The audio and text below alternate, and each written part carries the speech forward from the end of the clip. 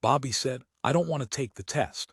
"But you must," his father thought, "if there is going to be any hope for our family as it extends itself into the future, into periods lying long after my death, mine and Cleo's.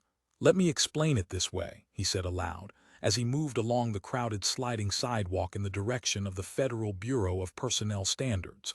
Different people have different ability. How well he knew that. My ability, for example, is very limited. I can't even qualify for a government G1 rating, which is the lowest rating of all. It hurt to admit this, but he had to. He had to make the boy understand how vital this was. "So I'm not qualified at all. I've got a little non-government job, nothing really. Do you want to be like me when you grow up?" "You're okay," Bobby said with the majestic assurance of his 12 years. "I'm not," Nick said. "To me you are." He felt baffled. And as so many times of late, on the edge of despair. "Listen," he said, "to the facts of how Terra is run. Two entities maneuver around each other, with first one ruling and then the other. These entities—" "I'm not either one," his son said. "I'm an old and irregular. I don't want to take the test. I know what I am. I know what you are, and I'm the same." Within him, Nick felt his stomach dry and shrink, and because of that he felt acute need. Looking around, he made out a drug bar on the far side of the street, beyond the traffic of squib cars and the larger, rotund public transit vehicles. He led Bobby up a pedramp, and 10 minutes later they had reached the far sidewalk. "I'm going into the bar for a couple of minutes," Nick said. "I'm not well enough to take you to the federal building, at this particular junction of time and space." He led his son past the eye of the door into the dark interior of Donovan's drug bar, a bar which he had never visited before but liked on first impact. "You can't bring that boy in here," the bartender informed him. He pointed to the sign on the wall. "He's not 18. Do you want it to look like I sell nibbles to minors?" "At my regular bar," Nick began, but the bartender cut him brusquely off. "This isn't your regular bar," he declared, and stumped off to wait on a customer at the far end of the shadow-clouded room. Nick said, "You look in the shop windows next door." He nudged his son, indicating the door through which they had just entered. "I'll meet you in 3 or 4 minutes." "You always say that," Bobby said, but he trudged off, out onto the midday sidewalk with its legions of squashed-together humanity. For a moment he paused, glancing back, and then he continued on, out of sight. Seating himself on a bar stool, Nick said, "I'd like 50 milligrams of phenmetrazine hydrochloride and 30 of steladrine, with a sodium acetylsalicylate chaser." The bartender said, "The steladrine will make you dream of many and far-off stars." He placed a tiny plate before Nick, got the pills and then the sodium acetylsalicylate solution in a plastic glass. Laying everything before Nick, he stood back, scratching his ear reflectively. "I hope it does." Nick swallowed the 3 meager pills. He could not afford any more this late in the month, and downed the brackish chaser. "Taking your son for a federal test?" As he got out his wallet, he nodded. "You think they're rigged?" the bartender inquired. "I don't know," Nick said briefly. The bartender, resting his elbows on the polished surface of the bar, leaned toward him and said, "I think they are." He took Nick's money, turned to the cash register to ring it up. "I see folks going by here 14, 15 times. Unwilling to accept the fact that they, or as in your case, your kid, isn't going to pass. They keep trying and it comes out the same always. The new men, they aren't going to let anybody else into the civil service. They want," he glanced about, lowered his voice. "They don't intend to split up the action among anybody extra beyond themselves. Hell, in government speeches they practically admit it. They need fresh blood," Nick said doggedly. Said it to the bartender as he had said it to himself so many times. The bartender said, "They have their own kids." "Not enough." Nick sipped his chaser. He could already feel the phenmetrazine hydrochloride going to work on him, building up his sense of worth, his optimism. He experienced a powerful glow deep within him.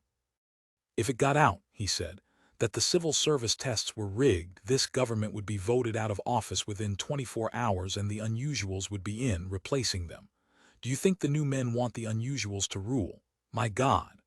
"I think they're working together," the bartender said, and walked off to wait on another customer. How many times, Nick thought as he left the bar, I've thought that myself. Rule first by the unusuals, then the new men. If they have actually worked this out to a fine point, he thought, where they control the personnel testing apparatus, then they could constitute, as he said, a self-perpetuating structure of power. But our whole political system is based on the fact of the two groups' mutual animosity. It's the basic verity of our lives, that, and the admission that due to their superiority they deserve to rule and can do so wisely. He parted the moving mass of pet people, came upon his son, who stood gazing raptly into a store window. "Let's go," Nick said, placing his hand firmly. The drugs had made him so on the boy's shoulder. "Not moving," Bobby said. "There's a distance pain infliction knife they're selling. Can I have one? It'd give me more self-confidence if I was wearing that while I take the test." "It's a toy," Nick said. "Even so," Bobby said, "please, it really would make me feel a lot better." Someday, Nick thought, you will not have to rule through pain infliction, rule your peers, serve your masters. You will be a master yourself, and then I can happily accept everything I see going on around me. "No," he said, and steered his boy back into the dense stream of sidewalk traffic. "Don't dwell on concrete things," he said harshly. "Think of abstractions, think of processes of neutral logics. That's what they'll be asking." The boy hung back. "Move," Nick grated, urging him forcibly on. And physically sensing the boy's reluctance, felt the overwhelming presence of failure. It had been this way for 50 years now, since 2085, when the first new man had been elected, 8 years before the first unusual had taken upon himself that high office. Then, it had been a novelty. Everyone had wondered how the lately evolved, irregular types would function in practice. They had done well, too well for any old man to follow. Where they could balance a bundle of bright lights, an old man could handle one. Some actions, based on thought processes that no old man could even follow, had no analog among the earlier variety of human species at all. Look at the headline. Bobby had halted before a newspaper rack. "Capture of PROVONI reported NEAR." Nick read it without interest, not believing it, and at the same time not really caring. As far as he was concerned, Thor's Provoni no longer existed, captured or otherwise, but Bobby seemed fascinated by the news, fascinated and repelled. "They won't ever capture Provoni," Bobby said. "You're saying it too loud," Nick said, his lips close to his boy's ears. He felt deeply uneasy. "What do I care if somebody hears me?" Bobby said hotly. He gestured at the streams of men and women flowing by them. "They all agree with me anyhow." He glared up at his father with churning wrath. "When Provoni left," Nick said, "and headed out of the Sol system, he betrayed all mankind, superior and otherwise." He believed this strongly. They had argued this many times, but never had they been able to integrate their conflicting views about the man who had promised to find another planet, another useful world, on which old men could live and govern themselves. "Provoni was a coward," Nick said, "and subpar mentally. I don't even think he was worth chasing. Anyhow, they've evidently found him." "They always say that," Bobby said. 2 months ago they told us that within 24 hours, he was subpar," Nick broke in sharply. "And so he doesn't count." "We're subpar too," Bobby said. "I am," Nick answered. "But you're not." They continued on in silence. Neither of them felt like talking to the other. Civil Service Officer Norbert Weiss withdrew a green slip from the processing computer behind his desk and read with care the information thereon. "Appleton Robert. I remember him," Weiss thought to himself. 12 years old, ambitious father. What had the boy shown on the prelim test? A marked E-factor considerably above the average. But picking up his interdepartmental V-phone, he dialed his superior's extension. Jerome Pikeman's pocked, elongated face appeared, showing the stress of overwork. "Yes. The Appleton boy will be in here shortly," Weiss said. "Have you made a decision? Are we going to pass him or are we not?" He held the green slip before the scanner of the phone, refreshing his superior's memory. "The people in my department don't like his father's servile attitude," Pikeman said. "It's so extreme in respect to authority that we feel it could readily generate its negative in his son's emotional development. Flunk him." "Completely," Weiss said. "Or pro tem, flunk him forever, totally out. We'll be doing him a favor. He probably wants to drop out." The boy scored very high. "But not exceptional, nothing we have to have." "But out of fairness to the boy," Weiss protested. "Out of fairness to the boy, we're turning him down. It isn't an honor or a privilege to get a federal rating, it's a burden, a responsibility. Don't you find it so, Mr. Weiss?" He had never thought about it that way. Yes, he thought, I am overtaxed by my job, and the pay is slight, and as Pikeman says, there's no honor, only a sort of duty, but they would have to kill me to make me give it up. He wondered why he felt this way. In September of 2120 he had obtained his civil service status, and he had worked for the government since, under first an unusual council chairman, then a new man chairman, whichever group held ultimate control. He, like other civil service employees, stayed on, performing their skilled functions. Skilled and talented. He had since childhood defined himself legally as a new man. His cerebral cortex showed visible Rogers nodes, and in intelligence testing, he displayed on cue the proper ability. At 9 years of age, he had outthought a mature old man. At 20, he could mentally plot a random table of 100 numbers as well as much else. For example, he could, without the use of a computer, plot the course position of a ship subject to 3 gravities. By his innate mental processes, he could project its locus at any given moment. He could deduce a wide variety of correlates from a given proposition, either theoretical or actual. And at 32, in a widely distributed paper, he had presented objections to the classic theory of limits, showing in his own unique way a possible return, at least theoretically, to Zeno's concept of progressively halved motion, utilizing as a fulcrum Dunn's theory of circular time. And as a result of this, he held a minor post in a minor branch of the government's Federal Bureau of Personnel Standards, because what he had done, although original, was not much, not compared with the advances made by other new men.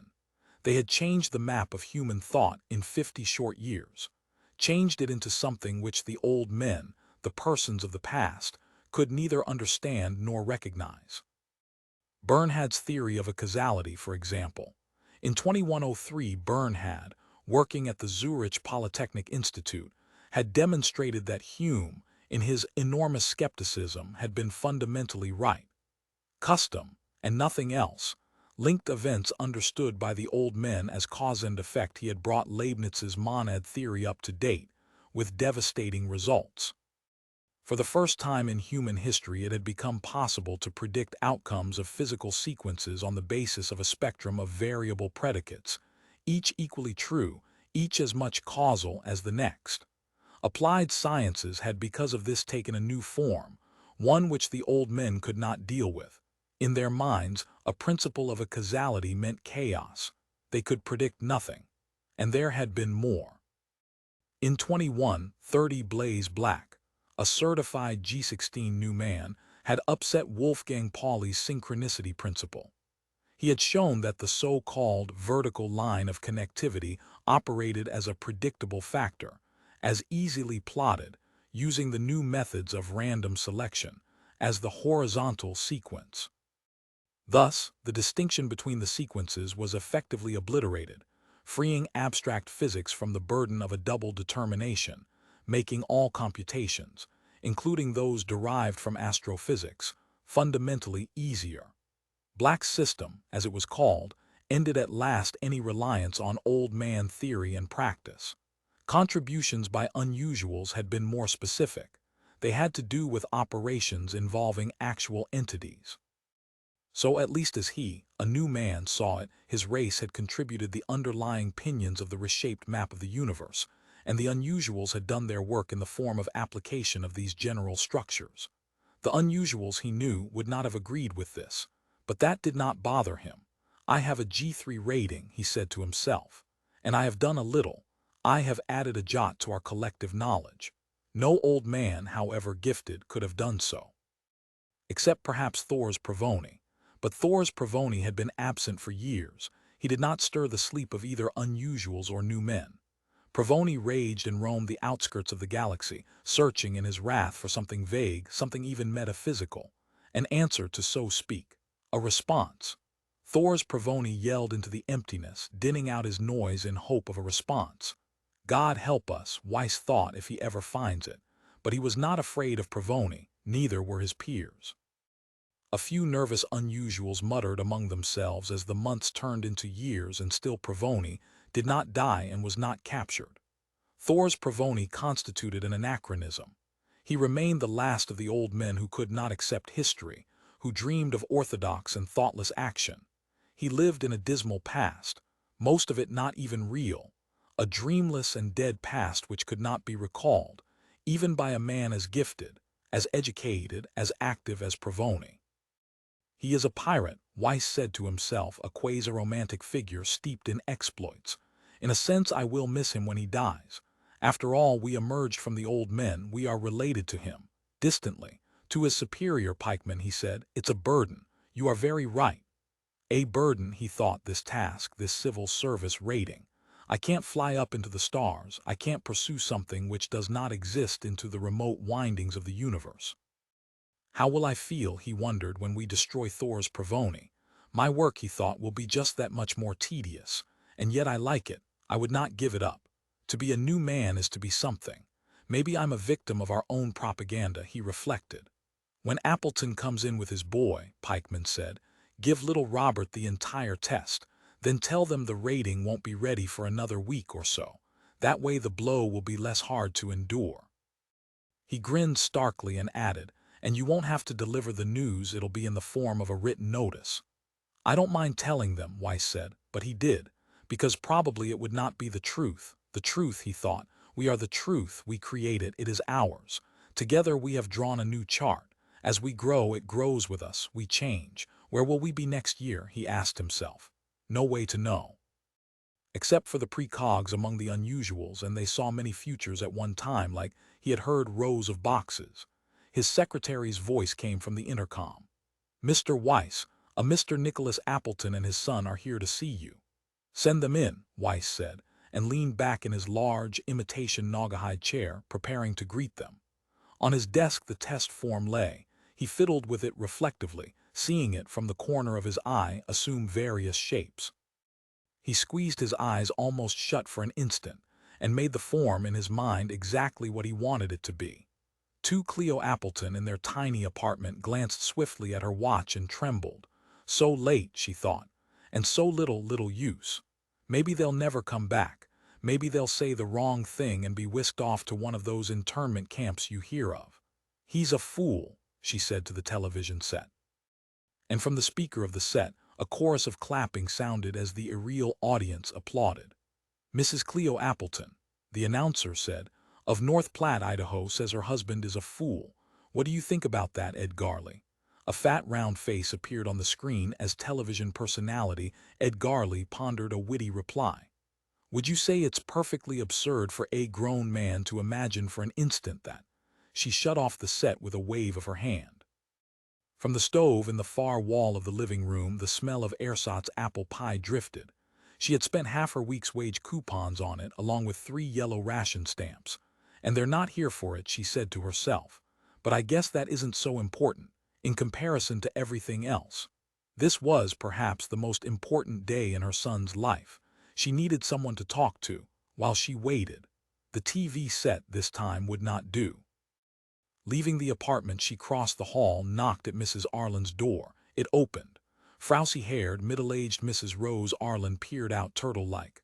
"Oh, Mrs. Appleton," Cleo Appleton said, "do you still have Mr. Cleaner? I need him.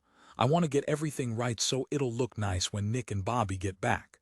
You see, Bobby is taking the test today. Isn't that wonderful?" "They're rigged," Mrs. Arlen said. "People who say that," Cleo said, "are people who have failed the test or someone related to them has. There are countless people who pass every day, most of them children like Bobby." "I'll bet," frostily Cleo said. "Do you have Mr. Cleaner? I'm entitled to 3 hours of use a week, and I haven't had him this week at all." With reluctance, Mrs. Arlen puttered off, was gone for a few moments, and then returned pushing pompous, lofty Mr. Cleaner, the internal maintenance man of the building. "Good day, Mrs. Appleton," Mr. Cleaner whined tinnily, seeing her. "Well, plug me in, but it's nice to see you again." "Good morning, Mrs. Appleton. Well, plug me in, but it's—" She pulled him across the hall and into her own apartment. To Mrs. Arlen, Cleo said, "Why are you so hostile to me? What did I ever do to you?" "I'm not hostile," Rose Arlen said. "I'm just trying to wake you up to the truth. If the test was on the level, our daughter Carol would have passed. She can hear thoughts, at least a little. She's a genuine unusual as much as anyone in civil service classifications. A lot of rated unusuals, they lose their ability because—" I'm sorry, I have to clean. Cleo firmly shut the door, turned to look for an outlet in which to plug in Mr. Cleaner. She halted, and stood unmoving. A man, small and grubby-looking, with beaked nose and thin, agile features, wearing a seedy cloth coat and unpressed trousers, confronted her. He had entered the apartment while she had been talking to Mrs. Arlen. "Who are you?" Cleo asked, and felt her heart labor with fear. She sensed about the man a furtive atmosphere. He seemed ready to dodge out of sight, his eyes, narrow and dark, peeped nervously here and there as if she thought he's making sure he knows all the ways out of the apartment. The man said huskily, "I'm Darby Shire." He stared at her fixedly, and on his face the hunted expression grew. "I'm an old friend," he said, "of your husband's. When will he be home, and can I stay here until he comes?" "They'll be home any minute now," she said. She still did not move. She kept as far away from Darby Shire, if that was really his name, as possible. "I have to clean the apartment before they get back," she said, but she did not plug Mr. Cleaner in. She kept her gaze, her scrutiny of Darby Shire, unaltered. What's he so afraid of? She wondered. Are they after him, the Public Security Service? And if so, what has he done? "I'd like a cup of coffee," Shire said.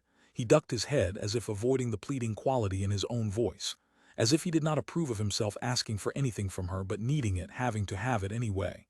"May I see your Iden tab?" Cleo said. "Be my guest." Shire rummaged in the bulging pockets of his coat, brought out a handful of plastic cards. He tossed them onto the chair beside Cleo Appleton. "Take as many as you want." "3 Iden tabs," she said incredulously. "But you can't own more than one, it's against the law," Shire said. "Where is Nick?" "With Bobby at the Federal Bureau of Personnel Standards." "Oh, you have a son," he smiled crookedly. "You can see how long it's been since I last had anything to do with Nick. Is the boy new, unusual?" "New," Cleo said. She made her way across the living room to the V-phone. Lifting the receiver, she began to dial. "Who are you calling?" Shire asked. "The Bureau, to see if Nick and Bobby have left already." Striding towards the V-phone, Shire said, "They won't remember, they won't know who you're talking about. Don't you understand how they are?" He reached, cut off the V-phone circuit. "Read my book." Groping among his various pockets, he came up with a paperback book, bent, with wrinkled pages and stains, its cover torn. He held it out to her. "God, I don't want it," Cleo said with revulsion. "Take it. Read and understand what we must do to rid ourselves of the new and unusual tyranny that blights our lives, that makes a mockery of everything man tries to do." He fumbled with the greasy, torn book, searching for a particular page. "Can I have a cup of coffee now?" he asked plaintively. "I can't seem to find the reference I want. It's going to take some time." She pondered a moment, then strode off into the kitchen cubicle to heat water for the instant ersatz coffee. "You can stay 5 minutes," Cleo said to Shire, "and if Nick isn't back by then, you'll have to leave." "Are you afraid of getting caught here with me?" Shire asked. "I just find myself getting tense," she said, "because I know what you are," she thought, "and I've seen bent, mutilated books like that before, dreary books carried here and there in dirty pockets, pawed over in stealth and in secret." "You're a member of RID," she said aloud. Shire grinned crookedly. "RID is too passive. They want to work through the ballot box." He had found the reference he wanted, but now he looked too weary to show it to her. He merely stood there, holding onto his book. "I spent 2 years in a government prison," he said presently. "Give me some coffee and I'll leave. I won't wait for Nick. He probably can't do anything for me anyhow." "What did you think he could do? Nick doesn't work for the government. He doesn't have any. That's not what I need. I'm out legally. I served my term. Could I stay here? I don't have any money or any place to go. I thought of everyone I could remember who might help me, and then I thought of Nick by a process of elimination." He accepted the cup of coffee, handing her the book in return. "Thanks," he said as he greedily sipped. "Do you know," he said, wiping his mouth, "that the entire structure of power on this planet is going to crumble away from rot? Internal rot. Will be able someday to push it over with a stick. A few key men, old men here and there, both inside and outside the civil service apparatus," and he made a violent, sweeping gesture. "It's all in my book. Keep it and read it. Read how the new men and the unusuals manipulate us via their control of all the media and of—" "You're insane," Cleo said. "Not any longer." Shire shook his head, his rat-like features twisting with intensity, a swift and emotional repudiation of her words. When they arrested me 3 years ago, I was clinically and legally insane paranoia, they said, but before they would release me, I had to take more psych tests, and now I'm able to prove my sanity. He fumbled about in his many pockets once more. I even have the official documentation with me. I carry it around. Cleo said, they should check on you again. God, she thought, is Nick never going to get home? The government, Shire said, is planning a program of sterilization of all old men males. Did you know that? I don't believe it. She had heard many such wild rumors, but none of them ever turned out to be true, or anyhow most of them. You say that, she said, to justify force and violence, your own illegal activities. We have a Xerox copy of the bill. It's already been signed by 17 councilmen out of. The television set clicked itself on and said, a news bulletin. Advance units of the Third Army report that the Gray Dinosaur, the ship in which Citizen Thor's Provoni left the Sol system, has been located circling Proxima with no signs of life. At present, tugs of the Third Army are engaged in grappling that apparently abandoned spaceship, and it is believed that Provoni's body will be discovered within the next hour. Stay near your set for further bulletins. The television clicked itself off, its message delivered. A strange, almost convulsive shudder swept through Derbyshire. He grimaced, clutched with his right arm. He bit savagely into empty air, then, his eyes gleaming, he turned back to face Cleo. They will never get him, he said through gritted teeth. And I'll tell you why. Thor's Provoni is an old man, the best of us, and superior to any new men or unusuals. He will return to this system with help, as he promised. Somewhere out there help exists for us, and he will find it, even if it takes 80 years. He's not looking for a world we can colonize, he's looking for them. He eyed Cleo searchingly. You didn't know that, did you? Nobody does. Our rulers have control of all information, even about Provoni. But that's what it's all about. Provoni will make us no longer alone and no longer in the control of mutational opportunists exploiting their so-called abilities as a pretext for grabbing power here on Terra and holding it forever. He wheezed noisily, his face writhing with intensity. His eyes had glazed over with his own fanaticism. I see, she said. Repelled, she turned away. Do you believe? Shire demanded. Cleo said, I believe you're a devout supporter of Provoni. Yes, I believe that. And I believe, she thought, that you are once again clinically and legally insane as you were a couple of years ago. Hi. Nick, with Bobby lagging after him, entered the apartment. He perceived Derbyshire. Who's this? He asked. Did Bobby pass? Cleo asked. I think so, Nick said. They'll notify us by mail within the next week. If we had failed, they would have told us right away. Bobby said remotely, I failed. Do you remember me? Derbyshire asked Nick. After so much time has passed, the two men surveyed each other. I recognize you, Darby said in a hopeful tone of voice, as if inviting Nick to recognize him too. 15 years ago, in Los Angeles. The County Hall of Records. We were both clerical assistants to horse-faced Brunel. Derbyshire, Nick said. He held out his hand. They shook. This man, Nicholas Appleton thought, is deteriorated. What a dreadful change, but 15 years is a long time. You look exactly the same, Derbyshire said. He held his tattered book towards Nick. I'm recruiting. For example, I tried just now to recruit your wife. Seeing the book, Bobby said. He's underman. The boy's voice held excitement. Can I see it? He asked, reaching for the book. Get out of here, Nick said to Derbyshire. You don't think you could, Shire began, but he cut him off savagely. I know what you are. Nick grabbed Derbyshire by the shoulder of his ragged coat. He propelled him forcibly towards the door. I know you're hiding from the public security people. Get out. Cleo said. He needs a place to stay. He wanted to stay here with us for a while. No, Nick said. Never. Are you afraid? Derbyshire asked. Yes, he nodded. Anyone caught circulating under man propaganda, and anyone associated with him in any way, was automatically deprived of his right to take future civil service tests. If the PSS caught Derbyshire here, Bobby's life would be destroyed, and in addition they all might be fined, and sent to one of the relocation camps for an indefinite period, subject to no real judicial review. Derbyshire said quietly, Don't be afraid, have hope. He drew himself up. How short he is, Nick thought, and ugly. Remember Thor's Provoni's promise, Derbyshire said. And remember this too, your boy isn't going to get a civil service rating anyhow, so you have nothing to lose. We have our freedom to lose, Nick said, but he hesitated. He did not quite push Derbyshire out of the apartment and into the public hallway. Suppose Provoni does come back, he said to himself, as he had pondered many times before. I don't believe it, Provoni is being captured right now. No, he said, I don't want to have anything to do with you. Ruin your own life, keep it to yourself, and go away. He propelled the smaller man out into the hall now. Several doors had popped open and the various inhabitants, some of whom he knew, some of whom he did not, gawked with interest at what was happening. Derbyshire eyed him, then calmly reached into an inner pocket of his shabby coat. He seemed taller now and more in command of himself and the situation. I'm glad, Citizen Appleton, he said as he brought forth a slim, flat black case and snapped it open, that you have taken the attitude you have. I'm making spot checks in this building, random selection, so to speak. He showed Nick his official item tab. It glowed dully, enhanced by artificial fire. PSS Oxford Derbyshire. Inside him, Nick felt coldness at work, numbing him, making him silent. He could think of nothing to say. Oh God, Cleo said in dismay. She came up beside him, and so, after a pause, did Bobby.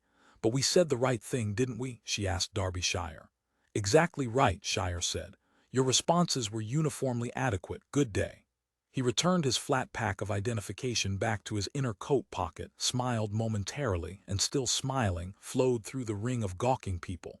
In a moment he had gone. Only the ring of nervous bystanders remained.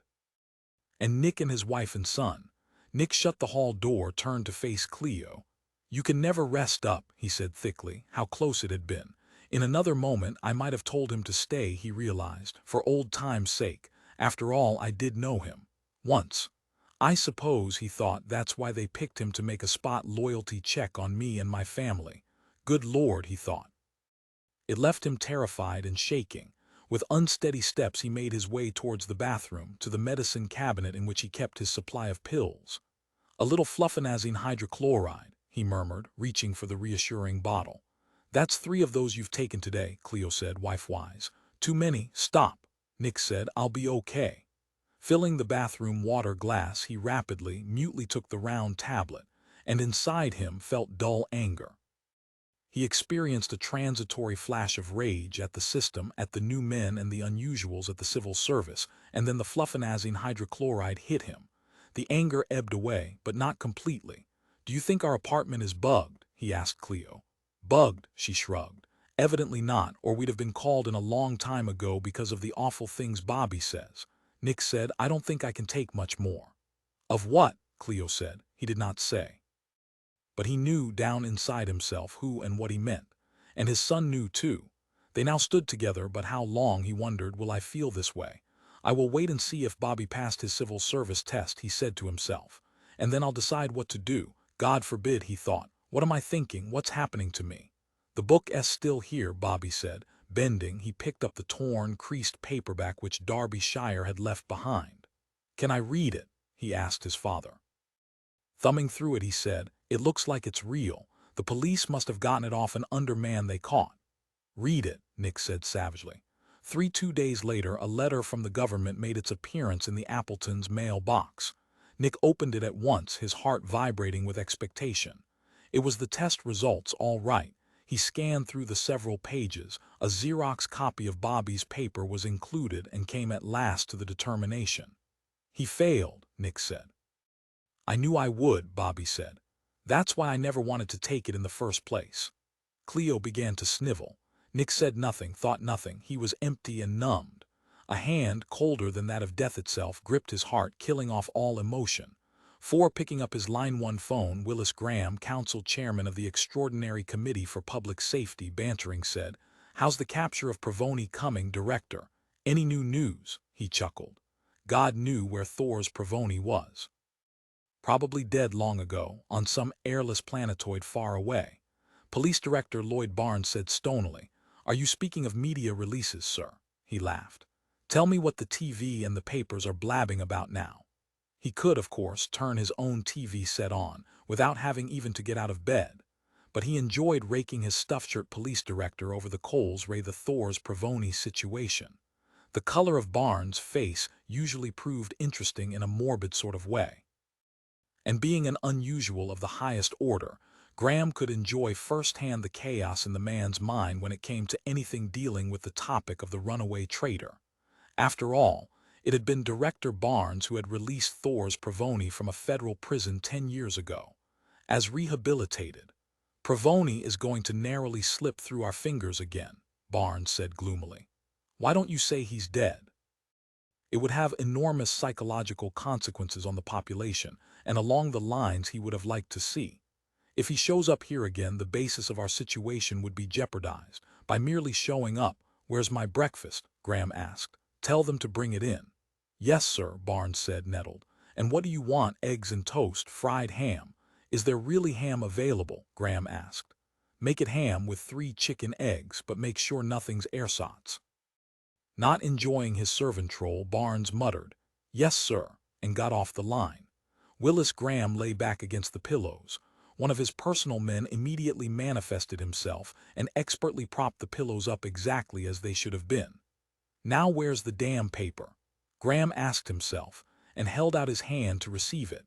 Another of his personal staff members noted his gesture and adroitly produced the current 3 editions of the Times. For a time he leafed through the first sections of the great old newspaper, now government-controlled.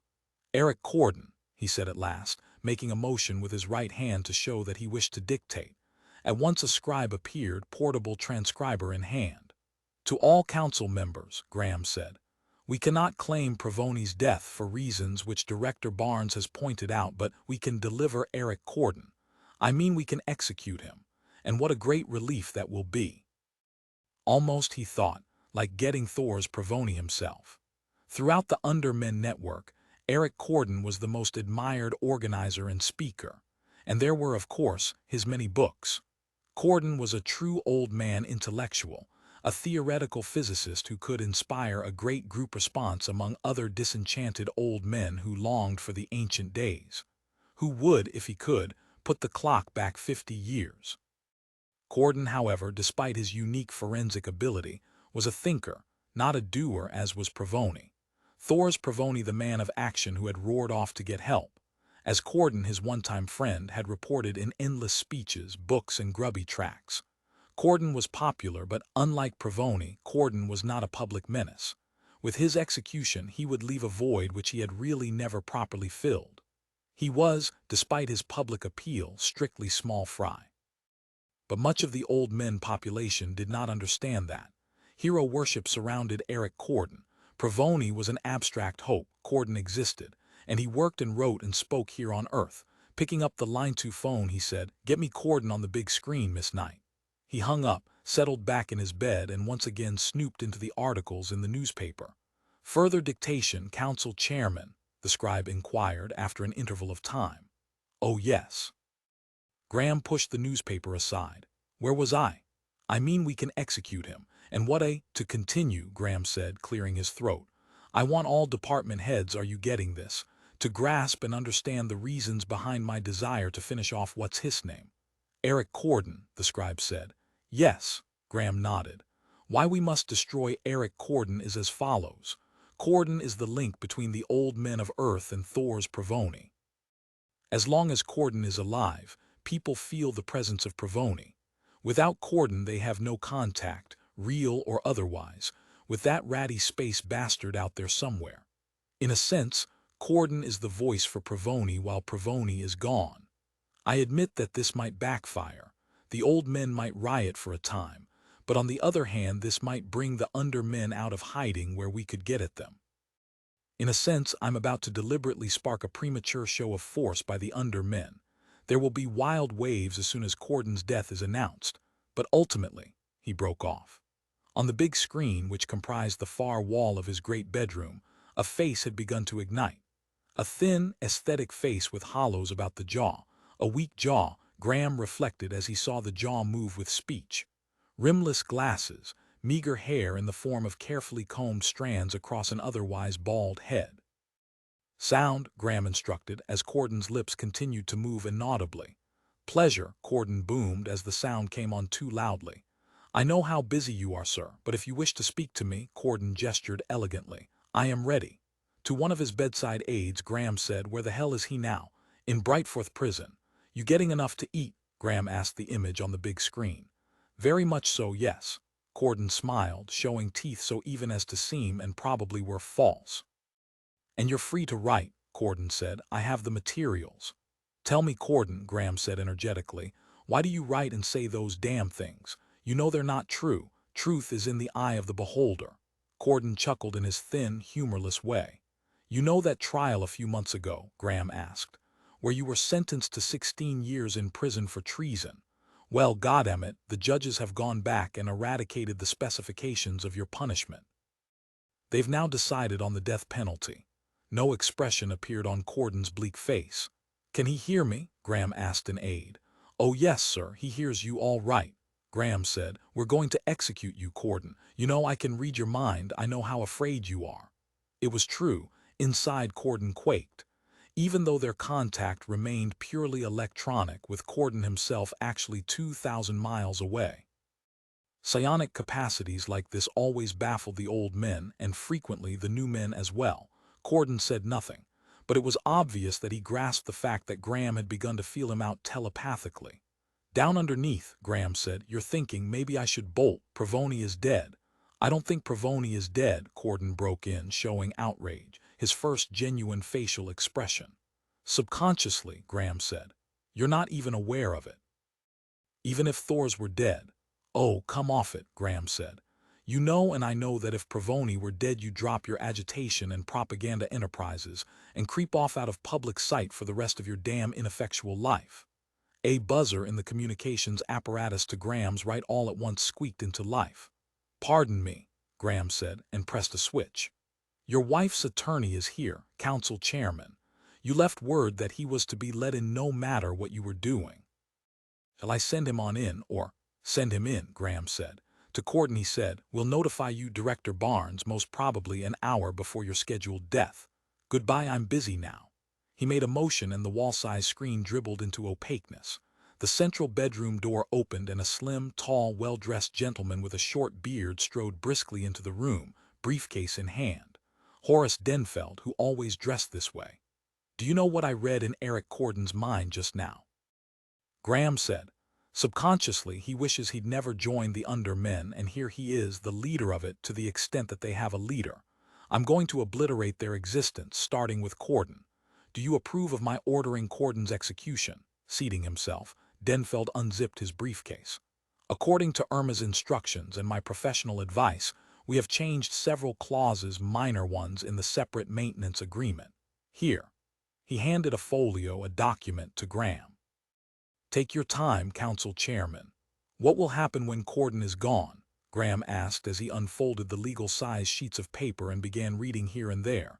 In particular, he scanned the passages marked in red. Denfeld said offhandedly, I couldn't even manage to guess, sir.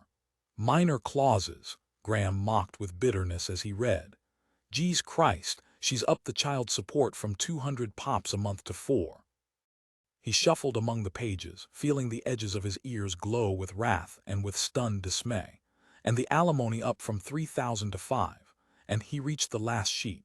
It was strewn with red lines and sums penciled in. Half my travel expenses, she gets that, and all of what I make for paid speeches. His neck had become grimy and soggy with warm, stinging sweat. But she's allowing you to keep all your earnings from written material which you. There isn't any written material. Who do you think I am, Eric Corden? He tossed the papers brusquely onto the bed. For a time he sat steaming, partly from what he had just now read and partly because of the attorney, Horace Denfeld, who was a new man. Low as he was in the general new man standings, Denfeld considered all unusuals, including the council chairman, merely a pseudo-evolvement. Graham could pick it up from Denfeld's mind, that low, constant level of superiority and contempt. Graham said, I'll have to think it over. I'll show it to my own attorneys, he said to himself. The best government attorneys there are, those in the tax branch. I want you to consider one thing, sir, Denfeld said. In a way it may seem to you that it's unfair of Mrs. Graham to ask so, he searched for the word. So large a share in your property. The house, Graham agreed. And the 4 apartment buildings in Scranton, all that and now this. But, Denfeld pointed out smoothly, his tongue flitting about his lips like a paper streamer dancing in the wind. It is essential that your separating from your wife must at all costs be kept secret for yourself. For the fact that a council chairman of the Extraordinary Committee for Public Safety cannot let a breath of, well, shall we say la calumnia? What's that? Scandal. There can't be a scandal for any high-ranking, unusual, or new man anyhow, as you well know. But this plus your position.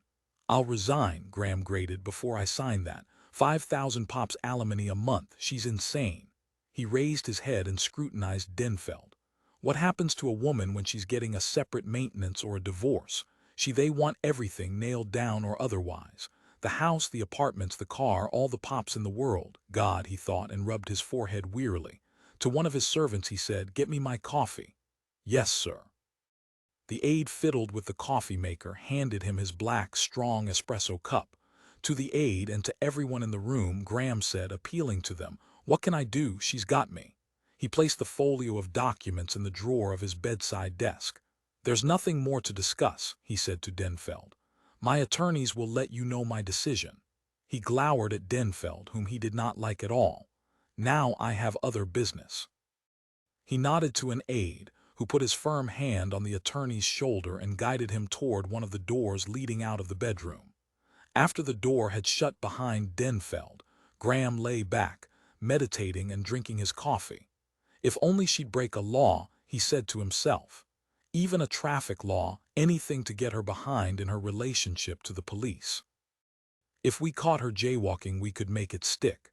She could resist arrest, use foul and obscene language in public, be a public menace by virtue of the fact that she had deliberately flouted the law. And he thought, if only Barnes, people could catch her on a felony rap, for example buying and or drinking alcohol. Then his own attorneys had explained this. We could hit her with an unfit mother suit, take the children, put the blame on her in a true divorce action, which, under those circumstances, we could make public. But as it stood, Irma had too many things on him. A contested divorce would make him look bad indeed, what with what Irma could scrape together out of the gutter.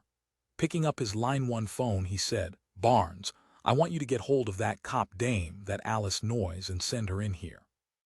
Maybe you should come along, too." Police Officer Noyes headed the team which had been trying, for almost 3 months, to get something on Irma.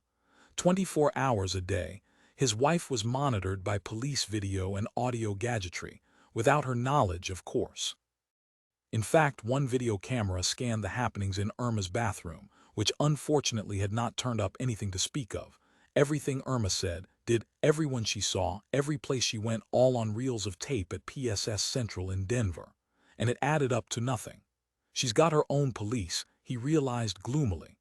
Ex-PSS flatheads who roamed about with her when she went shopping or to a party or to Dr. Radcliffe, her dentist. "I've got to get rid of her," he said to himself. I should never have married an old man wife. But it had happened long ago, when he did not hold the high position which had become his later on. Every unusual and every new man sneered at him in private, and he did not like it. He read thoughts, lots of them, emanating from many, many people, and buried there somewhere lay the contempt. It was exceptionally great among the new men. While he lay waiting for Director Barnes and Officer Noyes, he examined the Times once again, opening it at random to one of its 300 pages, and found himself confronted by an article on the Great Ear Project, an article which called the byline of Amos Ild, a very well-placed new man, someone Graham could not touch. Well, the Great Ear experiment is just rolling merrily along, he thought sardonically as he read. Thought to be beyond the scope of probability. Work on the first purely electronic telepathic listening device advances at a reassuring rate. Officials of McMalley Corporation, the designer and builder of Great Ear, as it has come to be called, said today in a press conference attended by many skeptical observers. When Great Ear goes into operation, Monroe Cap opined, it will be capable of telepathically monitoring the thought waves of tens of thousands of persons, and with the ability not found among unusuals to unscramble these enormous flood tides of. He tossed the newspaper away. It fell with a noisy thump to the deep pile of the carpeted floor. "Those new men bastards," he said savagely to himself, his teeth grinding impotently. They'll pour billions of pops into it, and after great ear they'll build a device which can replace precog unusuals, then all the rest, one by one. There'll be poltergeist machines rolling along the streets and buzzing through the air. We won't be needed. And instead of the strong and stable two-party government which they now had, there would be a one-party system, a monolithic monster with new men holding all key posts at all levels. Goodbye to civil service, except to tests for new man cortical activity, that double-domed neutralogics with such postulates as, a thing is equal to its opposite, and the greater the discrepancy, the greater the congruity. Christ. Maybe, he thought, the whole structure of new man thought is a gigantic put-on. We can't understand it. The old men can't understand it. We take their word for it that it's a whole new step upward in the evolution of human brain functioning. Admittedly, there are those Rogers nodes or whatever. There is a physical different structure of their cerebral cortex, but one of his intercoms clicked on. Director Barnes and a woman police officer are.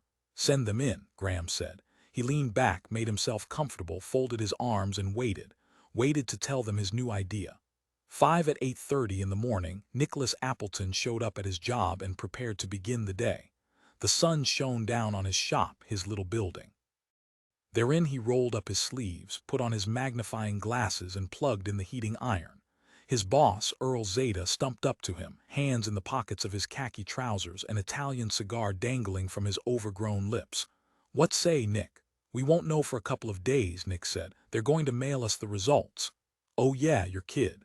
Zeta put a dark, large paw on Nick's shoulder. You're cutting the grooves too light, he said. I want them down into the casing. Into the damn carcass. Nick protestingly said, but if I go any deeper, the tire will blow if they back over a warm match, he said to himself. It's equal to shooting them down with a laser rifle. Okay, he said, the fighting strength oozing out of him. After all, Earl Zeta was the boss. I'll go deeper, he said, until the iron comes out the other side. You do that and you're fired, Zeta said. Your philosophy is that once they buy the squirt, when their 3 wheels hit the public pavement, Zeta said, our responsibility ends. After that, whatever happens to them is their own business. Nick had not wanted to be a tire regroover, a man who took a bald tire and with the red-hot iron carved new grooves deeper and deeper into the tire, making it look adequate, making it look as if it had all the tread it needed. He had inherited the craft from his father, who had learned it from his own father. Down the years, father to son. Hating it as he did, Nick knew one thing. He was a superb tire regroover and always would be. Zeta was wrong. He already burned deeply enough. I'm the artist, he thought. I should decide how deep the grooves should go. Leisurely, Zeta snapped on his neck radio. Cheap and noisy music of a sort blurred out of the 7 or 8 speaker system spread over the heavy man's bulging body. The music ceased. A pause, and then an announcer's voice, speaking in professionally disinterested tones. PSS spokesman, representing Director Lloyd Barnes, announced a short while ago that police prisoner Eric Corden, long imprisoned for acts hostile to the people, has been transferred from Brightforth Prison to the termination facilities in Long Beach, California. When asked if this meant that Corden is to be executed, PSS spokesman avowed that no decision as to that has been reached. Well-informed sources outside the PSS are openly saying that this heralds Corden's execution, pointing out that of the last 900 PSS prisoners transferred at various times to the Long Beach detention facilities, almost 800 were eventually executed. This has been a bulletin from. Convulsively, Earl Zeta clutched at the switch of his body radio. He missed it, clenched his fist spasmodically, shutting his eyes and rocking back and forth. Those bastards, he said between his teeth. Murdering him. His eyes opened, he grimaced, his face showing violent and deep pain. Then by degrees he obtained control over himself. His anguish seemed to ease, but it did not go away. His tubby body remained tensed as he stared at Nick. Nick said, "You're an underman.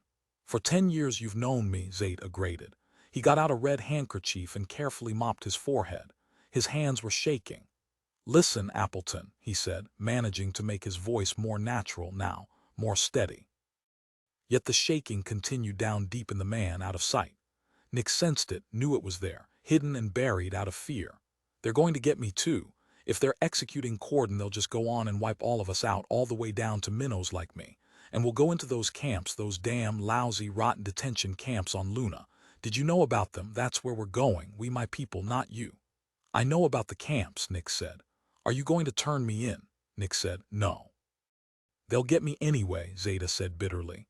They've been compiling lists for years, lists a mile long even on microtapes. They've got computers, they've got spies. Anyone could be a spy, anyone you know or have ever talked to. Listen, Appleton, Corden's death means we're not just fighting for political equality, it means we're fighting for our actual physical lives. Do you understand that, Appleton? You may not like me very much, God knows we don't get along with each other, but do you want to see me murdered? What can I do? Nick said. I can't stop the PSS. Zeta drew himself up, his dumpy body rigid with the agony of despair. You could die along with us, he said. Okay, Nick said. Okay. Zeta peered at him, trying to understand him. What do you mean? I'll do what I can, Nick said. He felt numbed by what he was saying. Everything was gone now. The chance for Bobby had been effectively voided, and a race of tire regroovers would go on forever. I should have waited, he thought. This just simply happened to me. I didn't expect it. I don't really understand it. It must be because Bobby failed. And yet I'm here saying this, telling Zeta this. It's been done. Let's get over to my office, Zeta said hoarsely, and open a pint of beer. You have liquor. He could not imagine it. The penalty was so terribly great. We will drink to Eric Corden, Zeta said, and led the way. 6. I have never drunk alcohol before, Nick said as they sat facing one another across the table. He had begun to feel terribly odd. You read in the papers all the time that it causes people to go berserk, to suffer complete changes of personality, suffer brain damage. In fact, scare stories, Zeta said. Although it's true you should go easy at first. Take it slow, let it just slide down. What's the penalty for drinking alcohol? Nick asked. He found himself having trouble forming words. A year mandatory without possibility of parole. Is it worth it? The room around him seemed unreal. It had lost its substantiality, its concreteness. And isn't it habit-forming? The papes say once you start, you can never. Just drink your beer, Zeta said. He sipped his, downing it without apparent difficulty. You know, Nick said, what Cleo would say about my having alcohol. Wives are like that. I don't think so, she's like that, but some are. No, they're all that way. Why? Because, Zeta said, their husband is the source of all their financial money. He belched, grimaced, leaned back in his swivel chair, the beer bottle gripped in one large hand. To them, well, look at it this way. Suppose you had a machine, a very complex, delicate machine, which when it was working properly, it pumped out, fed out, a line of pops. Now supposing that machine. Is that really how wives feel about their husbands? Sure. Zeta burped again, handed Nick the bottle of beer. It's dehumanization, Nick said. Sure it is. Bet your purple and green ass it is. I think Cleo worries about me because her father died when she was very young. She's afraid all men are. He searched for the word but could not find it. By now his thought processes were erratic, filmed over and peculiar. He had never experienced anything like this before, and it frightened him. Just be calm, Zeta said. Nick said, I think Cleo is vapid. Vapid? What's vapid? Empty, he gestured. Maybe I mean passive. Women are supposed to be passive. But it interferes. He stumbled over the word and felt his face redden with embarrassment. It interferes with their maturing. Zeta leaned toward him. You're saying all this because you're scared of her disapproval. You say she's passive, and yet that's exactly what you want now in regard to this. You want her to go along, I mean approve of what you're doing, but why tell her at all? Why does she need to know? I always tell her everything. Why? Zeta said loudly. That's the way it's supposed to be, Nick said. When we finish this beer, Zeta said, you and I are going somewhere. I won't say where, it's just a place. Where, if we get lucky, we can pick up some material. You mean undermen material? Nick asked and felt coldness tug at his heart. He felt himself being steered into risky waters. I already have a booklet, a friend posing as a... He broke off, unable to construct his sentence. I'm not going to take any risks. You already have. But it's enough, Nick said. Already. Sitting here drinking this beer and talking the way we've been talking. Zeta said, there is only one talking that matters. The talking of Eric Corden. The real stuff. Not the forgeries that are being circulated around on the street, but what he does say, what it's all about. I don't want to tell you anything I want him to tell you. In one of his booklets, I know where we can pick one up. He rose to his feet. I'm not talking about the words of Eric Corden.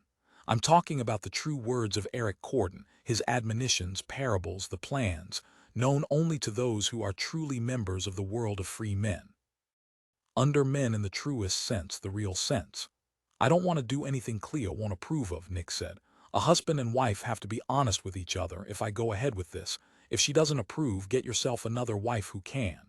You mean that? Nick asked.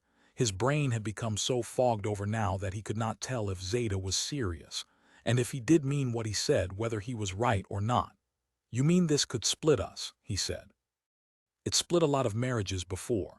Anyhow, are you so happy with her? You said before she's vapid. Your exact words, and you said it, not me. It's the alcohol, Nick said. Of course it's the alcohol. In vino veritas, Zeta said and grinned, showing his brownish teeth. That's Latin, it means. I know what it means, Nick said. He felt anger now, but he did not know what toward. Was it toward Zeta? No, he thought, it's Cleo. I know how she would react to this. Shouldn't ask for trouble. We'll wind up in a detention dome on Luna in one of those dreadful work camps. What comes first? He asked Zeta. You're married too, you have a wife and you have 2 children, is your response. Again his tongue failed to function properly. Where's your first loyalty, to them or to political action? Toward men in general, Zeta said. He raised his head, held the beer bottle to his lips and finished the last of the beer. He then slammed it violently down on the table. Let's get moving, he said to Nick. It's like the Bible says, you shall know the truth and the truth shall make you free. Free? Nick asked, also rising and experiencing difficulty in doing so. That's the last thing Corden's booklets are going to make us. A track will get our names, find out we're buying Cordenite writing, and then, always looking over your shoulder for tracks, Zeta said scathingly. How can you be alive that way? I've seen hundreds of people buy and sell pamphlets, sometimes 1,000 pops worth at one time, and he paused. Sometimes the tracks do worm their way in. Or a prowl car catches sight when you're passing over some pops to a dealer. And then, like you say, it's in prison on Luna, but you have to take the risk. Life itself is a risk. You say to yourself, is it worth it? And you answer, yes, it is. Goddamn it, yes, it is. He put on his coat, opened the door of the office, and stepped out into the sunlight. Nick, after an extensive pause, seeing that Zeta was not looking back, followed after him slowly. He caught up with him at Zeta's parked squib. I think you ought to begin looking for another wife, Zeta said. He opened the door of the squib and squeezed his bulk in behind the tiller. Nick, getting in also, slammed the door on his side. Zeta grinned as the squib shot up into the morning sky.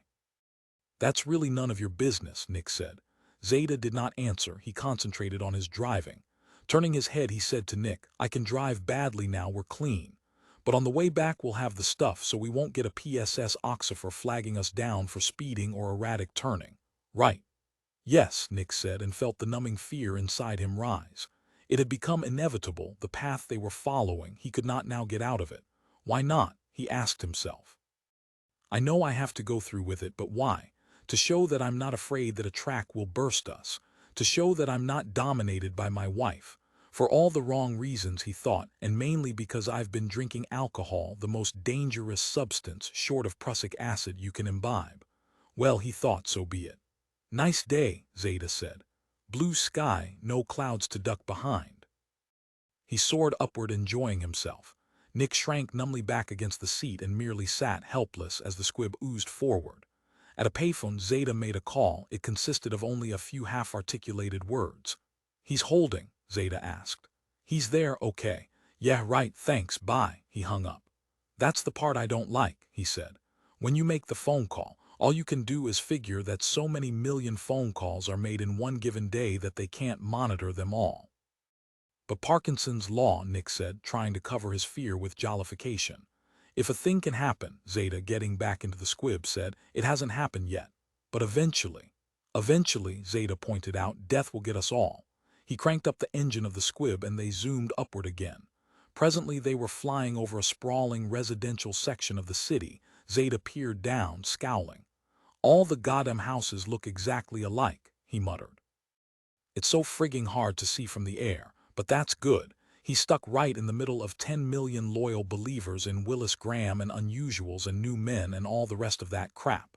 The squib dived suddenly. "Here we go," Zeta said. "You know that beer affected me, it actually did." He grinned at Nick. "And you look like a stuffed owl. You look like you could turn your head completely around." He laughed. They came to rest on a roof landing field. Grunting, Zeta got out. Nick did so too, and they made their way to the escalator.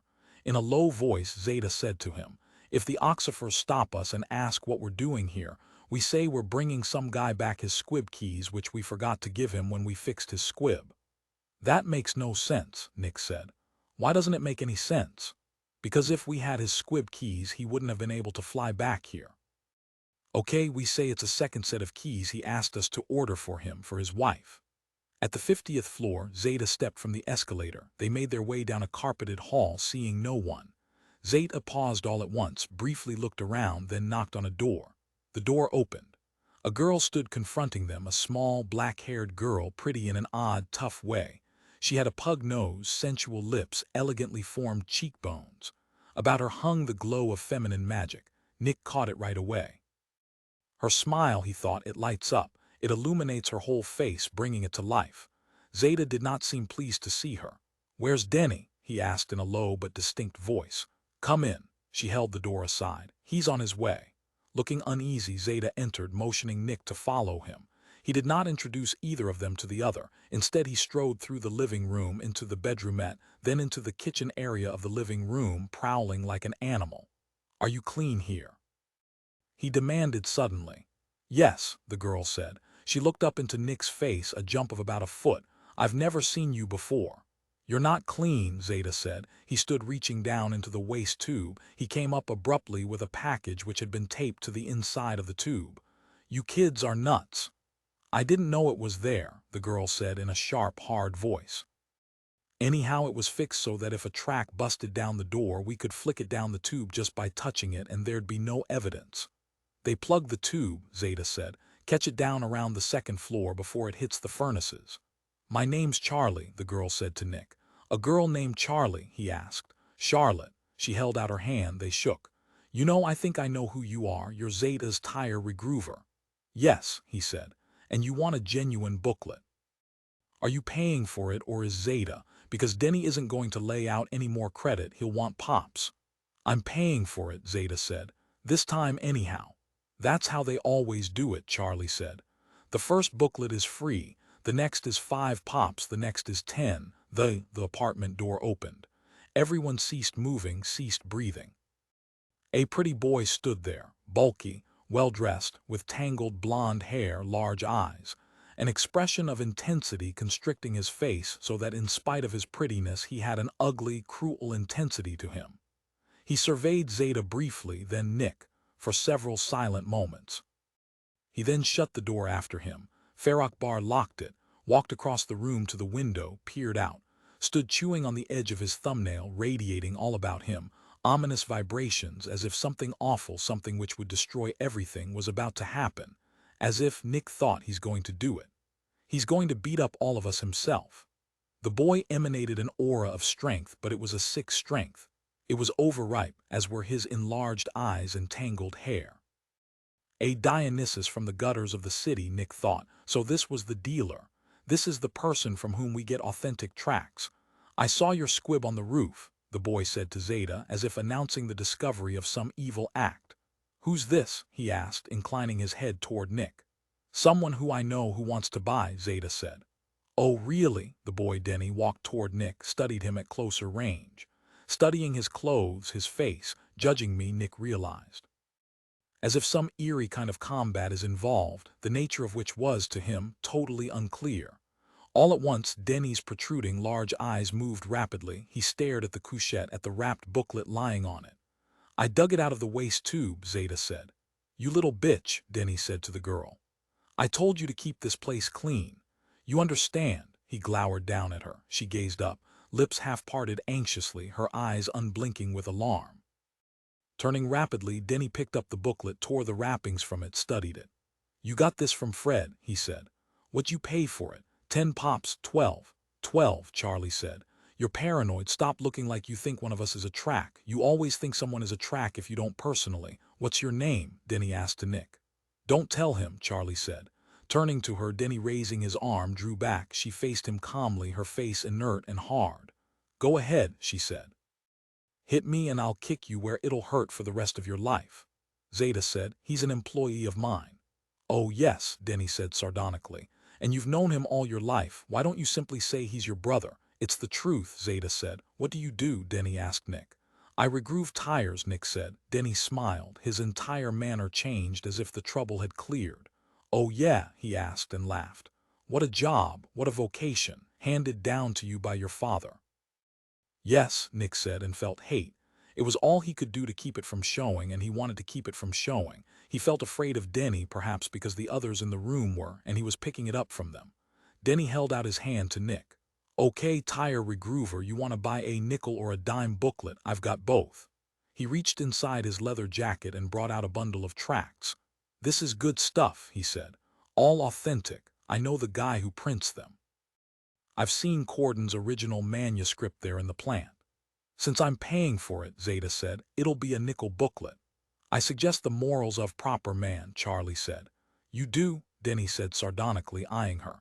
She met his gaze as before without flinching. Nick thought, she is as hard as he is. She is able to withstand him. But why? He wondered. Is it worth it to be near such a violent person? Yes, he thought, I can feel the violence and the volatility. He is apt at any time to do anything any minute. He has an amphetamine personality. Probably he takes massive doses of one of the amphetamines either orally or by injection. Or maybe to do the job he does he has to be this way. I'll take that one, Nick said, the one she suggests. She's roped you in, Denny said. Like she ropes in everybody, every man anyhow. To Nick he said, she's a stupid short bitch. You fairy, Charley said. The lesbian talks, Denny said. Zeta got out a 5-pop bill and handed it to Denny. Clearly he wanted to conclude the transaction and leave. Do I bother you? Denny asked Nick abruptly. He said carefully, no. Some people I bother, Denny said. Of course you do, Charley said. She reached out, took the handful of booklets from him, found the proper one and handed it to Nick, smiling her illuminating smile at the same time. 16, he thought, no older than that. Children playing at the game of life and death, hating and fighting but probably sticking together when there is trouble. The animosity between Denny and the girl masked, he decided, a deeper attraction. Somehow they functioned in tandem. A symbiotic relationship, he conjectured, not pleasant to look on but nonetheless real. A Dionysus from the gutter, he thought, and a small, pretty, tough girl able to, or trying to, cope with him. Hating him, probably, and yet unable to leave. Probably because he is, to her, so attractive physically and in her eyes a real man. Because he is tougher than she is and that she respects. Because she herself is so tough she knows what it means. But what a person to be melded to. Like a sticky fruit in too warm a climate, he had melted. His face was soft and molten, and only the blazing glare of his eyes held his features in conformity.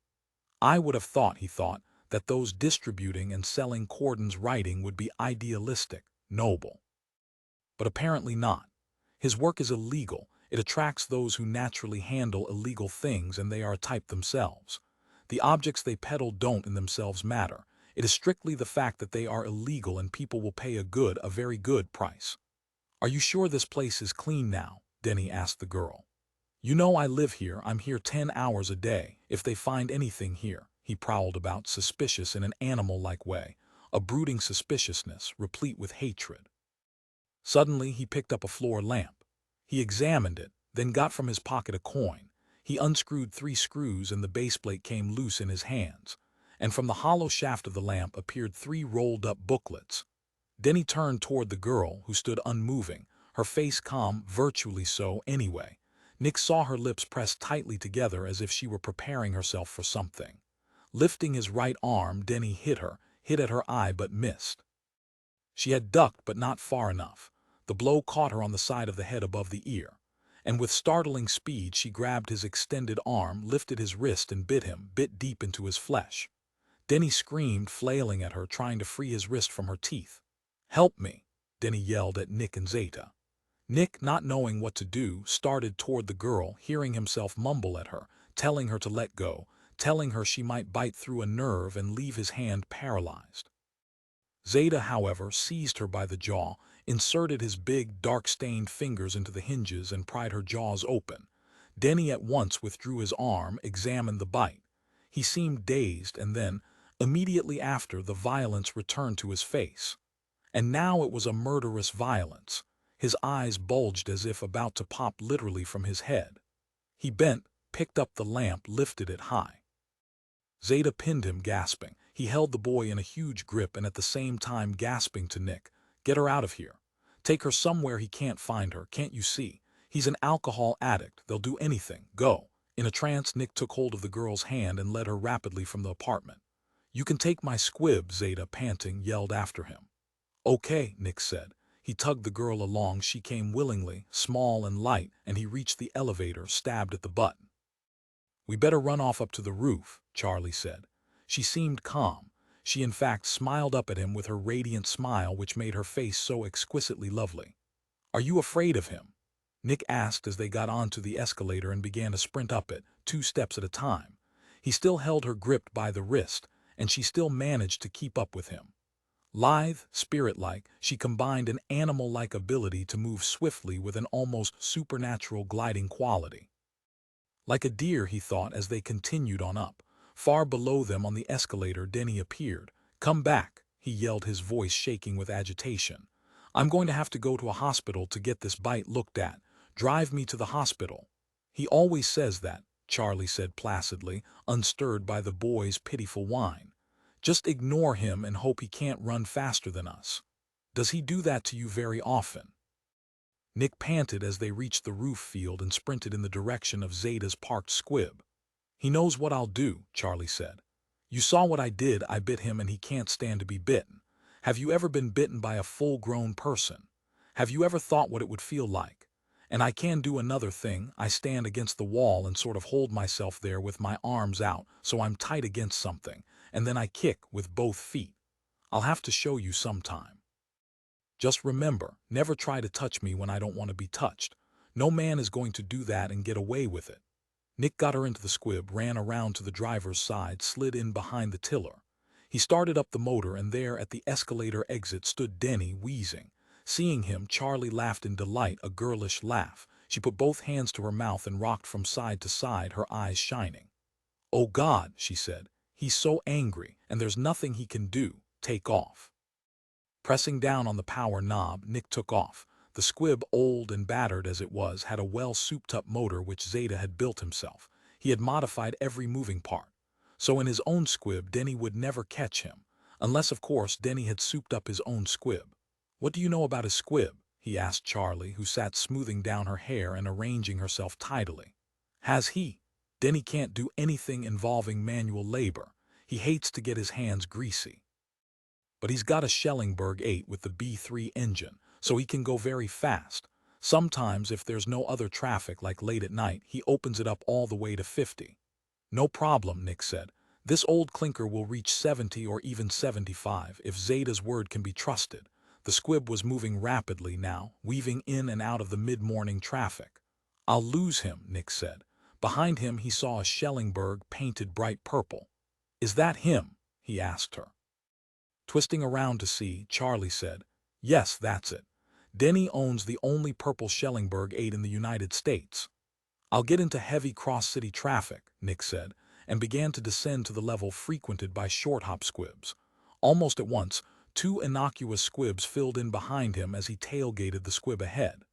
"And I'll turn here," he said, as the balloon-marked Hastings Ave appeared bobbingly on his right.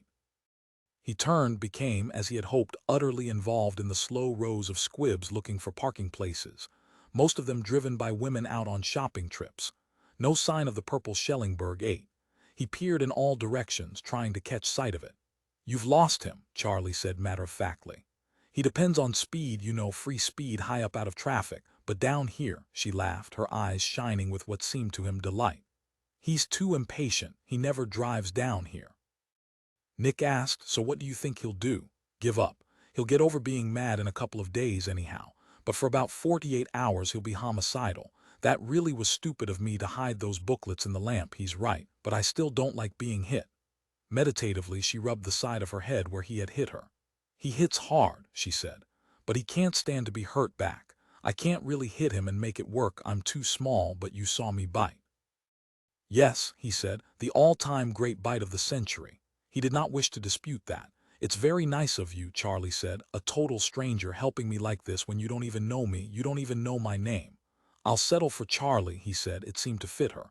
"I didn't get your name," the girl said. "Nick Appleton." She laughed her bubbling glee from between the fingers of her hands. "That's the name a character in a book would have. Nick Appleton. A private track, maybe. Or on one of those TV shows."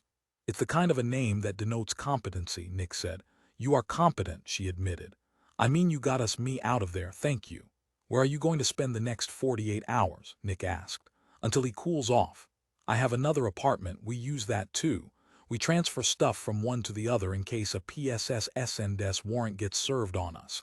Search and seizure, you know, but they don't suspect us. Denny's family has a lot of money and influence, and one time a track started probing around and a top PSS official, a friend of Denny's dad, called to tip us off. That's the only time we've had any throuble."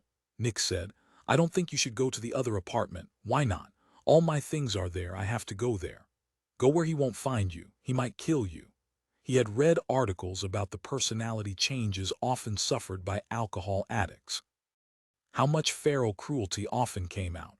A virtually psychopathic personality structure, blended with the fast-moving quality of mania and the suspicious rage of paranoia. Well, now he had seen one, seen an alcohol addict. And he did not like it. No wonder the authorities had made it illegal, really illegal. An alcohol addict usually found himself, if caught, in a psychodidactic work camp for the rest of his life. Unless he could pay for a major lawyer who in turn could pay for expensive testing of the individual, with the idea of proving that the period of addiction was over. But of course it was never over. An alkhound remained what he was forever, even after Platt's surgery on the diencephalon, the area of the brain which controlled oral cravings. "If he kills me," Charley said, "I'll kill him. And basically he's more afraid than I am. He has a lot of fears. Most of what he does out of fear, out of panic, I should say. He's in a constant hysterical panic. What if he hasn't been drinking? He's still scared, and that's why he drinks, but he isn't violent unless he drinks. He just wants to run away and hide. But he can't do that because he believes people are watching him and know he's a dealer, so then he drinks. That's when it occurs." "But by drinking," Nick said, "he draws attention to himself. That's the very thing he's trying to avoid, isn't it?" "Maybe not. Maybe he wants to get caught. He's never done a lick of work in his life before dealing in tracts and booklets and minitapes. His family always supported him. And now he takes advantage of the what's the word? Credulity," Nick said. "Does that mean like when you want to believe?" Yes. It was reasonably close. So he takes advantage of their credulity because people, a lot of people, superstitiously believe in Provoni, you know, about his coming back. All that S.A. Charnap you find in Corden's writings. Nick, incredulous, asked. "You mean to say that you people who deal in Corden's writings, you people who sell it, we don't have to believe it? Does the man who sells someone a pint of liquor have to be an alcohol addict himself?" The logic, correct as it was, appalled him. "It's for money," he said. "You probably don't even read what's in those tracts, you just know them by name, like a clerk working in a warehouse." "I've read a few." She turned to face him, still massaging her forehead. "God, I've got a headache. Do you have any Darvon or codeine at your place?" 7 No, he said, filled with abrupt, alert unease. "She wants to stay with me," he thought, "for the next couple of days." "Listen," he said, "I'll take you to a motel, one picked at random, he'll never find you. I'll pay for it for 2 nights. "Hell," Charley said, "there's that master location meter and control center that processes the name of everyone checked into every motel and hotel in North America. For 2 pops he can use it just by picking up a phone." Nick said, "We'll use a fake name." "No," she shook her head. "Why not?" His unease became greater, he felt, all at once, as if she were sticking to him like flypaper. He couldn't pry her loose. "I don't want to be alone," Charley said, "because if he does find me in some motel room alone, he'll beat the hell out of me, nothing like you saw, but really. I have to be with someone, I have to have people who—" "I couldn't stop him," Nick said truthfully. Even Zeta, for all his strength, hadn't been able to hold on to Denny for more than a few minutes. "He won't fight with you. It's just that he doesn't want anybody, any third party, to see what he does to me. But she paused. I shouldn't try to get you involved. It's not fair to you. Suppose a fight broke out at your place and we were all bursted by the PSS and they found that tract on you that you got from us, you know the penalty. I'll throw it away, he said. Now. He rolled down the window of the squib, reached into his cummerbund for the small book. So Eric Corden comes second, Charley said in a neutral voice, a voice without censure. First comes protecting me from Denny. Isn't that funny? It's really funny. An individual is more important than theoretical. You're not hooked yet, sweet. You haven't read Corden. When you do, you'll feel different. Anyhow, I have 2 tracks in my purse, so it wouldn't make any difference. Throw them away. No, Charley said.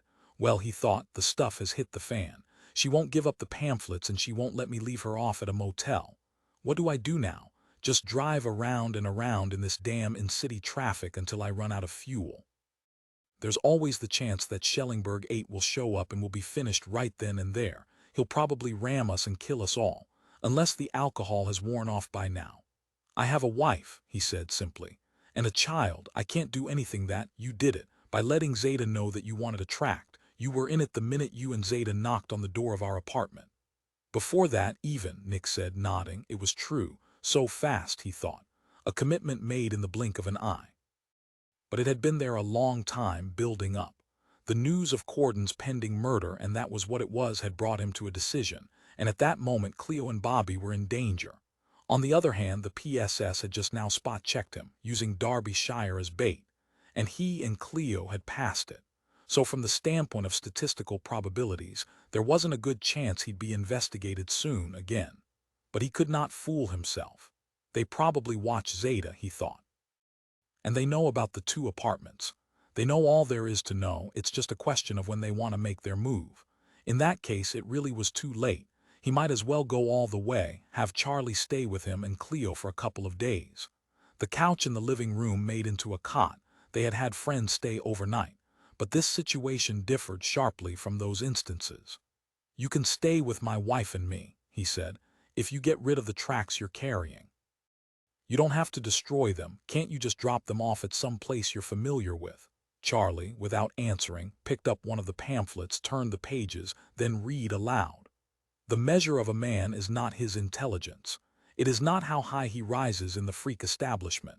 The measure of a man is this: how swiftly can he react to another person's need, and how much of himself can he give? In giving that is true giving, nothing comes back, or at least, sure, giving gives you something back, Nick said. You give somebody something, later on he returns the favor by giving you something in return. That's obvious. That's not giving, that's barter. Listen to this. God tells us. God is dead, Nick said. They found his carcass in 2019, floating out in space near Alpha. They found the remains of an organism advanced several thousand times over what we are, Charley said. And it evidently could create habitable worlds and populate them with living organisms derived from itself. But that doesn't prove it was God. I think it was God, Charley said. Can I stay at your place tonight and maybe, if it's necessary, and only if it's necessary, maybe tomorrow night? Okay. She glanced up at him, her bright smile bathed in the light of innocence. As if, like a little cat, she were asking for a saucer of milk, nothing more. Don't be afraid of Denny, he won't hurt you. If he beats up anybody, it'll be me. But he's not going to be able to find your apartment. How could he? He doesn't know your name, he doesn't know. He knows I work for Zeta. Zeta isn't afraid of him. Zeta could beat him to a pulp. You contradict yourself, Nick said, or at least so it seemed. Perhaps the alcohol was still affecting him. He wondered when it wore off, an hour, 2. Anyhow, it appeared that he was flying his squib adequately. At least no PSS Oxifer had flagged him down or grappled onto him with tractor beams. You're afraid of what your wife will say, Charley said. If you bring me home, she'll think lots of things. Well, there's that, he said, and also the law called statutory rape. You're not 21, are you? I'm 16. There, you see. Okay, she said merrily. Land and drop me off. Do you have any money? He asked. No, but you'll manage. Yes, I can always manage. She spoke without rancor. She did not seem to blame him for his hesitation. Maybe this sort of thing has happened before between them, he reflected, and others like myself have been lured in, with the best intentions in mind. "I'll tell you what may happen to you if you take me to your place," Charley said. "You can be bursted for being in the same room with coordinate material. You can be bursted for statutory rape. Your wife, who will also be arrested for being in the same room with coordinate material, will leave you and will never understand or forgive you. And yet you can't just let me off, even though you don't know me, because I'm a girl and I have nowhere to go to." "Friends," he said. "You must have friends you could go to. Or are they too much afraid of Denny?" he wondered. "You're right," he said then. "I can't just let you off." Kidnapping, he thought. I could also be charged with that if Denny felt like calling the PSS. But Denny would not do that, because then in return he would be nailed as a peddler of coordinate material. He can't take that chance. "You're a strange little girl," he said to Charley. "In some ways you're naivete itself, and in other ways you're tough as a warehouse rat." Did selling illegal material make her like this, he wondered, or did it happen the other way around? She had grown up hard, toughened, and hence had gravitated to such work. He glanced at her now, sizing up her clothes. She is too well dressed, he thought. Those are expensive garments. Maybe she is greedy. This is a way of earning enough pops to satisfy that greed. For her, clothes; for Denny, the Schellenberg 8. Without this they would merely be teenagers, going to school in jeans and shapeless sweaters. Evil, he thought, in the service of good. Or were Corden's writings good? He had never seen an authentic Corden tract before. Now presumably he had one, and he was free to read it himself and decide. And let her stay if it's good, he wondered. And if it isn't, toss her out to the wolves, to Denny and the prowl cars with their telepathic unusuals listening constantly. "I am life," the girl said. "What?" he said, startled. "To you I am life. What are you, 38, 40? What have you learned? Have you done anything? Look at me, look. I'm life, and when you're with me some of it rubs off on you. You don't feel so old now, do you? With me here in the squib beside you." Nick said, "I'm 34 and I don't feel old. As a matter of fact, sitting here with you makes me feel older, not younger. Nothing is rubbing off." "It will," she said. "You know this from experience," he said, "with older men before me." Opening her purse, she got out her mirror and cheekstick. She began to stroke elaborate lines from her eyes across her cheekbones to the rim of her jaw. "You use too much makeup," he said. "All right, call me a two-pop whore." "What?" he asked, staring at her, his attention momentarily turned away from the mid-morning traffic. "Nothing," she said. She closed up her cheekstick, placed it and the mirror back in her purse.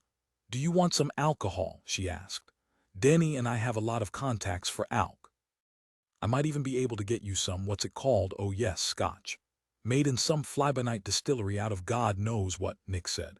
She began to laugh helplessly. She sat head down, her right hand over her eyes.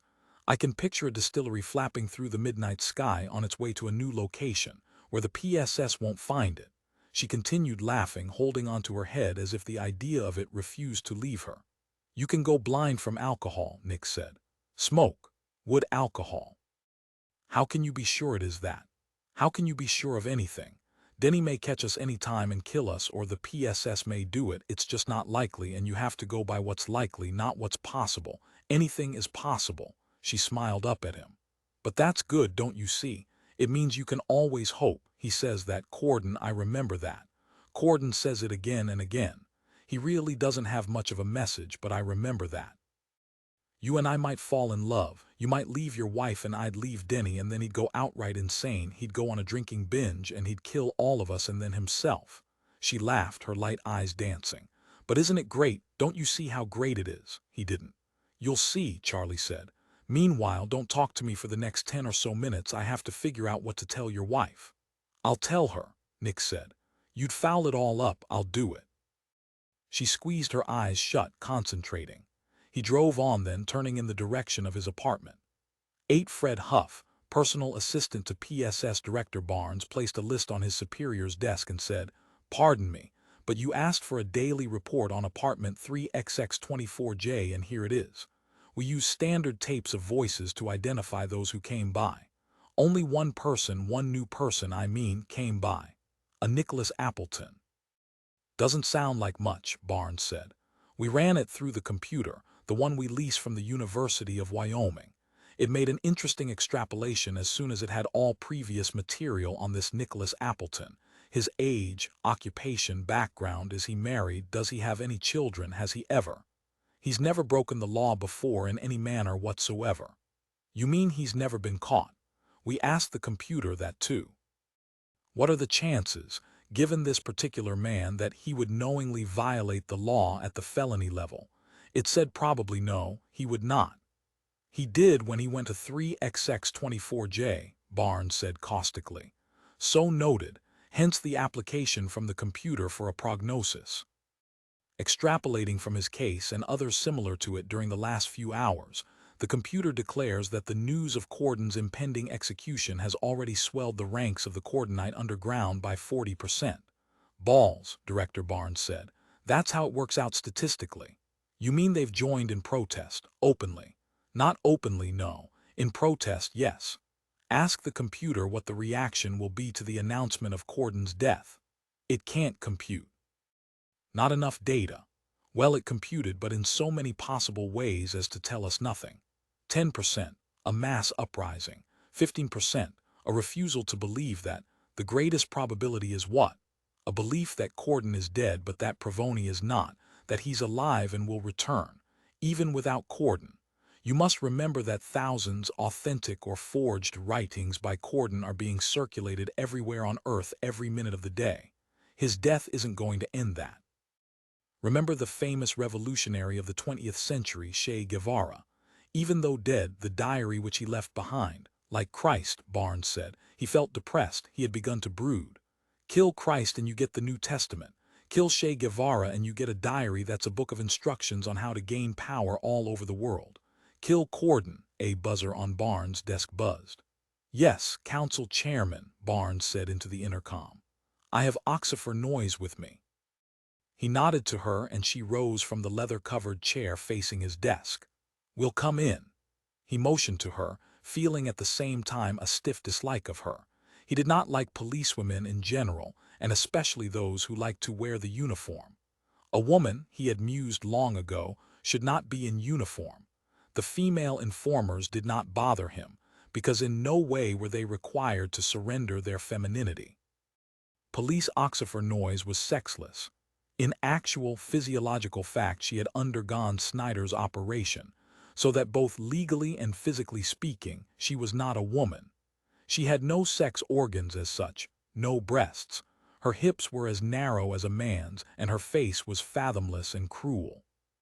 Just think, Barnes said to her as they walked down the corridor, past the double rows of weapons police guards, and came to Willis Graham's massive, ornate oak door. How good you'd feel if you had after all managed to get something on Irma Graham. Too bad. He nudged her as the door opened and they entered Graham's bedroom office. In his huge bed, Graham lay, buried in piles of sections of the Times, an expression of cunning on his face.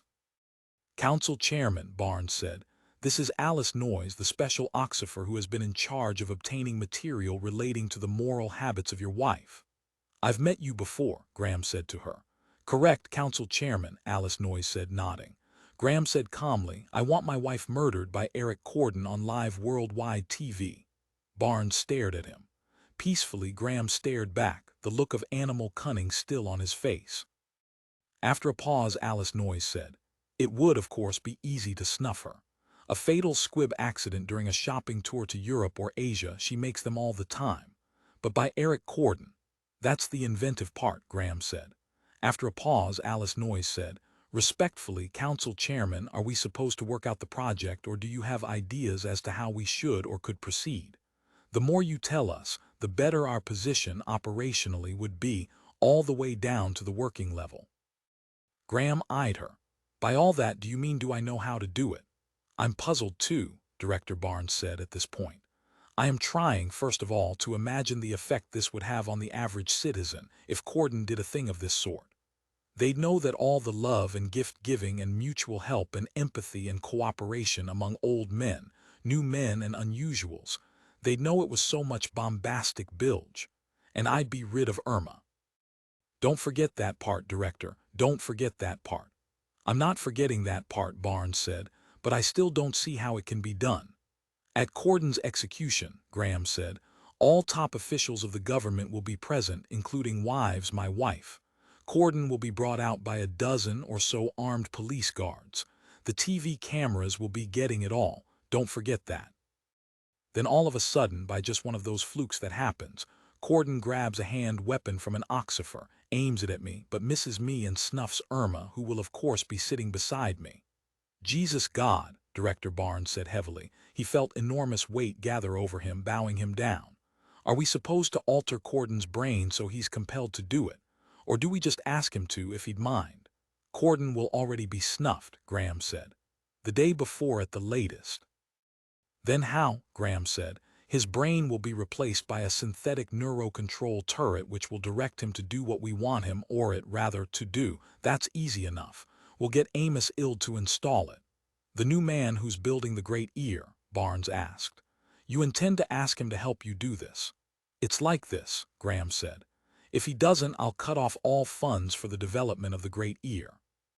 We'll get some other new man capable of scooping out Corden's brain. He halted. Alice Noyes had shuddered. Sorry, remove his brain then if you prefer it put that way. In any case, it's the same thing. What do you say, Barnes? Isn't this brilliant? He paused. There was silence. Answer me. It would help, Barnes said carefully, to discredit the underman movement, but the risk is too great. The risk outweighs the possible gain. You have to look at it that way with all due respects. What risk? First of all, you'll have to bring a top-level new man into this, which makes you dependent on them, which you absolutely don't want to be. And those laboratory synthetic brains they're making in their research centers, they're not dependable. It might go berk and shoot everyone, including you. I wouldn't want to be out there when that thing emerges with a gun and starts through its programming. I want to be a million miles away, for the sake of my own hide. You don't like the idea then, Graham said. My statement could be so construed, Barnes said, pulsing inside with indignation, which Graham of course picked up. What do you think, Noyes? Graham asked the policewoman. I think, Noyes said, that it's the most fantastically brilliant plan I've ever encountered. See, Graham said to Barnes. Curious, Barnes said to her, when did you arrive at that conclusion? A moment ago when the council chairman talked about. It was merely his choice of words that to do with scooping, Noyes said. But now I see it in perspective. It's the finest idea that has ever come to me in all the years I've spent in the civil service and this top office, Graham said proudly. Maybe so, Barnes said wearily. Maybe it is, which he thought is a commentary on you. Picking up Barnes' thoughts, Graham scowled. Just a fleeting, dubious thought, Barnes said. A doubt which I'm sure will presently be gone. He had momentarily forgotten about Graham's telepathic ability. But even if he had remembered, he nonetheless would have thought the thought. True, Graham said, nodding as he picked up this too. Do you want to resign, Barnes? He asked, and disassociate yourself from this? No, sir, Barnes said respectfully. All right, Graham nodded. Get hold of Amos Ild as soon as possible, make sure he understands that it's a state secret, and ask him to get started on an artificial analog to Corden's brain. Get the encephalograms cranking out, or however it is they go about it. Encephalograms, Barnes said, nodding in agreement. A massive, intensive study of Corden's mind, brain, whichever. Graham said, you've got to remember the image Irma has vis-a-vis the public. We know what she's really like, but they think of her as a kindly, generous, philanthropic do-gooder who sponsors charities and generally beautifying public works, such as floating gardens in the sky. But we know. So, Barnes interrupted, the public will think that Corden has murdered a harmless, loving person. A terrible crime, even in the eyes of undermen. Everyone will be glad when Corden is killed immediately after his vicious, senseless act. That is, if Ild's brain is good enough to fool the unusuals, the telepaths. In his mind, he could imagine the synthetic brain sending Corden ricocheting about the hanging arena, mowing people down by the hundreds. No, Graham said, picking up his thoughts once again. We'll gun him down immediately. There's no chance of a foul up there. 16 armed men, all crack shots, will fire on him instantaneously. Instantaneously, Barnes said dryly. After he's managed to shoot one particular person out of a crowd of thousands, he would have to be a damn good shot. But they'll think he was after me, Graham reminded him. And I'll be sitting in the front row, Irma with me. In any case, he isn't going to be gunned down instantaneously, Barnes pointed out. A second or two will have to elapse while he makes his shot, and if he's a little off, you're sitting right beside her. Graham said, chewing his lip. A slip of inches, Barnes said, and it would be you, not Irma. I think your attempt to combine your problems with the undermen and Corden and your problems with Irma into one big, colorful operatic smash finale is a little too, he pondered. There's a Greek word for it. Terpsichore, Graham said. No, Barnes said. Hubris, trying too much, going too far. I still agree with Council Chairman Graham, Alice Noyes said in her brisk, cold crimson voice. Admittedly, it's daring, but it will solve so much. A man who rules, as does the council chairman, must be able to make such a decision to try daring maneuvers to keep the structure functioning. In this one act, I'm resigning as police director, Barnes said. Why? Graham asked, surprised. Obviously no thoughts passing through Barnes' mind had forewarned him of this. The decision came out of nowhere. Because it will probably mean your death, Barnes said. Because Amos Ild will program it to get you, not Irma. I have an idea, Alice Noyes said. As Corden is led to the center of the arena, Irma Graham will descend from her place, carrying one white rose. She will hold it out to Corden, and at that moment he will grab a weapon from a too lax guard and shoot her. She smiled thinly, her usually dim eyes glittering. That ought to undermine them forever. An act of senseless viciousness like that. Only a madman would kill a woman bringing him a white rose. Why white? Barnes asked. Why what white? Noyes asked. The rose, the goddamn rose. Because it's a symbol of innocence, Noyes said.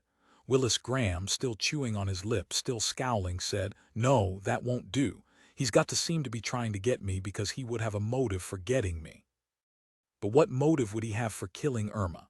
To kill she who you most love, Barnes laughed. What's funny? Graham demanded.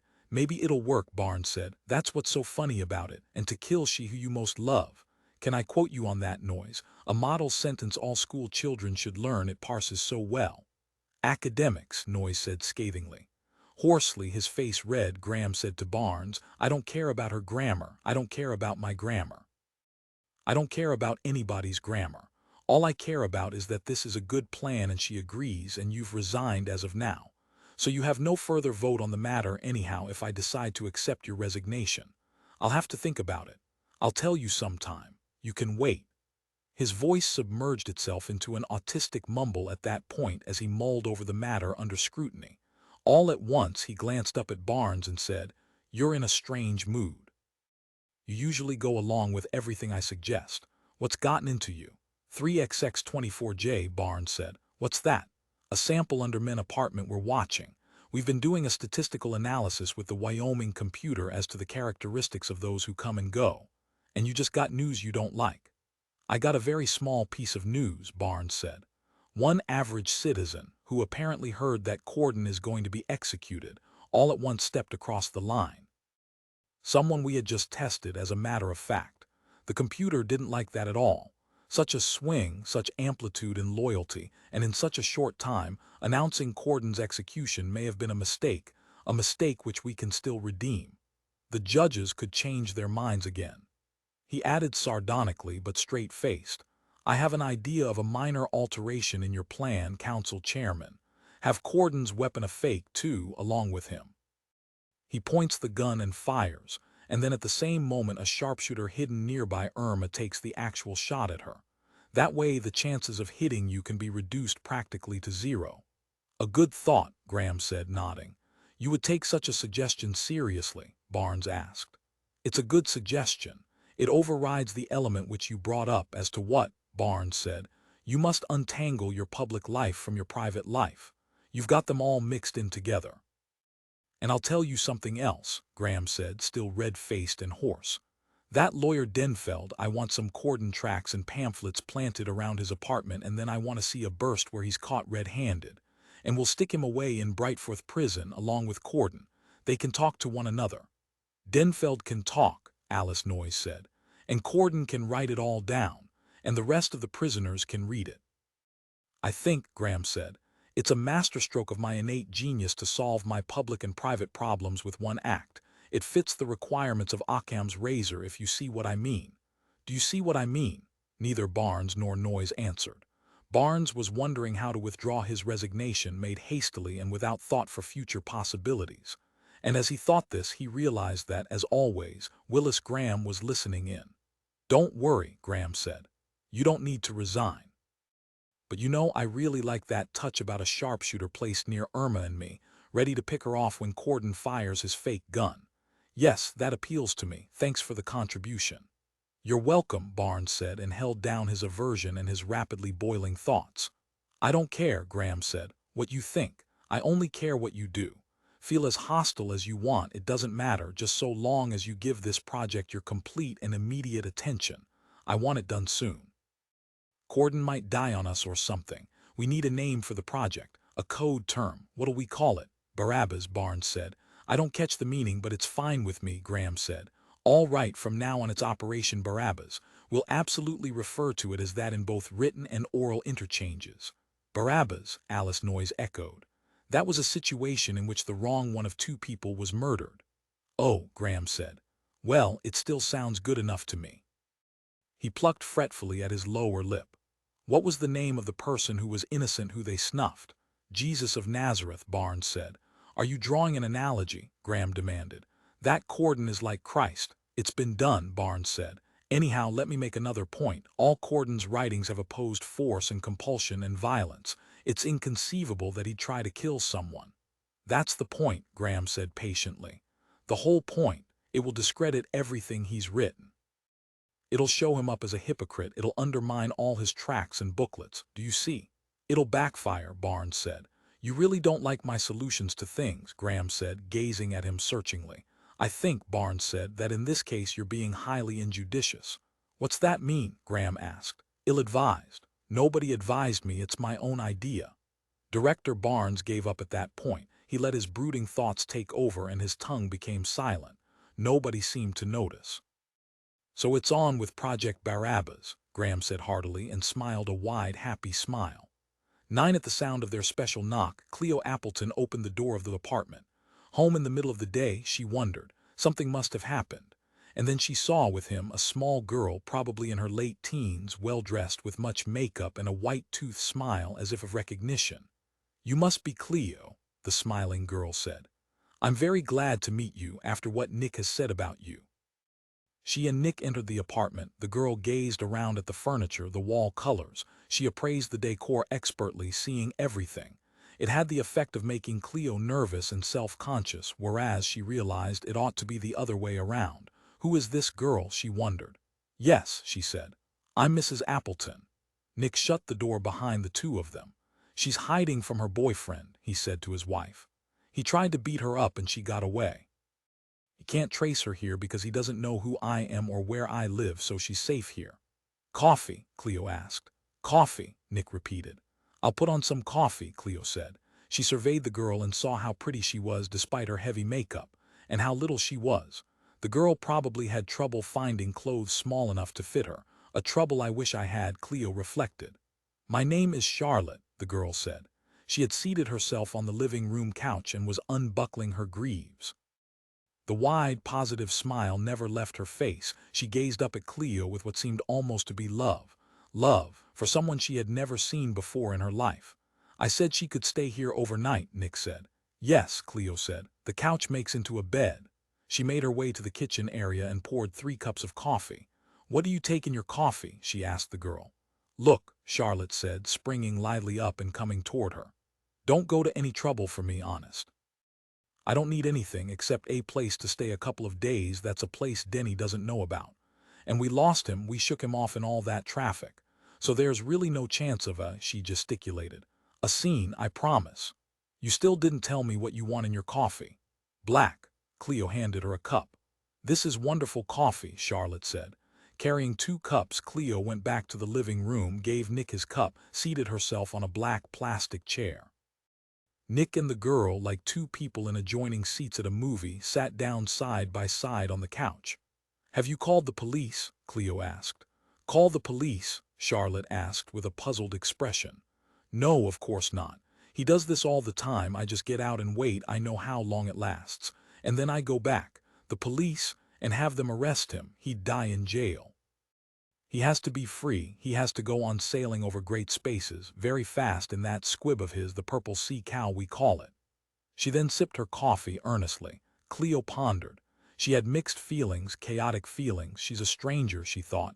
We don't know her, we don't know even if she's telling the truth about her boyfriend. Suppose it's something else. Suppose the police are after her. But Nick seems to like her, he seems to trust her. But if she is telling the truth, of course we ought to let her stay here. And then Cleo thought she certainly is pretty. Maybe that's why Nick wants her to stay here. Maybe he's got a, she searched for the word, a special interest in her. If she wasn't so pretty, would he still want to let her in here to stay with us? But that did not sound like Nick. Unless he was unaware of his true feelings. He knew he wanted to help the girl, but he didn't actually know why. I guess we should take the chance, Cleo decided. We'd be very happy to have you stay with us, she said aloud, for as long as you need to. At this, Charlotte's face grew radiant with pleasure. I'll take your coat, Cleo said as the girl wriggled out of it, Nick gallantly offering her help. No, you don't have to do that, Charlotte said. Cleo said, if you're going to be staying here. She took the coat from Charlotte. You'll have to hang up your coat. She carried it to the single closet of the apartment, opened the door, reached for a hanger and saw in one of the coat pockets a hastily rolled-up pamphlet. Coordinate writing, she said aloud as she took it from the pocket. You're an underman. Charlotte ceased smiling. She looked anxious now, and it was obvious that her thoughts were moving rapidly as she hurriedly searched for an answer. Then that whole story about her boyfriend, Cleo said. It's a lie. The tracks are after her, that's why you want to hide her here. She carried the coat and the pamphlet back to Charlotte. You can't stay here, she said. Nick said I would have told you, but, he gestured. I knew you'd react this way, and I was right. It's true about Denny, Charlotte said in a mild, steady voice. It is him I'm hiding from. The tracks aren't after me. And you just had a random check, Nick told me. This apartment won't be coming up again for hell for months, maybe years. Cleo stood holding out Charlotte's coat to her. If she goes, Nick said, I go with her. I wish you would, Cleo said. You mean that? Nick asked. Yes, I mean it. Charlotte rose to her feet. I'm not going to split the two of you up. It isn't fair. I'll go. She turned to Nick. Thank you anyway, she said. She accepted her coat, put it on, moved toward the door. I understand how you feel, Cleo, she said as she opened the door. She smiled her bright but now frozen smile. Goodbye. Nick moved rapidly. He strode after her, stopped her at the door by seizing her by the shoulder. No, Charlotte said, and with what seemed unusual force by a woman she twisted loose. So long, Nick.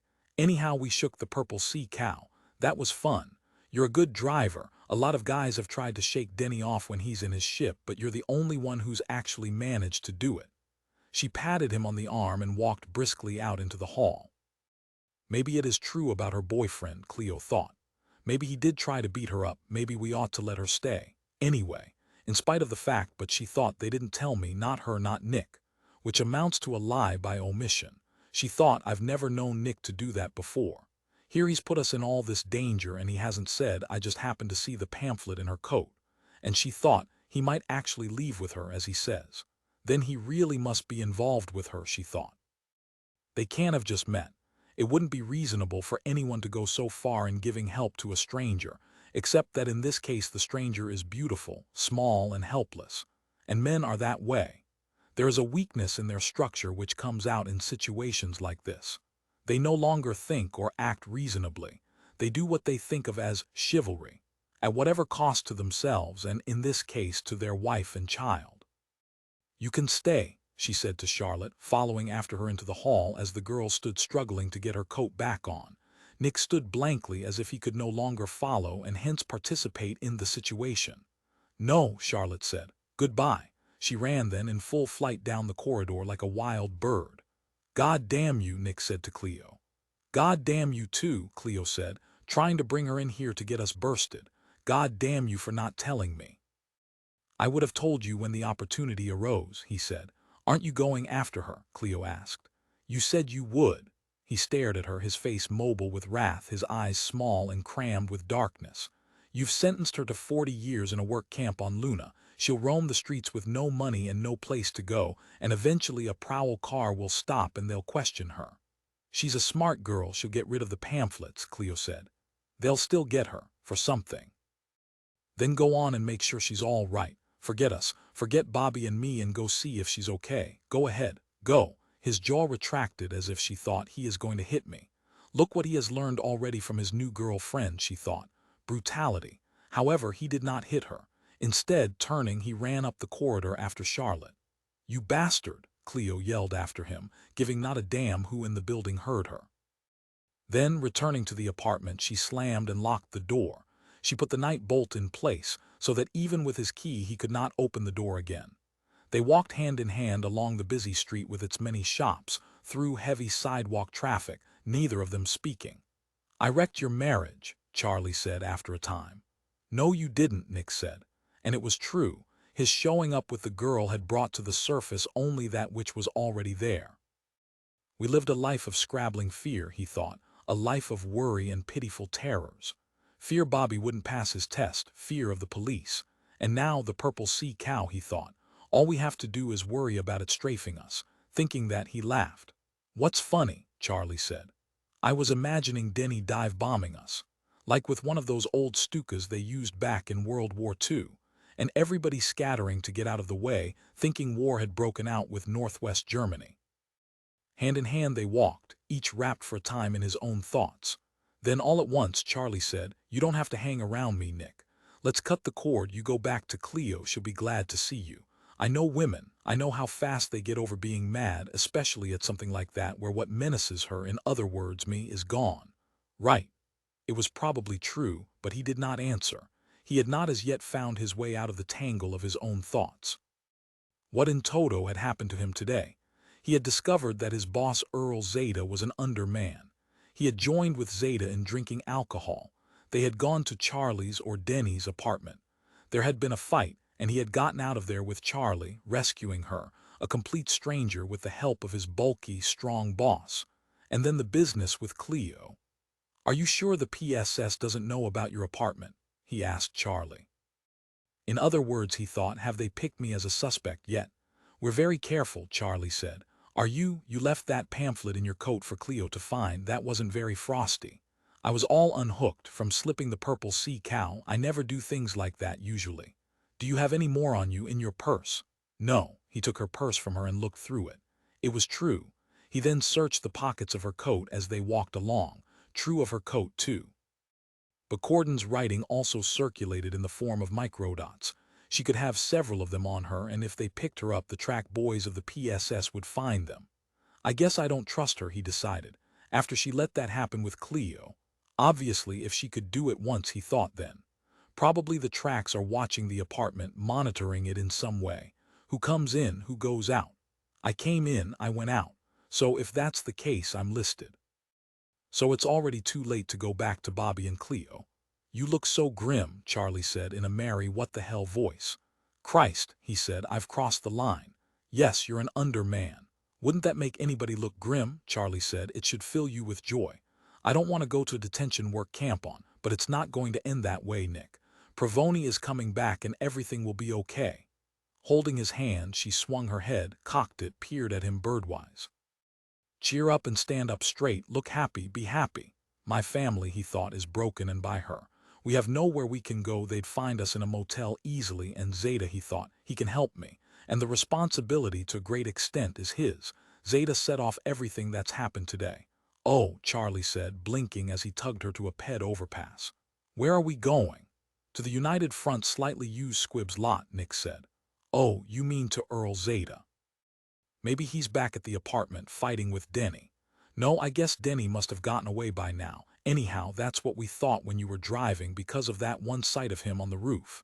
"Oh, good. Now I can enjoy some more of your driving ability. Do you know, as good as Denny is, and he's really good, you're better.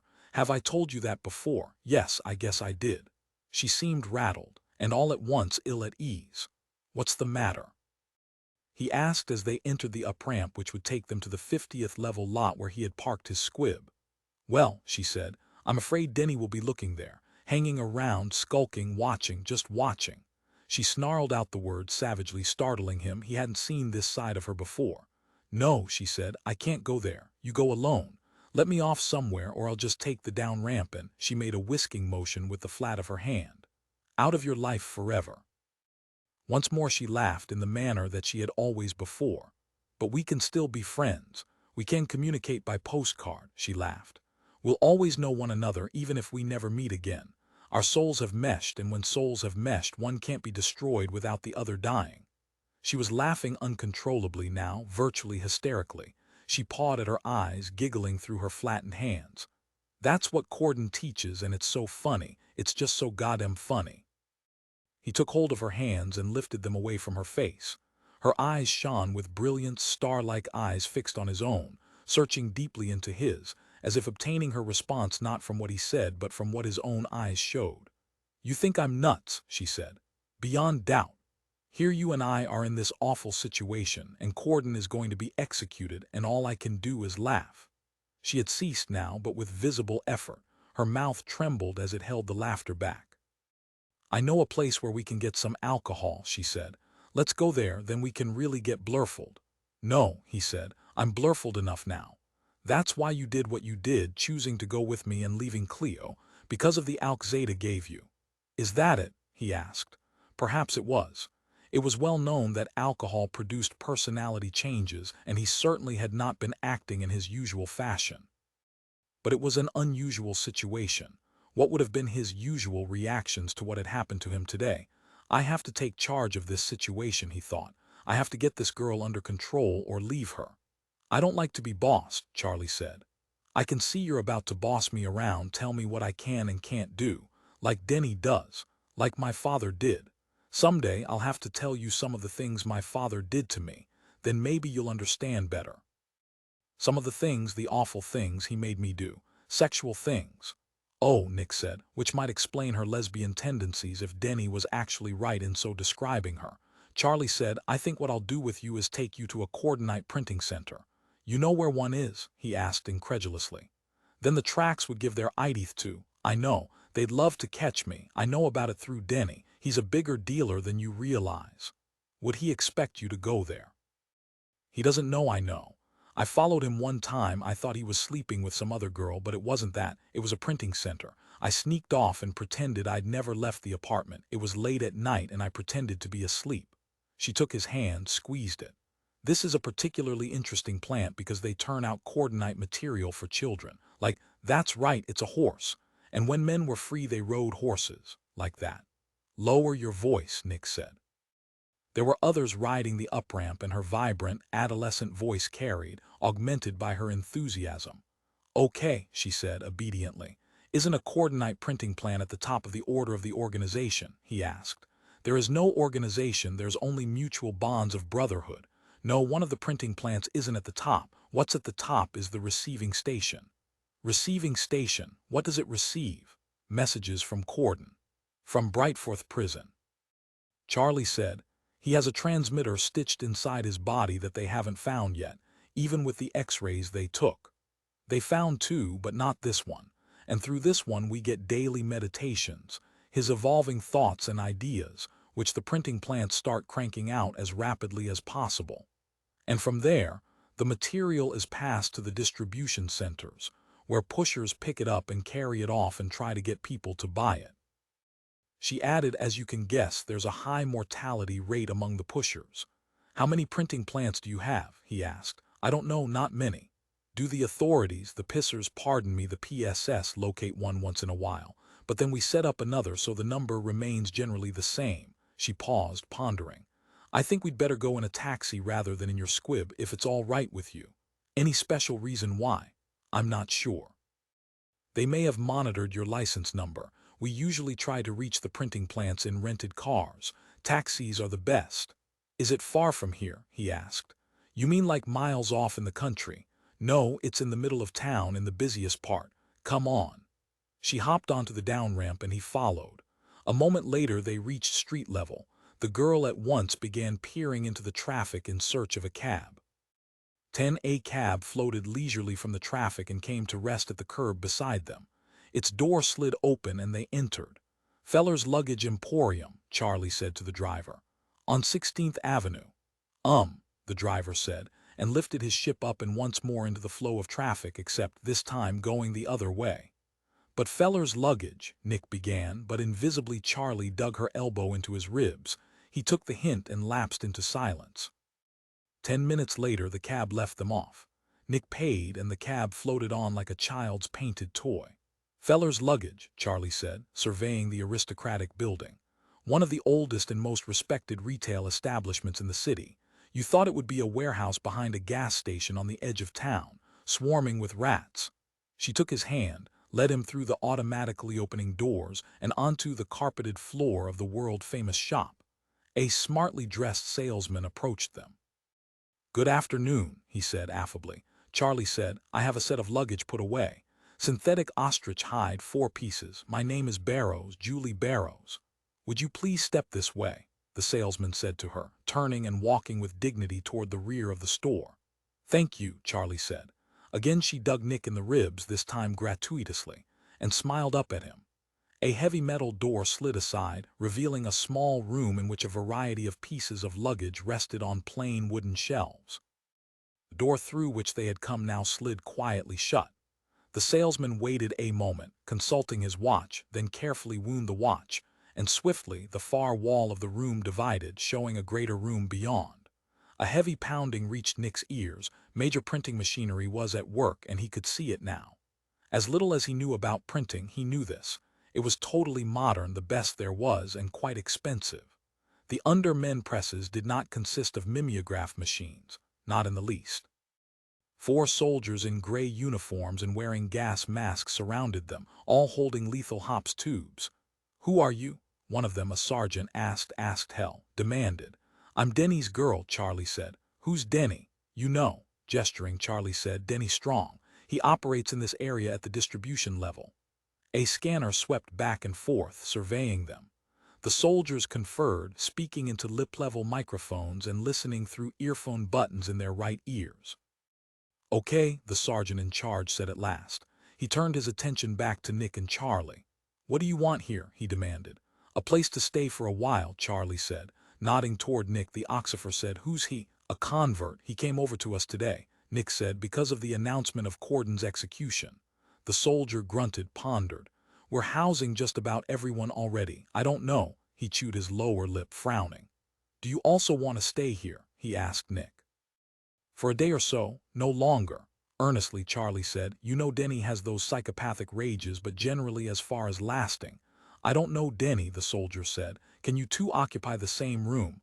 "I guess so," Charley said. "Yes," Nick said. "We can give you sanctuary for 72 hours, the sergeant said.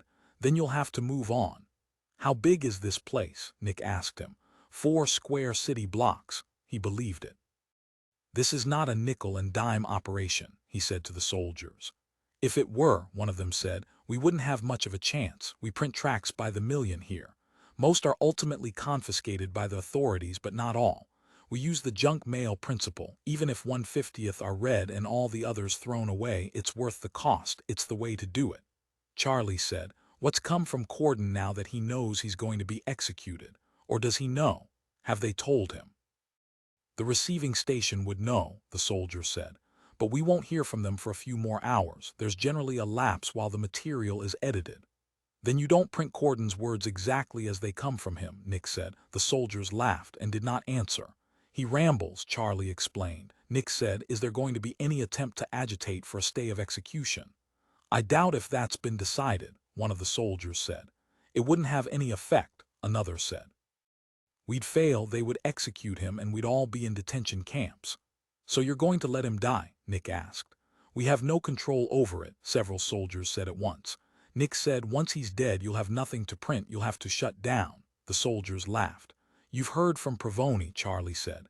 A silence, and then one of the soldiers, the sergeant, said, "A garbled message, but authentic." The soldier beside him said quietly, "Thor's Provoni is on his way back." Part 2:11. "That puts a new light on things," Willis Graham said gloomily. "Read the intercepted message again." Director Barnes read from the copy before him. "Have found who will, their help will, and I am." That's all that came through well enough to be transcribed. Static got the rest. "But all the answers are there," Graham said. "He's alive, he's coming back, he has found someone, not something, but someone, because he used the word there. He says, their help will. And what's missing probably is the rest of a sentence reading, their help will be enough, or words to that effect." "I think you're being too pessimistic," Barnes said. "I have to be. Anyhow, hell, I've got the evidence to be pessimistic about. They've been waiting for word from Provoni all this time, and now it's come. Their printing plants will have the news all over the planet in the next 6 hours, and there's no way we can stop them. We can bomb their main printing plant on 16th Avenue, Director Barnes said. He was all for that. He had waited months for permission to destroy the huge undermen plant. They'll patch this into the TV circuit, Graham said. 2 minutes, then we'll find their transmitter and that'll be the end of that, but they'll have gotten their damn message across. Then give up, Barnes said. I'm not going to give up. I'm never going to. I'll have Provoni killed within an hour of the time he lands on Earth, and whoever it is he's brought to help them will snuff them too. Damn non-human organisms, they probably have 6 legs and a tail that stings, like a scorpion. And they'll sting us to death, Barnes said. Something like that. In his bathrobe and slippers, Graham paced moodily about his bedroom office, his arms locked behind him, stomach protruding. Doesn't it seem to you to be a betrayal of the human race, old men, undermen, new men, unusuals, everyone? To bring in a non-humanoid life form which will probably want to colonize here once it's destroyed us. Except, Barnes pointed out, it's not going to destroy us, we're going to destroy it. You just never know for sure about these things, Graham said. They might gain a foothold, that's what we have to prevent. Barnes said, from a calculation of the distance from which the message came, it's computed that he and they won't be here for 2 more months. They may have a faster-than-light drive, Graham said shrewdly. Provoni may not be aboard the gray dinosaur, he may be on one of their ships. And hell, the gray dinosaur is fast enough. Remember, it was the prototype of a whole new line of interstellar transportation-type ships. He got the first one and away he went. I'll admit this, Barnes said. Voni may have modified the ship's drive, he may have beefed it up. He always was a tinkerer, I wouldn't rule it out entirely. Corden will be executed immediately, Graham said. Get it done now. Notify the media so they can be present, round up sympathizers. Ours or theirs, Graham spat out ours. In addition, Barnes asked, scratching out notes on a pad of paper, may I have permission to bomb the 16th Avenue printing plant? It's bomb-proof, Graham said. Not exactly. It's divided like a beehive into. I know all about it, I've read your damn plotting, tiresome memos about it for months. You have a thing about that 16th Avenue printing plant, don't you? Shouldn't it have been destroyed long ago? Something keeps me from doing it. Why, Barnes said. Presently Graham said, I worked there once, before I rose in the civil service. I was a spy. I know almost everyone there, they were one-time friends. They never found out about me. I didn't look like I do now, I had an artificial head. Christ, Barnes said, what's the matter with that? It's just so absurd. We don't do that anymore, we haven't done that since I took office. Well, this was before you took office. So they still don't know. I'll give you the authority to break down the wall of the place and arrest all of them, Graham said, but I won't give you permission to bomb them. But you'll see I'm right, it won't make any difference, they'll have the news of Provoni on the air. In 2 minutes they'll blanket the Earth, 2 minutes. The second their transmitter goes on the air, 2 minutes. Anyhow, presently Barnes nodded, so you know I'm right. Anyhow, go ahead with the execution of Corden, I want it done by 6 o'clock tonight our time. And the business about the sharpshooter and Irma, forget that, just get Corden, we'll snuff her later. Maybe one of the non-humanoid life forms could smother her with its sack-like protoplasmic body, Barnes laughed. I'm serious, Graham said. You have a lurid idea of what the non-humanoids are going to turn out to look like. Blimps, Graham said. They'll look like blimps, only with tails. It's the tails you have to watch for, that's where the poison is. Barnes rose. May I leave now and start the procedure Ray Corden's execution, and the attack on the 16th Avenue undermen printing plant? Yes, Graham said. Lingering at the door, Barnes asked, would you like to attend the execution? No, I could have a special box made up for you from which you could see but into which no one. I'll watch it on closed-circuit TV, Barnes blinked. Then you don't want it telecast over the regular Planet web system for everybody to see? Oh yeah, Graham said, glumly nodding. Of course, that's half of it, isn't it? All right, I'll simply watch it like everyone else does. That's good enough for me. As to the 16th Avenue printing plant, I'll have a list made up of everyone we catch there and you can go over the list and see how many old friends are on it, Graham finished. You might want to visit them in prison. Prison, does everything have to end there or end as an execution, is that right? If you mean is that what happens, then the answer is yes, but if you mean, you know what I mean. Barnes, reflecting, said, "This is a civil war we're fighting." During his time, Abraham Lincoln imprisoned hundreds upon hundreds of men without due process, and still he's remembered as the greatest of the U.S. presidents. But he was always pardoning people. You can do that. Okay, Graham said cannily. I'll free everyone from the 16th Avenue printing plant that I knew, and they'll never find out why. You're a good man, Council Chairman, Barnes said, to extend your loyalties even to those who are now actively working against you. I'm a slimy bastard, Graham grated. You know it, I know it, it's just that, well, hell. We had a lot of good times together. We used to get a million laughs out of what we printed, laughs because we put funny stuff into it. Now it's all solemn and stodgy, but when I was there, the hell with it. He lapsed into silence. What am I doing here, he asked himself. How did I get into a position like this with all this authority? I never was meant for it. On the other hand, he thought maybe I was. Thor's Pravoni awoke, and saw nothing, only depth of blackness surrounding him. I'm inside it, he realized. That is true, the Frolix8 said. It upset me when you went to sleep, as you call it. Morgo Ron Wilk, Pravoni said into the darkness. You're a worrier. We sleep every 24 hours. We sleep from 8 to. I know that, Morgo said. But consider how it appears. You gradually lose your personality, your heartbeat drops, your pulse slows. It looks very much like death. But you know it isn't, Pravoni pointed out. It's the mental functioning that changes so much that makes us uneasy. You're not aware of it, but unusual and violent mental activity takes place while you sleep. First, you enter a world that to some extent is familiar to you. In your mind you are where genuine personal friends, enemies, and socially contacted figures speak and act. In other words, Pravoni said, dreams. This sort of dreaming forms a kind of recapitulation of the day, of what you've done, whom you've thought about, talked with. That does not alarm us. It is the next phase. You fall into a deeper interior level. You encounter personages you never knew, situations you've never been in. A disintegration of yourself, of you as such, begins. You merge with primordial entities of a godlike type possessing enormous power. While you are there, you are in danger of the collective unconsciousness, Pravoni said. That the greatest of the human thinkers, Carl Jung, discovered. Abreaction past the moment of birth, back into other lives, other places, and populated by archetypes, as Jung. Did Jung stress the point that one of these archetypes could at any time absorb you, and a reformation of yourself would never reoccur? You would be only a talking, walking extension of the archetype. Of course he stressed it, but it's not at night in sleep that the archetype takes over, it's during the day. When they appear during the day, that's when you're destroyed. In other words, when you sleep while awake. Grudgingly, he said, true. So, when you are asleep, we must protect you. Why do you object to my unfolding of you during this period? I am concerned for your life. You are so made that you would throw it away in a single gamble. Your trip to our world, a terrible gamble, one you should not have made, statistically speaking. But I made it, Pravoni said.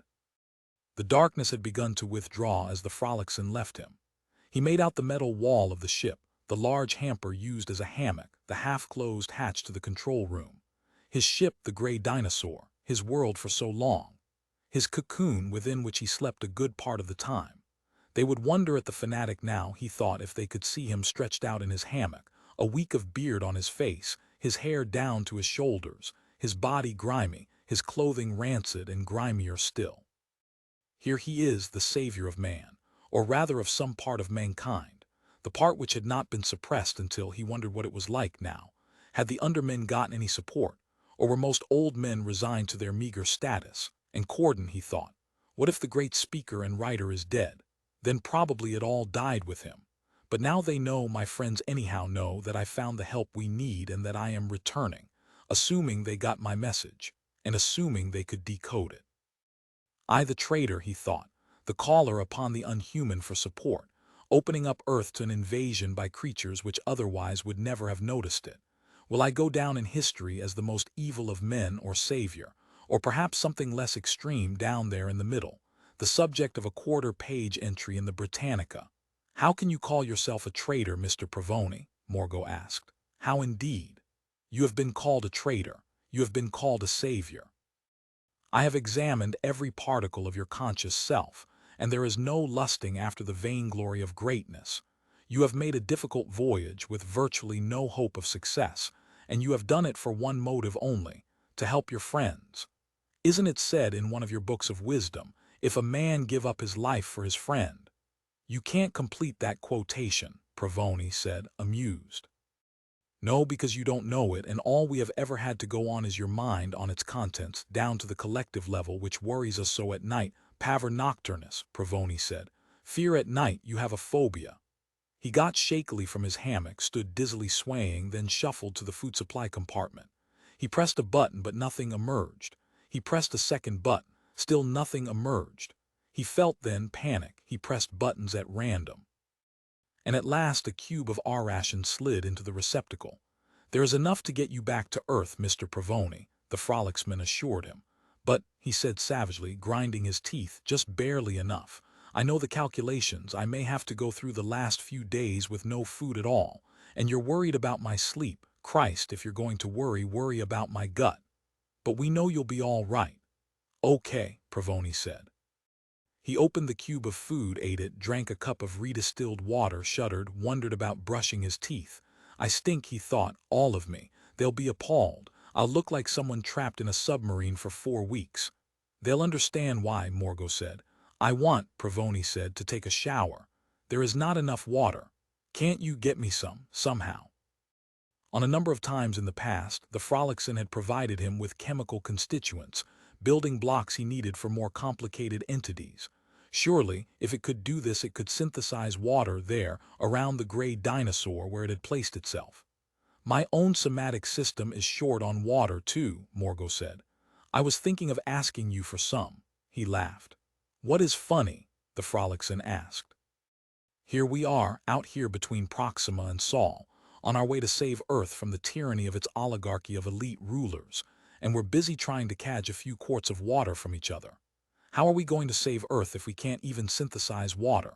Let me tell you a legend about God, Morgo said. In the beginning he created an egg, a huge egg with a creature inside it. God tried to break the eggshell open to let the creature, the original living creature, out. He couldn't. But the creature which he had made had a sharp beak, constructed for just such a task, and it chipped its way out of the egg, and hence all living creatures have free will now. Why? Because we broke the egg, not he. Why does that give us free will? Because, damn it, we can do what he can't. Oh, Pravoni nodded, grinned then, in amusement at the Frolix's idiomatic English, learned, of course, from himself. It knew Terran language, only to the extent that he knew them. A reasonably adequate span of English, but not what Corden possessed, plus a little Latin, German, Italian. It could say goodbye in Italian and seemed to enjoy doing so. It always signed off with a solemn ciao. He himself preferred bis you later, but evidently the Frolixans considered that substandard, and by his own standards. It was an idiom from the service which he couldn't get rid of. It was, like much else in his mind, a clutter of fleas, hopping fragments of thoughts and ideas, memories and fears that had taken up residence evidently for good.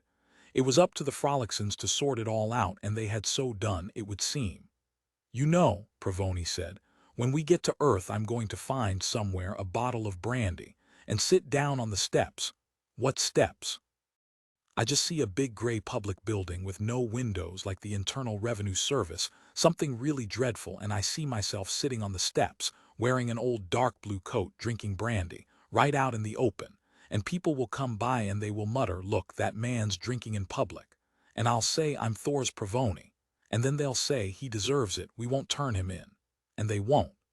There will be no arrest made of you, Mr. Pravoni, Morgo said. Then or any other time, we'll be with you from the moment you land, not merely me as we have here now, but my brothers, the Brotherhood, and they'll take over Earth, and then spit me out to die. No, we have shaken hands on it, don't you remember? Maybe you lied. We can't lie, Mr. Pravoni.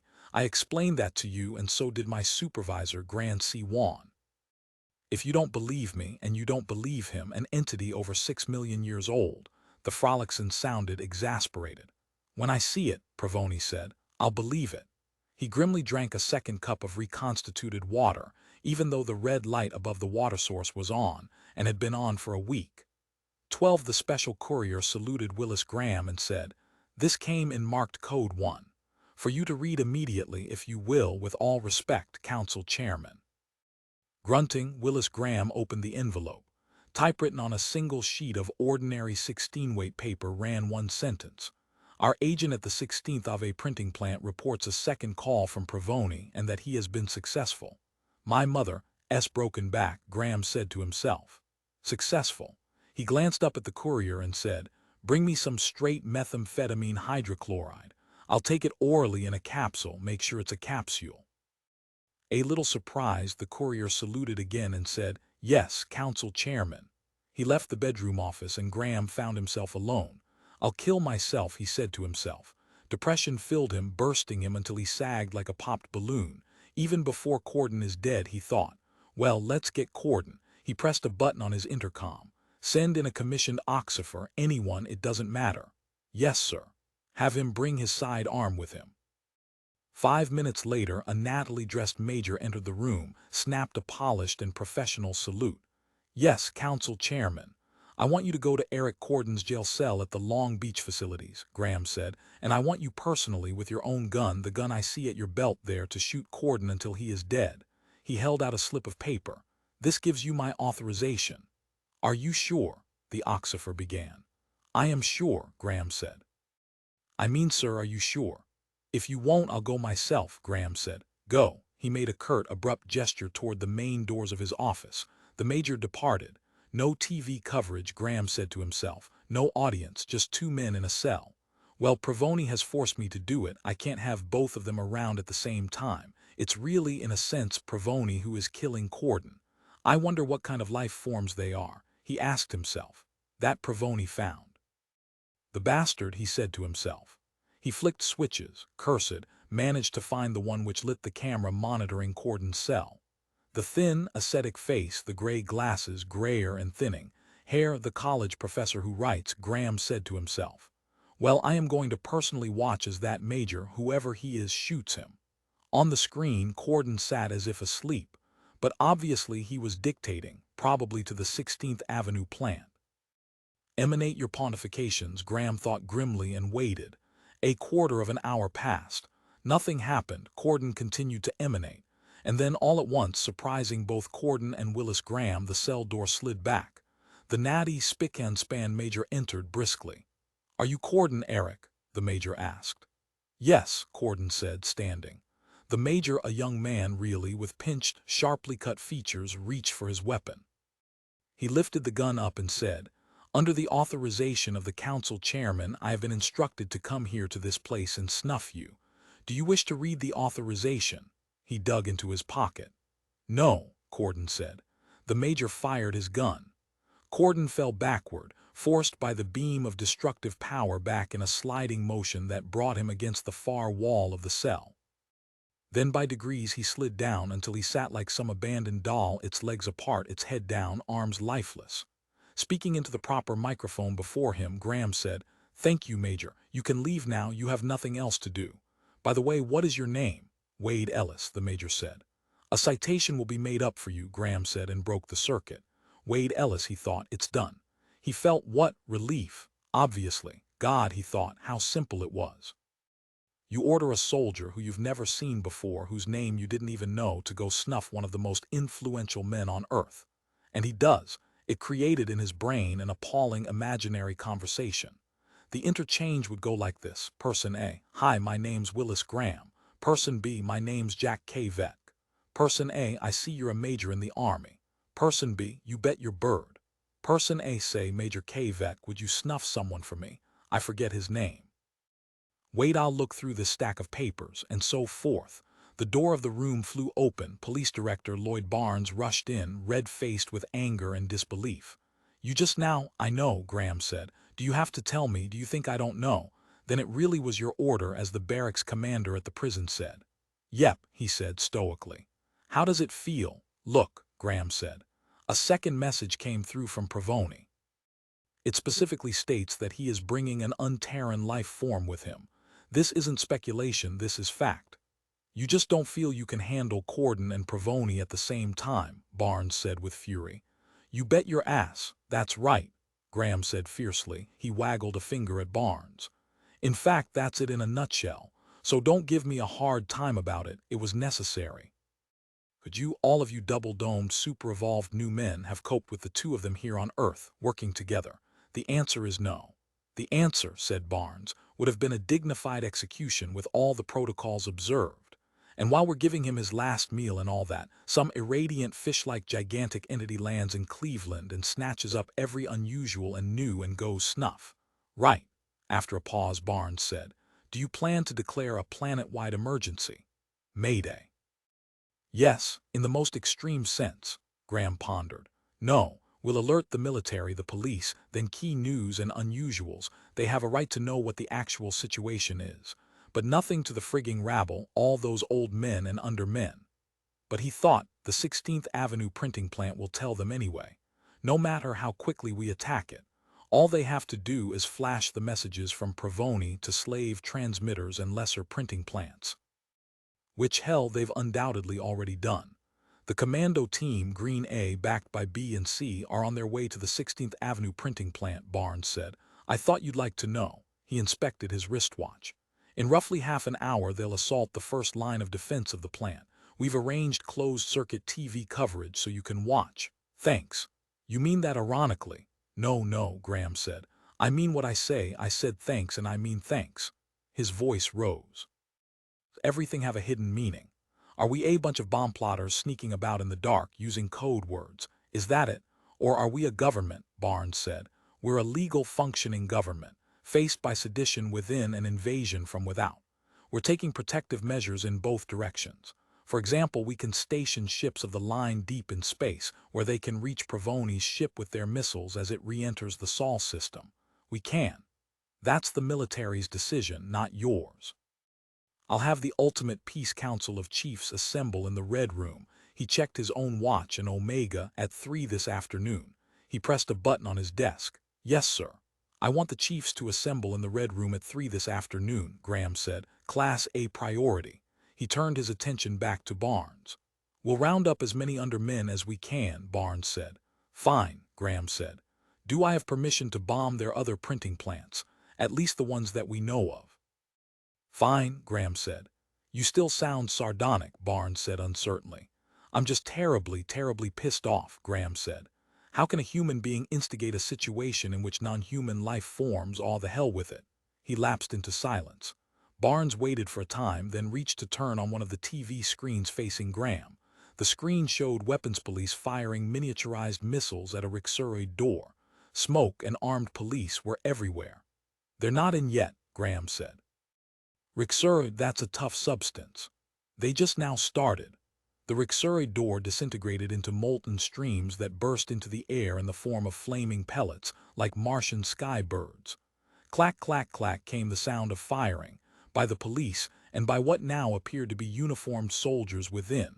The police, taken by surprise, scurried for cover, then tossed paralysis gas grenades and the like. The smoke tended to obscure everything, but gradually it became apparent that the police were moving ahead. Get the bastards, Graham said, as a two-man bazooka team let go directly at the line of soldiers within. The bazooka shell zoomed past the soldiers and exploded within the great clot of printing machinery within. There go the presses, Graham said, feeling glee. Well, that's that. The police had now infiltrated into the central chamber of the printing plant itself. The TV camera followed them, focusing on a battle in cameo between 2 green-clad police and 3 gray-clad soldiers. The noise level dropped. Fewer weapons were being fired, and fewer people could be seen moving.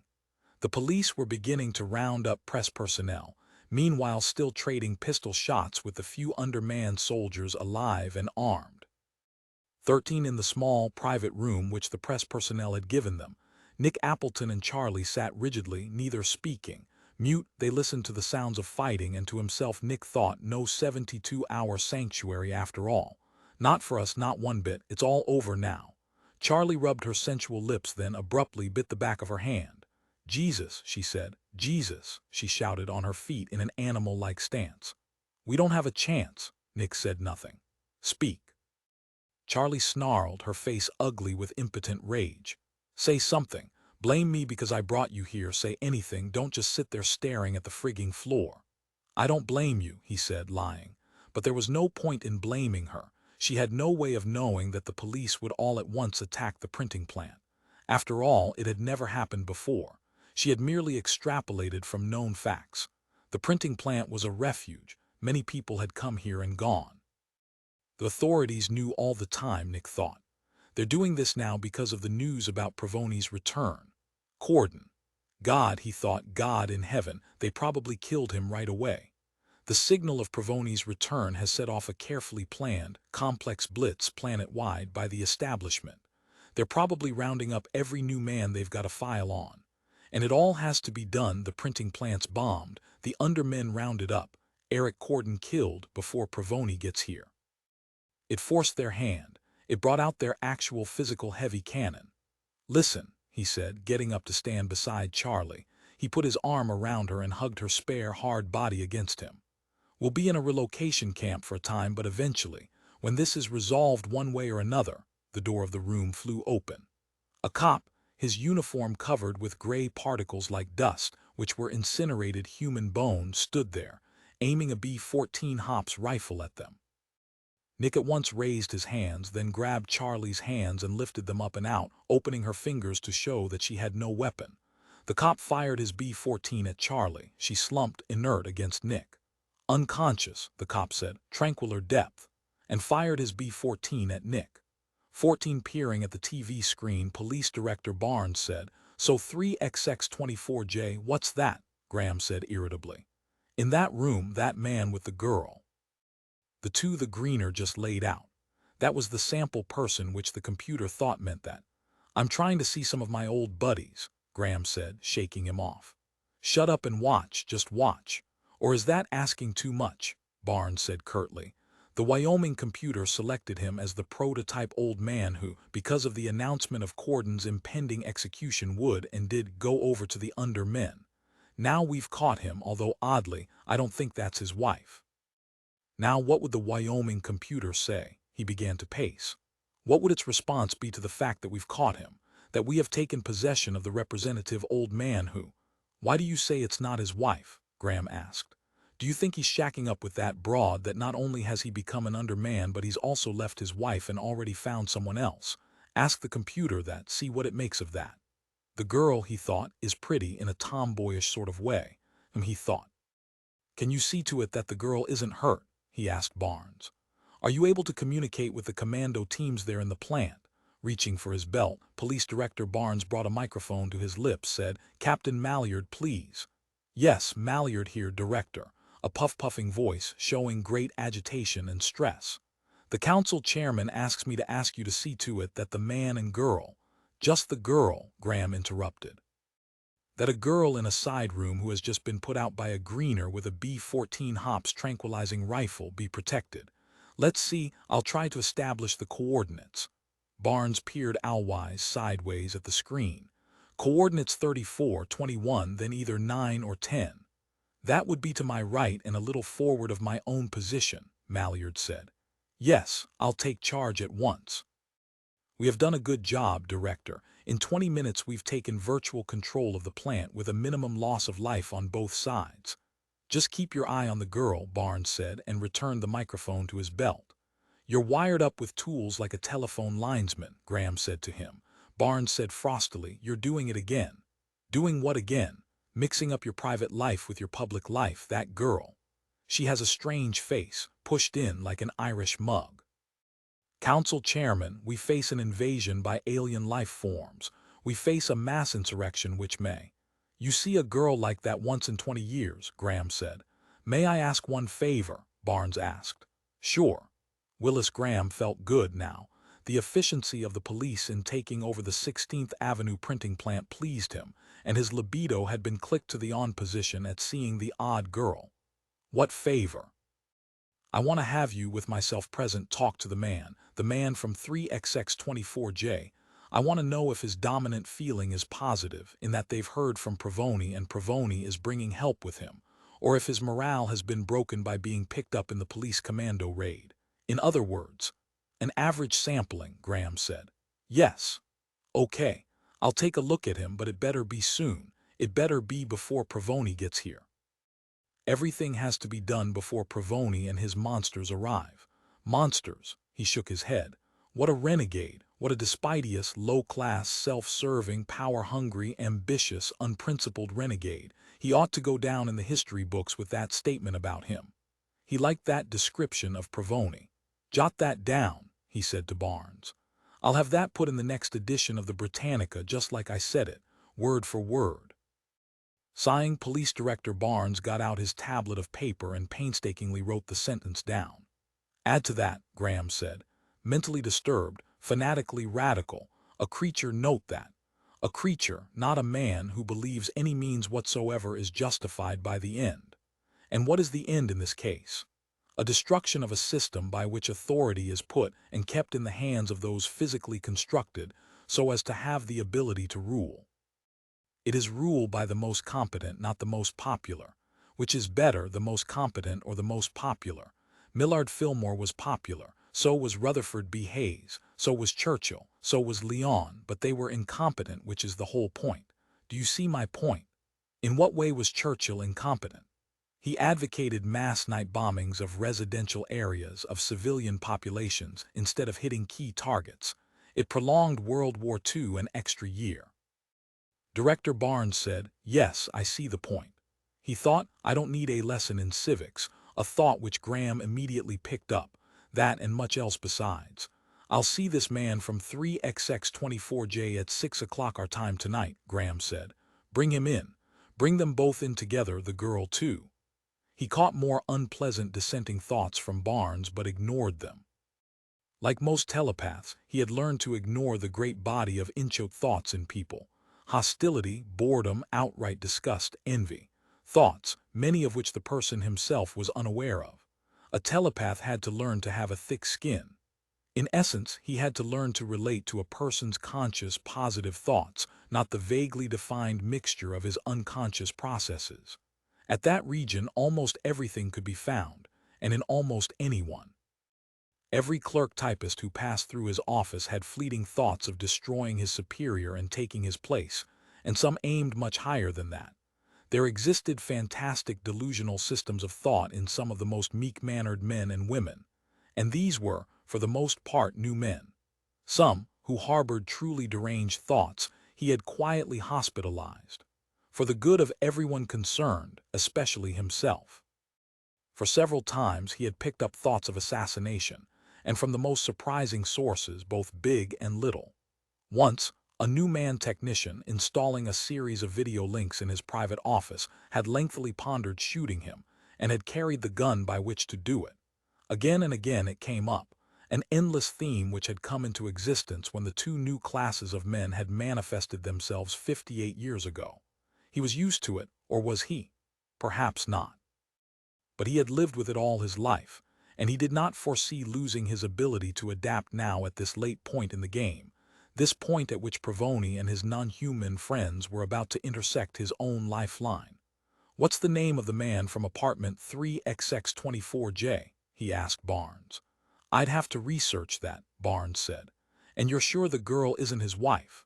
I briefly saw stills of his wife.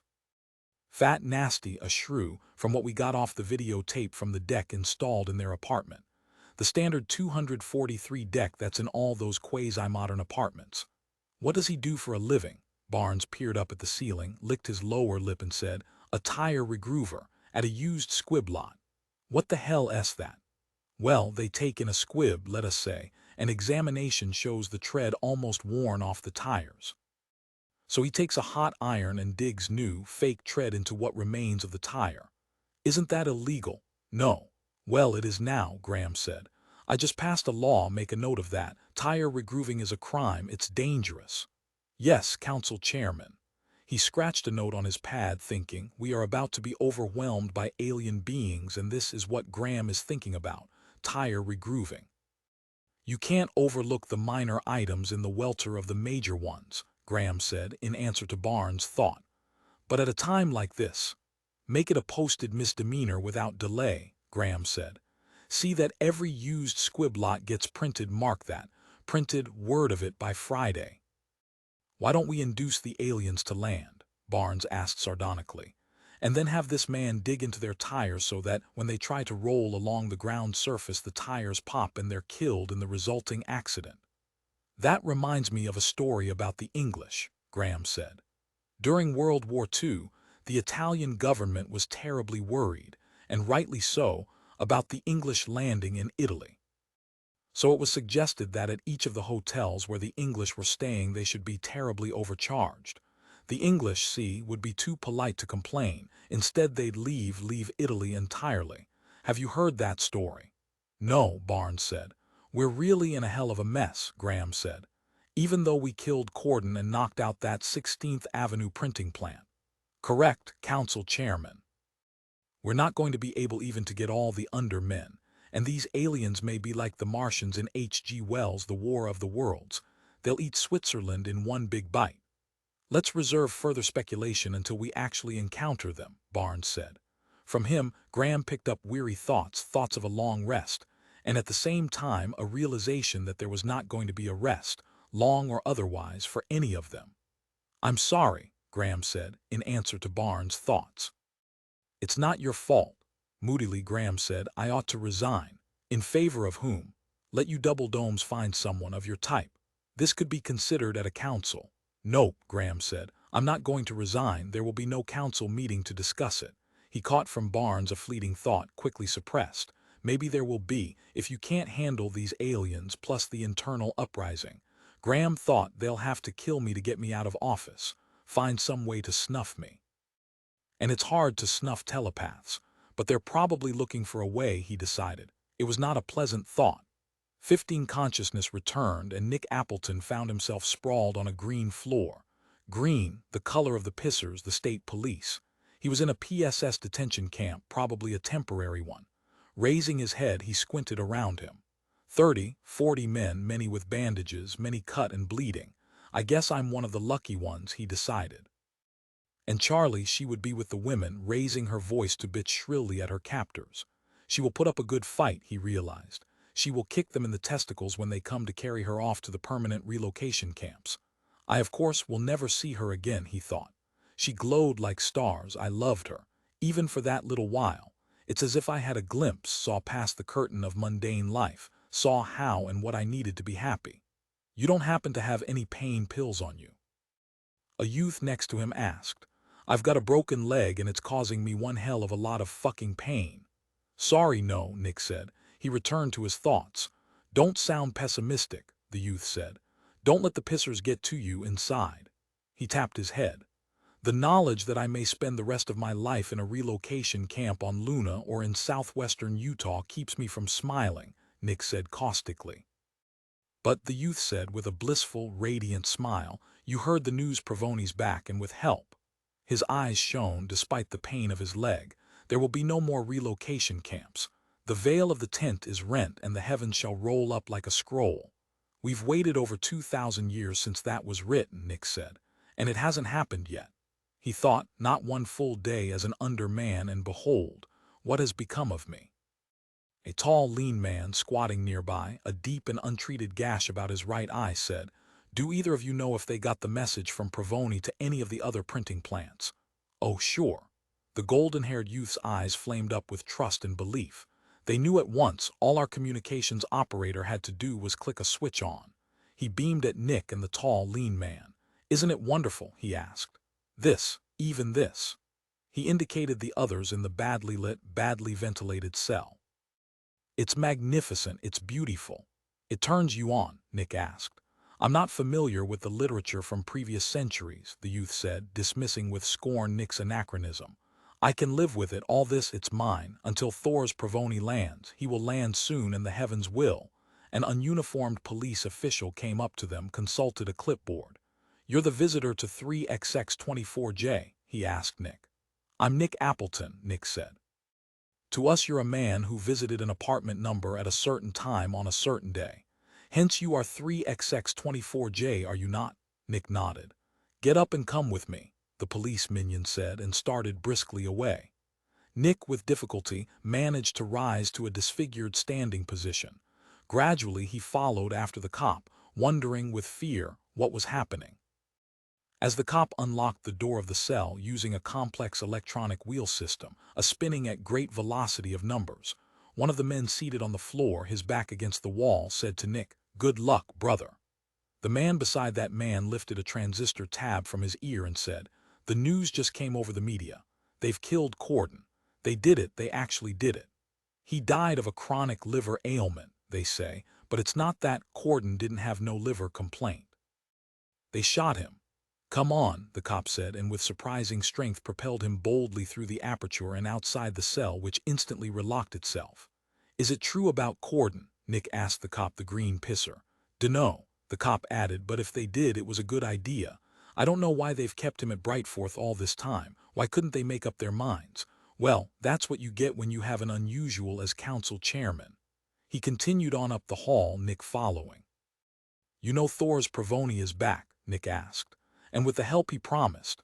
We can handle them," the cop said. "Why do you think so?" "Shut up and keep walking," the cop said, his large head, his new man expanded cranium bobbing venomously. He looked angry and aggressive, looking for an opportunity to use his metal stick on someone, and Nick thought he'd snuff me right here and now if he could. But he has orders to fulfill.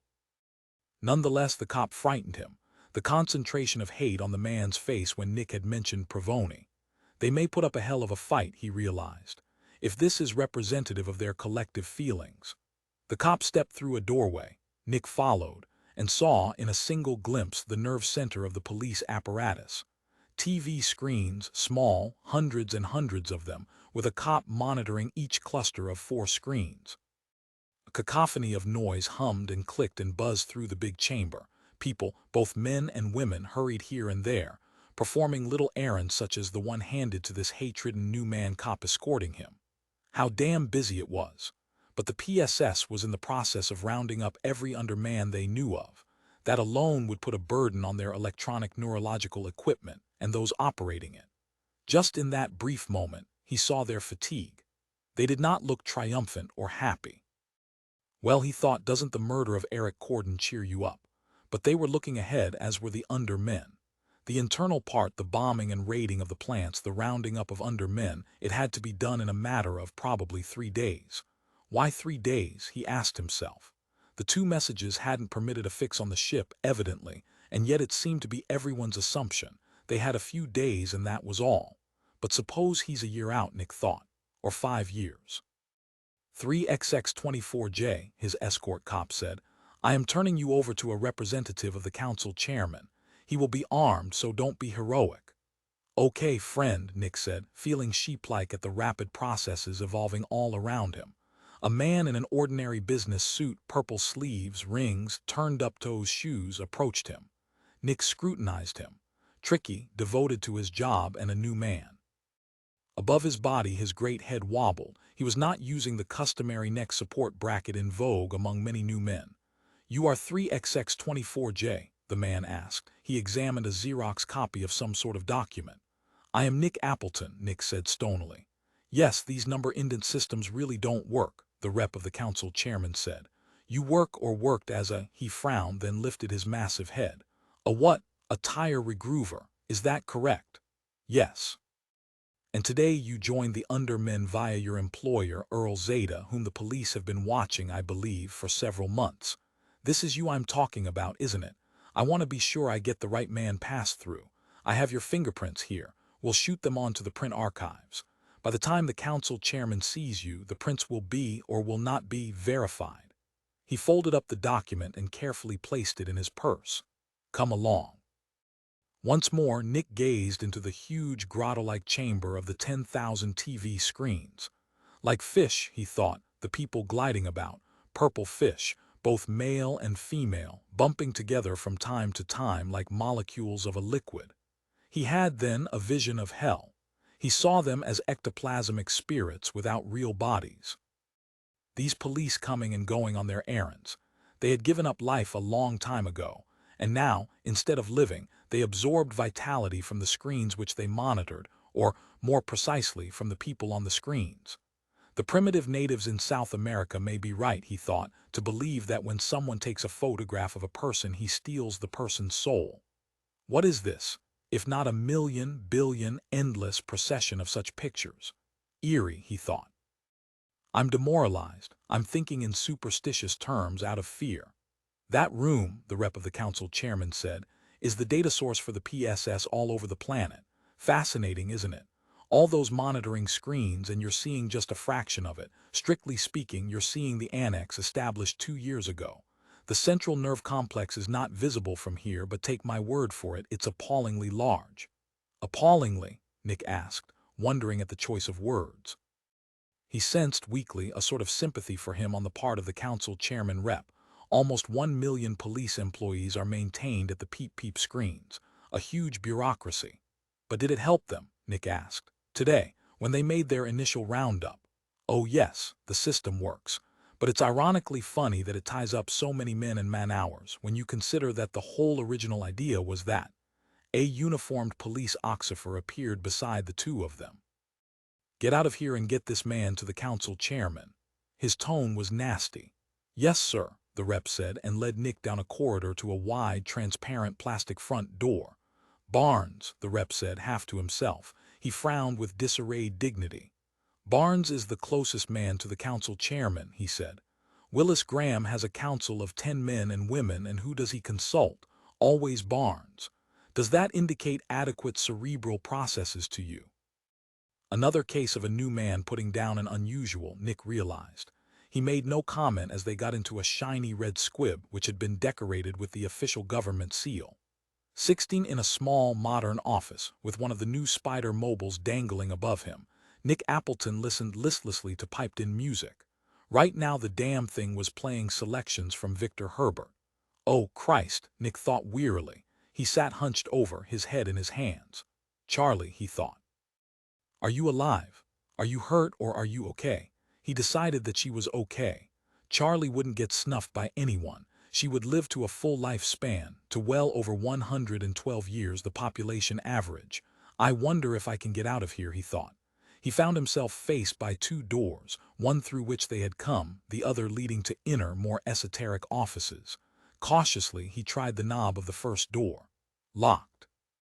So with utter stealth he approached the door leading to the inner offices. He turned the knob, held his breath, and found it locked too. And it set off an alarm. He could hear it clanging. Damn, he said savagely to himself. The inner door opened. There stood Police Director Barnes, impressive in his well-decorated green uniform, the lighter green variation worn by top police circles only. They stood staring at each other. 3XX24J, Director Barnes asked. Nick Appleton. 3XX24J is an apartment address and not even my own, or it was. Your men have probably looted it by now, looking for coordinate material. He thought then for the first time about Cleo. Where is my wife? He demanded. Was she hurt or killed? Can I see her? And my son, he thought, him especially. Barnes twisted his head, called back over his shoulder. Check 7Y3ZRR and see if the woman is in good condition. The boy too, let me know at once. He turned back to confront Nick. You don't mean that girl you had with you in that room at the 16th Avenue printing plant. You mean your legal wife. I want to know about both of them, Nick said. The girl with you at the plant is just fine. He did not elaborate, but there it was, Charley had survived. He thanked God for that. Do you have any more questions you want to ask me before we meet with the council chairman? Nick said. I want an attorney. You can't have one because of the enabling legislation passed last year forbidding legal representation to anyone already arrested. An attorney couldn't have helped you anyhow, even if you had seen him before your arrest, because your crime is political in nature. What's my crime? Nick said. Carrying coordinate literature. That's 10 years in a relocation camp. Being in the presence of other known coordinates. 5 years. Found in a building where illegal written material. I've heard enough, Nick said. About 40 years in all, as it stands in the books. But if you're helpful to me and the council chairman, perhaps we could run your sentences simultaneously. Let's go in. He pointed at the open door and Nick, wordlessly, passed on through into a gloriously decorated office, or was it an office? A huge bed filled half the room, and in the bed, propped up on pillows, lay Willis Graham, supreme ruler of the planet, his lunch on a tray resting on his middle. Scattered over the bed was every kind of written material possible, He made out the color codes of a dozen government departments. It did not appear that they had been read. They were too perfect in condition. Mint. "Miss Knight," Willis Graham said into the face microphone, adhering to one flabby jowl, "come take these chicken a la king type dishes away. I'm not hungry." A slender, almost bosomless woman entered and whisked the tray away. "Would you like some?" she began, but Graham cut her off with a chopping motion of his hand. She became instantly silent and continued on out of the room with the tray. "Do you know where my food comes from?" Willis Graham asked Nick. "The building cafeteria, that's where." Why the hell, he was speaking now to Barnes. Why the hell didn't I set up a special kitchen for myself alone? I must be insane. I think I'll resign. You new men are right, we're just freaks, we unusuals. We're not forged from the right material to rule. Nick said, "I could take a cab over to a good restaurant like Flores and pick you up." "No, no," Barnes said sharply. Graham turned to glance at him with curiosity. "This man is here for an important reason," Barnes said hotly. "He is not a domestic servant. If you want a better lunch, send out one of your staff. This is the man I told you about." "Oh, yes," Graham said, nodding. "Go ahead, interrogate him." Barnes seated himself in a stiffly upright chair of the mid-1820s period, probably French. He brought forth a tape recorder, touched the on button. "Your identity," Barnes said. Nick, seating himself on an overstuffed chair facing Barnes, said, "I thought I was brought here to see the council chairman." "You were," Barnes said. "Chairman Graham will intervene from time to time to inquire further about the matter at hand. Am I correct, council chairman?" "Yeah," Graham said, but his heart didn't seem to be in it. They're all exhausted, Nick thought. Even Graham, especially Graham. It's been the waiting, it's undermined them. Now that the enemy is here, they are too enervated to respond. Except, he thought, they did do a good job on the 16th Avenue press. Perhaps the ennui did not extend down to the lower levels in the police hierarchy, perhaps only those at the top, who knew the real situation. He stopped his thoughts abruptly. "Interesting material circulating in your mind," Graham the telepath said. "That's right," Nick said. "I forgot." "You're absolutely right," Graham said. "I'm exhausted, but I can be exhausted most of the time. The work is carried on by department heads who I have complete trust in."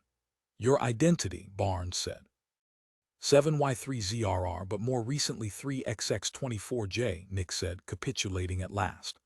"Earlier today you were arrested at a coordinate printing plant. Are you an underman?" "Yes," Nicholas Appleton said. A moment of silence passed. "When," Barnes said, "did you become an underman, a follower of the demagogue Corden and his vicious publications?" "That I became an underman," Nick said, "when we got back the results of our son's civil service test. When I saw how they had managed to test him on the basis of questions he could never possibly know or understand. When I realized that all my years of trust in the government had been wasted.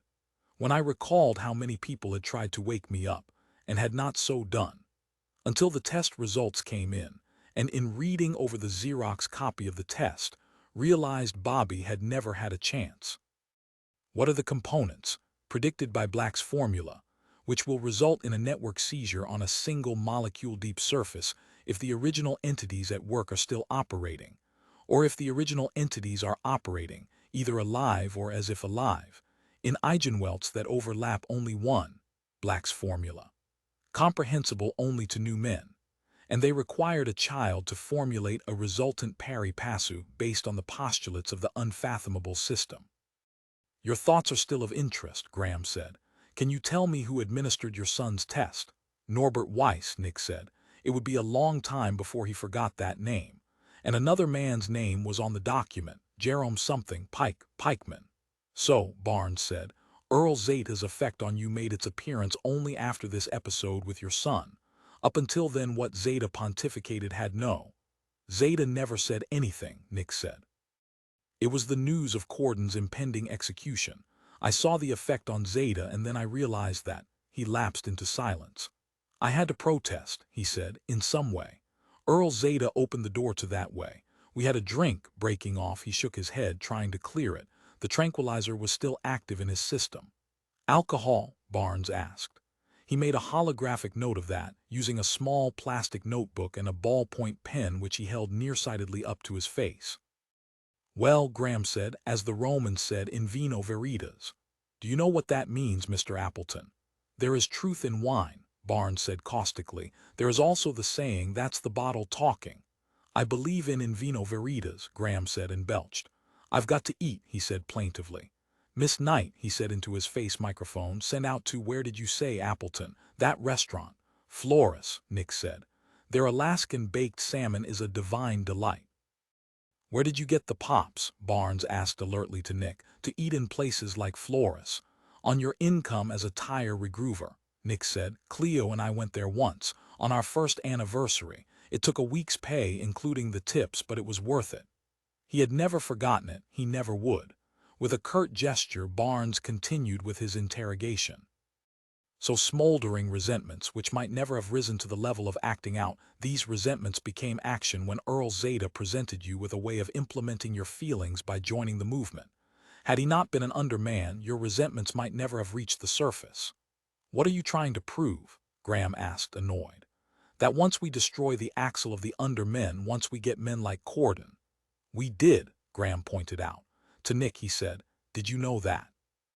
That Corden died of a long-term liver condition which was irreversible and no transplant was available. You heard it on the radio, TV. I heard it, Nick said, that he had been shot to death by an assassin sent to his cell. That's not true, Graham said. He didn't die in his cell, he died on the operating table of the prison hospital during an attempt to put an artificial organ in him. We did everything we could to save him. No, Nick thought. No, you didn't. You don't believe me. Graham said, reading his mind. He turned toward Barnes. There's your statistic, the embodiment of natural man, of old men, and he doesn't believe Corden died naturally. Can we extrapolate from that there will be a general planet-wide disbelief? Sure can, Barnes said. Well, damn it, Graham said. I don't care what they believe, it's all over for them. It's just rats here and there in the gutter, waiting for us to zarp them one by one. Wouldn't you say that, Appleton? Joiners like you don't anymore have a place to go and leaders to listen to. To Barnes he said, so when Provoni lands there won't be anybody to greet him. No throngs of the faithful, they'll have melted away, as Appleton here would do. Only he got caught, so it's Southeast Utah for him, or Luna if he prefers. You prefer Luna, Mr. Appleton. Mr. 3XX24J, Nick said, choosing his words carefully. I've heard it said that whole families have gone intact to relocation camps. Is that true? You want to be with your wife and son, but they're not charged. Barnes bared a notched fang, pursuing the idea to its conclusion. We could charge them with. You'll find attractive Cordens in our apartment, Nick said. As soon as he said it, he wished, God, how he wished he hadn't said it. Why did I do that, he asked himself. But we should be together. And then he thought of little tough Charley with her large black eyes and her pushed-in nose, her hard, slim, breastless body. And always her cheery smile, like a character out of Dickens, he thought. A chimney sweep, a Soho thug, conning her way out of trouble, talking someone into something. Anyhow talking, and always with her special lit-up smile, as if the world were a great furry dog which she longed to hug. Could I go with her, he wondered, instead of Cleo and Bobby? Should I go with her if it's legally possible? It's not, Graham said from his bed of enormous size. What's not? Barnes demanded. Graham said leisurely, he wants to go with that girl we found with him at the 16th Avenue printing plant. You remember her?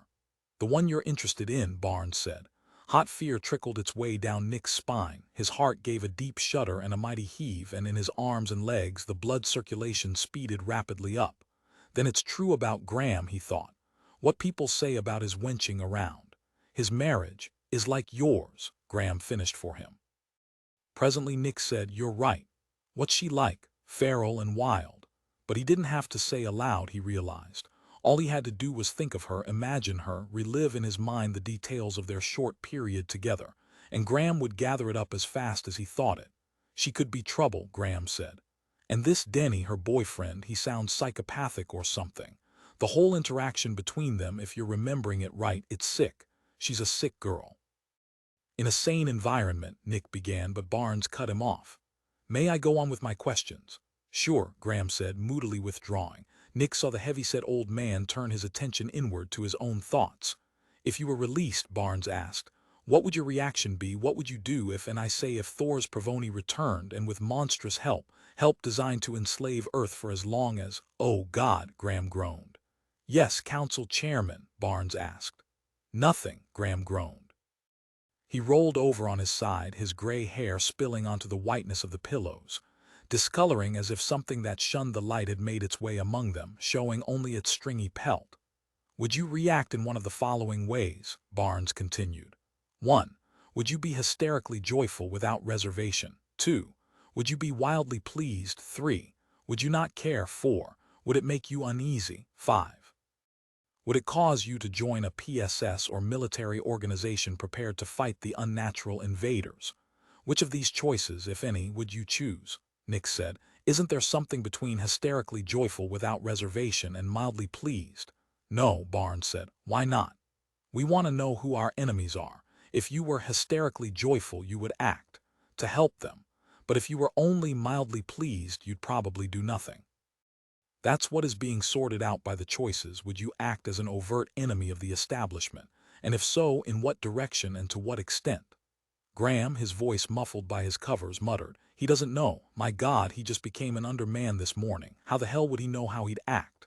But, Barnes pointed out, he's had years to think about Provoni's return. Don't forget that. His reaction, whatever it is deeply grounded. To Nick he said, choose an answer. After a pause, Nick said, It depends on what you do with Charley. Try and extrapolate that, Graham said to Barnes and chuckled. I can tell you what is going to be done to Charley. She'll be brought here, safe from the demented psychopath, that Denny or Benny or whatever his name is. So you shook off the purple sea cow, very good. But she may have been lying when she said no one else ever had. You didn't think of that. She wound you around her little pseudo-podium, didn't she? All of a sudden you were saying to your wife, if she goes, I go. And your wife said go, which you did, and all that without any warning. You brought Charlotte to your apartment, made up a lie as to how you got involved with her, and then Cleo found the coordinate tracked, and blam, that was it. Because it gave her what a wife likes best. A situation in which her husband has to choose between two evils, between two choices neither of which is palatable to him. Wives love that. When you're in court divorcing one, you get presented with a choice between going back to her or losing all your possessions, your property, stuff you've hung onto since high school. Yeah, wives really like that. He buried himself deeper into the pillows. Interview over, he mumbled sleepily.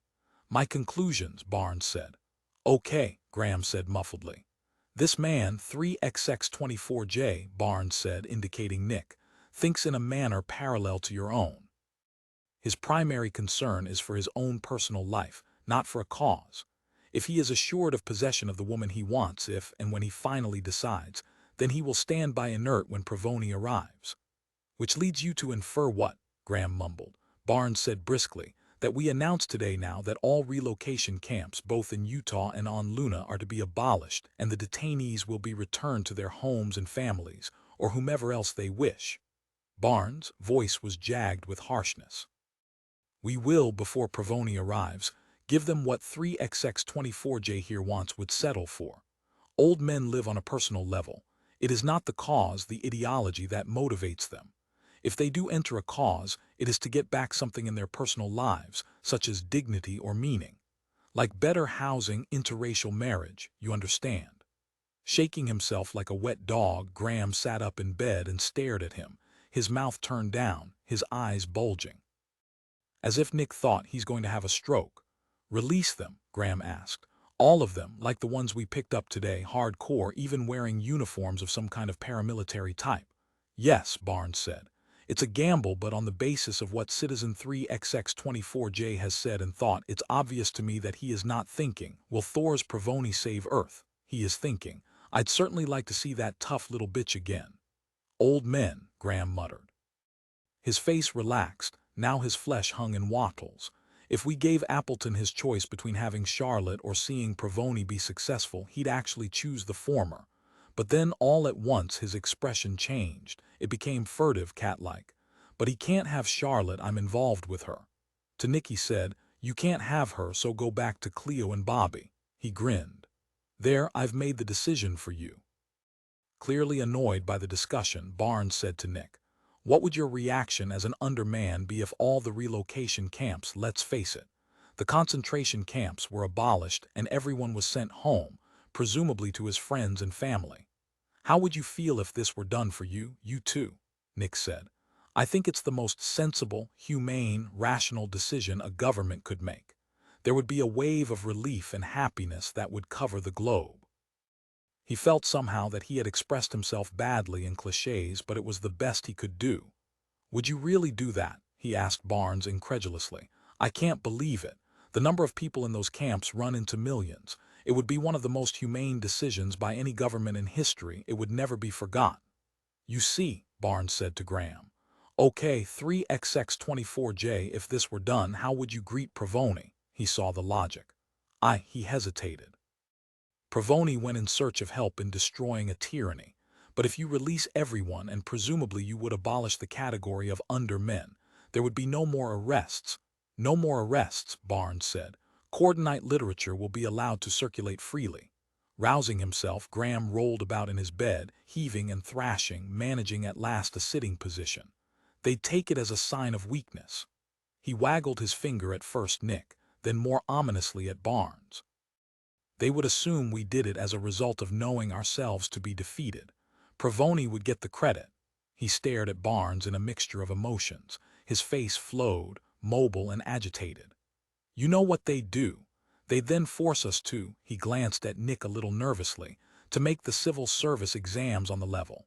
In other words, we'd give up our absolute control over who comes into the governmental apparatus and who goes out." "We need brain help," Barnes said, chewing on the flat end of his ballpoint pen. "You mean another double-dome Superman like yourself?" Graham spat out the words. "To overrule me. Why don't we have a plenipotentiary meeting of the Extraordinary Committee for Public Safety? At least that way we'll have your kind and my kind equally represented." Barnes said thoughtfully, "I would like to have Amos Ild brought in, to get his opinion. It would take 24 hours to assemble the committee. We could have Ild here in half an hour. He's in New Jersey working on the big ear, as you know. That fucking enemy of the unusuals. Up yours, Barnes, up yours all the way. I'll never submit to the opinions of a head shaped like a pear with God knows what loose nuts and bolts floating around inside." Barnes said, "Ild is the foremost intellectual on the planet today. We recognize him as that. Obviously you do too." "Dithering," Graham said, "he's trying to make me obsolete. He's trying to destroy the two-entity system that has made this world a paradise for." "Then I'll merely go ahead and have the camps open," Barnes said, "with no concurring or dissenting opinions from anyone." He rose to his feet, put his pad of paper and pen away, picked up his briefcase. "Isn't it true?" Graham asked. "Isn't he trying to undermine the unusuals? Isn't that the real purpose of the big ear?"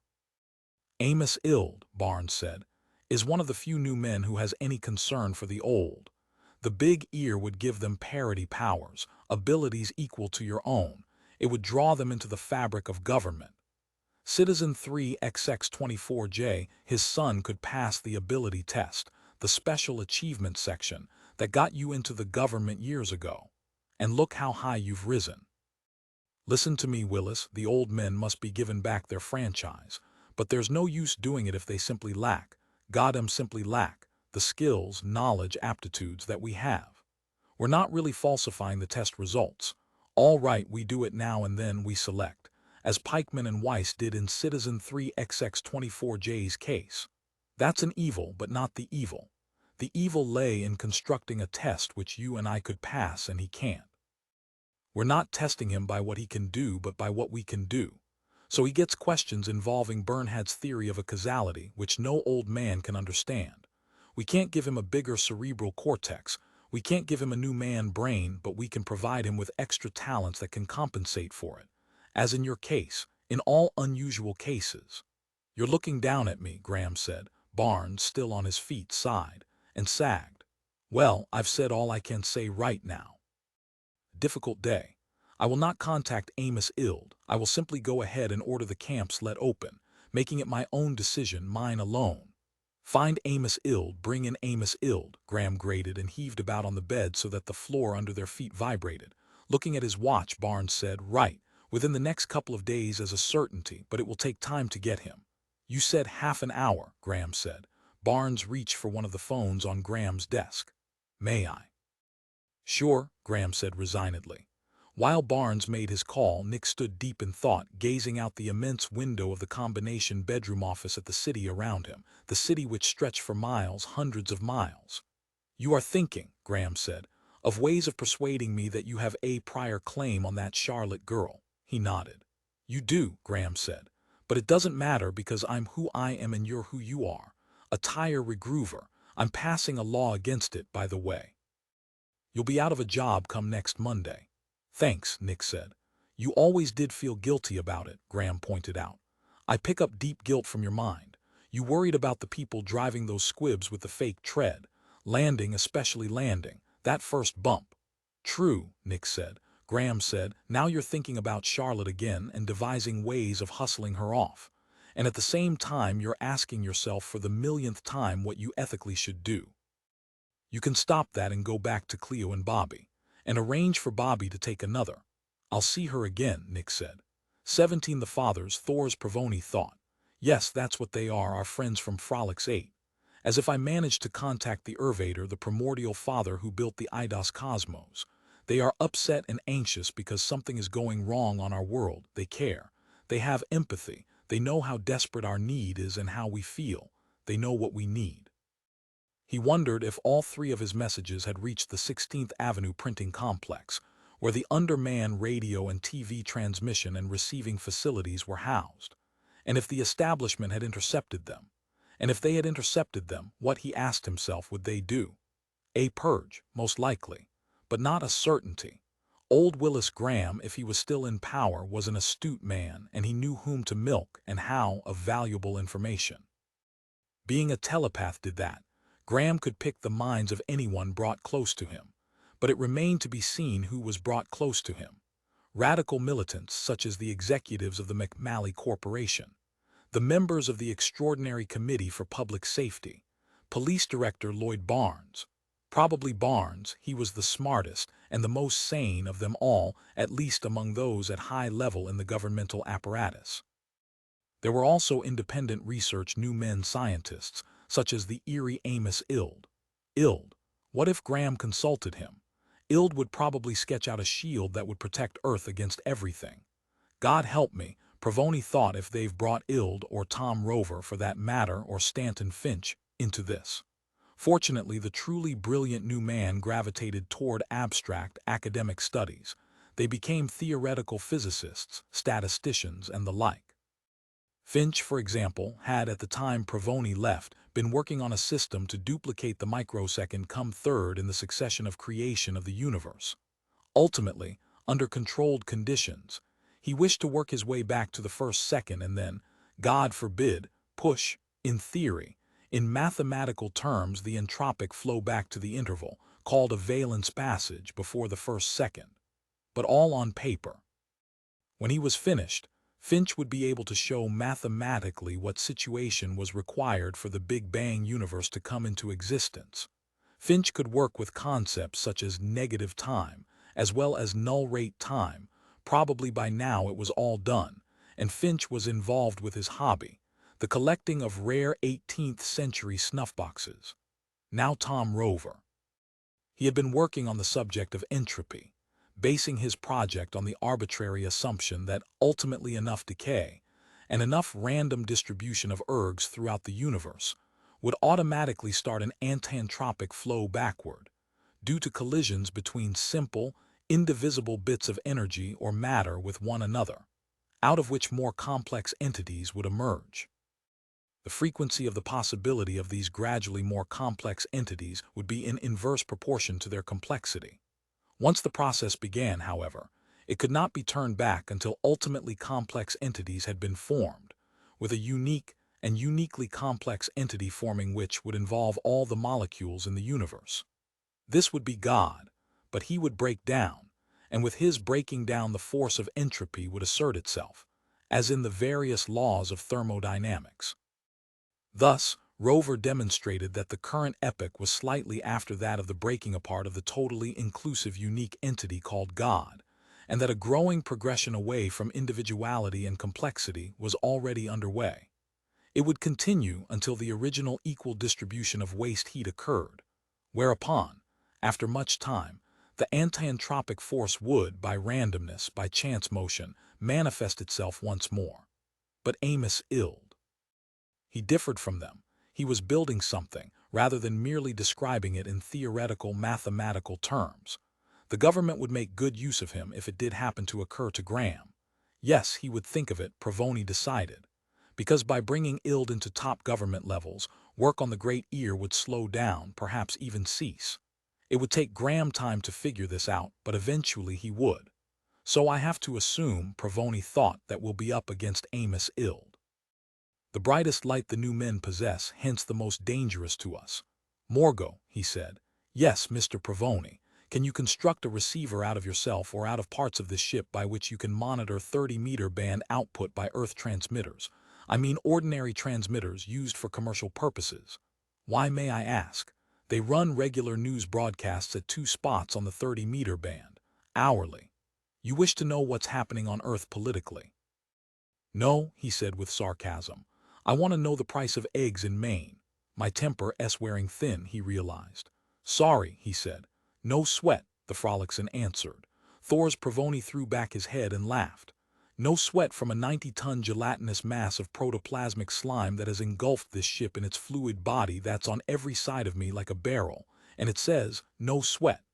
This kind of usage would surprise the new men when they reached Terra. After all, it had learned his vocabulary and mannerisms, which were not the King's. I can pull the 16-meter band, Morgo said presently. Will that do? There seems to be considerable traffic on it. Not the kind I want, he said. The 40-meter band then. Okay, Provoni said irritably. He put on the headphone, turned the variable condenser of his receiving rig. Crosstalk came and went, and then for an instant he had a news broadcast.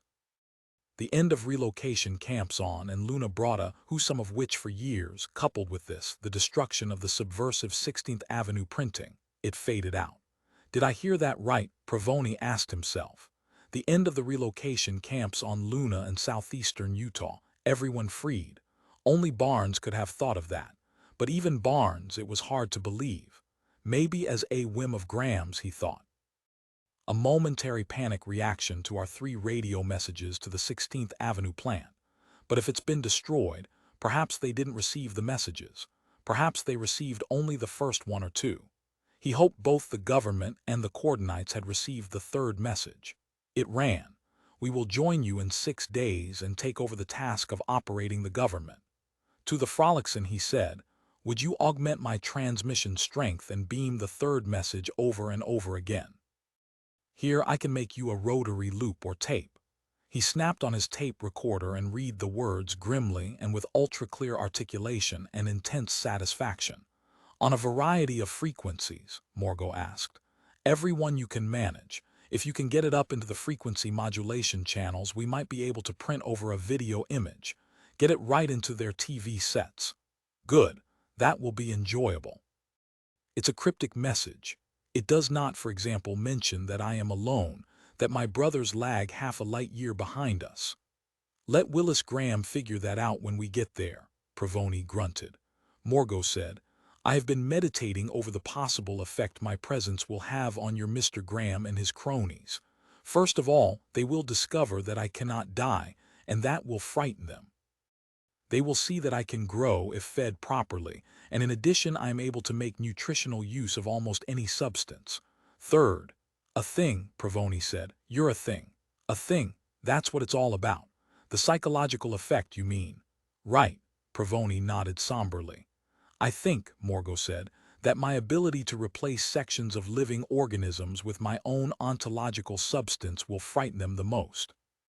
When I manifest myself smallly, as say a chair, consuming the actual object as a source of energy, this event in miniature so they can understand it will panic them. As you have seen, I can replace any object with myself. There is no viable limit to my growth, Mr. Provoni, as long as I am fed. I can become the entire building in which Mr. Graham works. I can become an apartment building of 5,000 people." And Morgo hesitated. "There is more. But I will not at this time discuss it." Provoni meditated. The Frolix8 had no specific shape. Their historic method for survival was to mimic objects or other living creatures. Their strength lay in the fact that they could absorb creatures, become them, using them as fuel, and then abandoning their empty husks. This process, like that of cancer, would not easily be uncovered by Graham's detection police apparatus. Even when the transformation process reached vital organs, the imitated creature could function and survive. Death came when the Frolix8 withdrew, ceased to provide counterfeit lungs, heart, kidneys. A Frolix8 liver, for example, could function as well as the authentic liver it replaced, but it declined to remain once it had devoured everything of value. Most frightening of all was the Frolix8 invasion of the brain. The human, or other invaded organism, suffered from pseudopsychotic thought processes which he did not recognize as his own, and he would be correct. They would not be. And gradually, as the brain became absorbed and replaced, all of his thought processes would be Frolix8. And at that point the Frolix8 abandoned him, and he ceased to be, utterly empty of psychic content. Fortunately, Pravoni mused, you're selective in your choice of hosts since you have no interest in or intention of populating Earth and bringing to an end the life of humanoid organisms. All you're going after is the governmental structure. And once that's done, he mused, you will retire, won't you? Yes, Morgo said, listening to his thoughts. You're not lying, Pravoni asked. The Frolix8 let forth a cry of pain. All right, Pravoni said hastily. I'm sorry. But suppose. He did not finish, at least not aloud. But his thoughts jumped to the ultimate conclusion. I have sent a race of murderers to Earth to destroy everyone equally. Mr. Pravoni, Morgo said, this is why I and only I am here with you. We want to try to settle matters without a physical conflict, as would happen when my brothers arrive, happen then because we will not call on them unless needed for open warfare. I will negotiate a basic change in the establishment of your planet. That establishment will agree. In the news item you monitored, it mentioned that the concentration camps have been opened. They are doing it to placate us, are they not? Not from weakness on their part, but from their desire to avoid an open fight to present a united front. Your race is xenophobic, and I am the ultimate foreigner. I love you, Mr. Pravoni. I love your people, insofar as I know them through your mind. I will not do what I can do, but I will make them know what I can do. In your mind's memory section, there is a Zen story about the greatest swordsman in Japan. Two men challenge him. They agree to row out to a small island and fight there. The greatest swordsman in Japan, being a student of Zen, sees to it that he is last to leave the boat. The moment the others have leaped out onto the shore of the island, he pushes off, rows away, leaving them and their swords there. Thus he proves his claim for what he is. Indeed, he is the finest swordsman in Japan.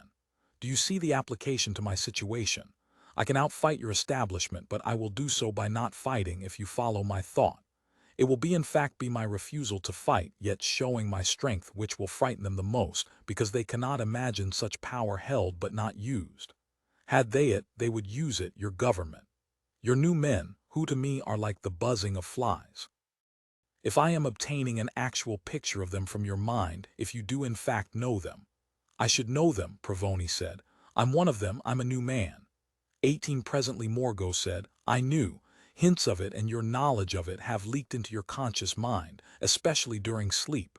So I'm a double renegade, Pravoni said starkly. Why did you break with your fellows? Voni said, there are 6,000 new men on Earth, ruling with the help, such as it is, from 4,000 unusuals. 10,000 in a civil service hierarchy that cuts everyone else out. 5 billion old men with no way. He lapsed into silence, and then he did a surprising thing. He raised his hand, and a plastic cup of water floated directly to him, depositing itself in the grip of his hand. You are an unusual too, Morgo said. A TK, he added, that I did not guess. Pravoni said, as far as I know, I'm the only fusion of new man and unusual. I'm a freak, splitting off from other freaks. How far you could have gone in the civil service, consider as you must have what rating you could score. Oh hell, I was 003. Not overtly, but when I had tests administered to me sub rosa, I could have challenged Graham. I could have challenged any of them. Mr. Pravoni, the Frolix8 said, I do not see why you failed to work from within. I couldn't dislodge 10,000 civil servants from G1 to 003, all the way up to the Extraordinary Committee for Public Safety and Council Chairman Graham. But that was not the reason, and he knew it. I was afraid, he said, that if they found out they would kill me. My parents were afraid when I was a child. All of them, new men, unusuals, and the old men and under men. I could harbinger a race of supermen. If it became public, the upheaval would be vicious, and I would, he gestured, disappear, and they would begin to watch for others like me. It never occurred to anyone that a person might emerge who comprised both types, the Frolix8 said. That is, theoretically, before they tested you. Like I said, my tests were private. My father was at a G4 rating as a new man, and he secretly arranged for the tests, after he saw my TK ability, and knew, in addition, that I had nodes of Rogers sticking from my brain like pencil stubs. It was my father who made me wary, God rest his soul. You know, these great planet-wide and interplanet-wide wars break out, and everyone is supposed to be thinking of the ideologies involved. Whereas in actuality, most people simply want a good, safe night's sleep. He added, a statement I read, literature on a pill. It said, in fact, that many persons who were suicidally inclined really wanted a good night's sleep, and they thought they'd find it in death. Where are my thoughts taking me? He wondered. I haven't thought of suicide in years, not since I left Earth. You need sleep, Morgo said. I need to know if my third message is getting through to Earth, Provoni said gratingly. Can we really reach Earth in just 6 more days? Ghosts had begun to haunt him. Fields and pastures, the vast floating cities on Earth's blue oceans, the domes on Luna and Mars, New York, the kingdom of LA, and especially San Francisco, with its quaint, fabulous, old-time BART, rapid transit system, built back in 1972 and for sentimental reasons still used. Food, he thought. Steak with mushrooms, escargots, frogs' legs, which to be tender had to be frozen in advance, which most people did not know, including many otherwise good restaurants. Do you know what I want? He asked the Frolix8. A glass of ice-cold milk, milk with ice in it, a half-gallon of it. I want to just sit there and drink milk. As you pointed out, Mr. Provoni, Morgo said, a man's real interest is in the immediate and the small. We are on a voyage affecting the lives and hopes of 6 billion people. And yet when you imagine yourself there at last, you imagine yourself sitting at a table on which rests a carton of milk. But you see, Provoni said, they're the same way. There is an invasion of Earth by non-terrestrials, and everyone wants merely to continue living. The myth of the seething, inarticulate mass that's searching for a spokesman, a leader, that would be Corden. But how many people really care? Maybe even Corden doesn't care, not terribly. Do you know what the French gentry were afraid of during the Revolution? They were afraid someone would come in and smash their pianos. Their narrow vision, he broke off. Which even I share, he said aloud, to an extent. You're homesick. It shows up in your dreams. Nightly, you walk the paths of Earth's forests and rise in majestic elevators to rooftop restaurants and drug bars. Yes, drug bars, Provoni said. He had run out of all medication long ago, fun and otherwise, including, of course, all the mind-affecting pills. I'll sit there at a drug bar, he said to himself, and have one capsule, pellet, tablet, and spansule after another. I'll frost myself into invisibility. I'll fly like a raven, like a crow. I'll cackle and chirp my way across the fields of greenhouses, into the sunlight and out of it. In only 6 more days. There is one matter which we have not settled, Mr. Provoni, the Frolix8 said. Are we to make an initial public appearance with great pomp and circumstance, or shall we land in some out-of-the-way area where we won't be seen, and begin operations slowly from there? You could move freely about if the latter. You could see and enjoy your fields of wheat, your rows of Kansas corn. You could rest, take your pills, and if you don't mind my saying it, shave, bathe, get clean clothes, freshen yourself up. Whereas if we drop down in the middle of Times Square, it doesn't matter whether we land in the middle of Times Square or in a Kansas pasture, Provoni said. They'll be maintaining constant radar alert looking for us. They may even attack us or try to attack us with ships of the line before we even reach Earth. We can't be inconspicuous, not with you weighing 90 or so tons. Our retro rockets will light up the sky like Roman candles. They can't destroy your ship. I'm wrapped around it entirely now. I understand, but they don't. They may try anyway. How will I look when I emerge? He asked himself. Grimy, dirty, given to unclean habits, but wouldn't they expect that? Wouldn't the crowd understand that? Maybe that is exactly the way I should appear.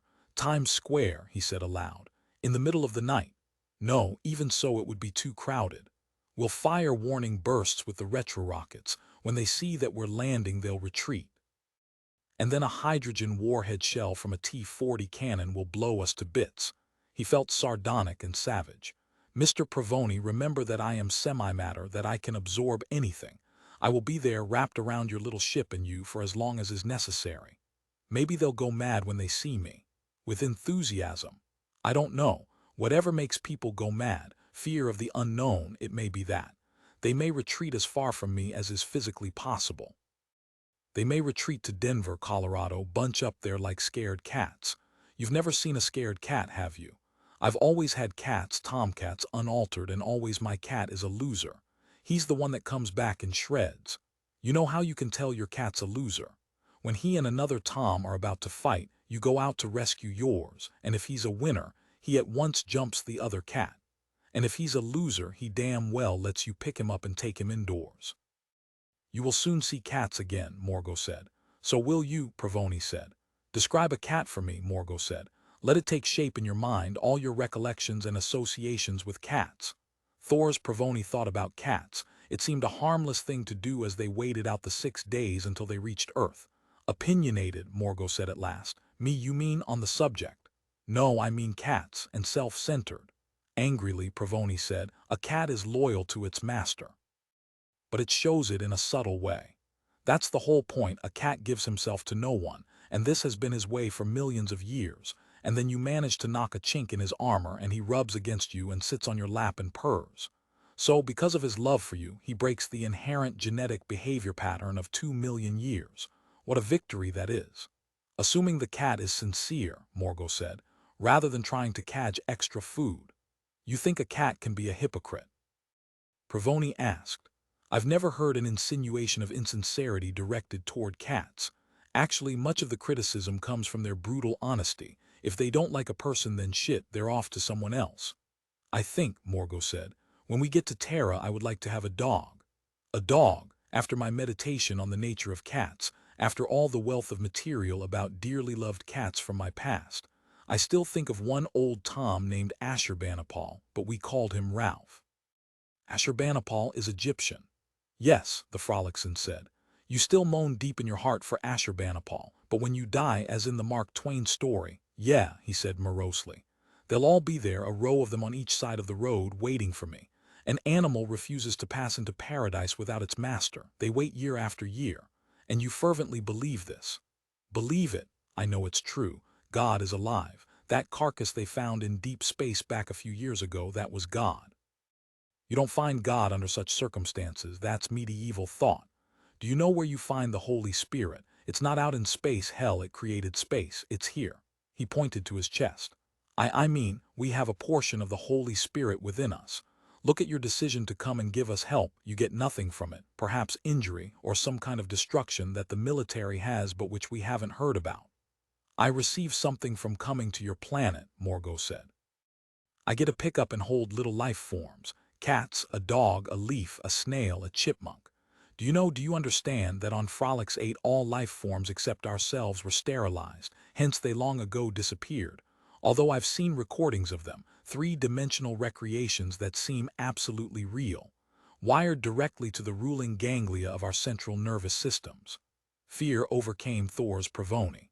That bothers you, Morgo said, that we would do that. We ourselves, we were growing, dividing, growing. We needed to urbanize every inch of our planet. The animals would starve, and we preferred using a sterilizing gas, utterly painless.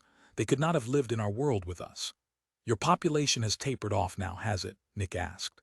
The fear still lay inside him like a coiled snake, waiting to unwind to show its poisonous fangs. Morgo said we always could use more room. Like Earth, Provoni thought. No, there's already a dominant sentient species there. We are forbidden by the civil wing of our ruling circles to, Morgo hesitated. Military, Provoni said in wonder.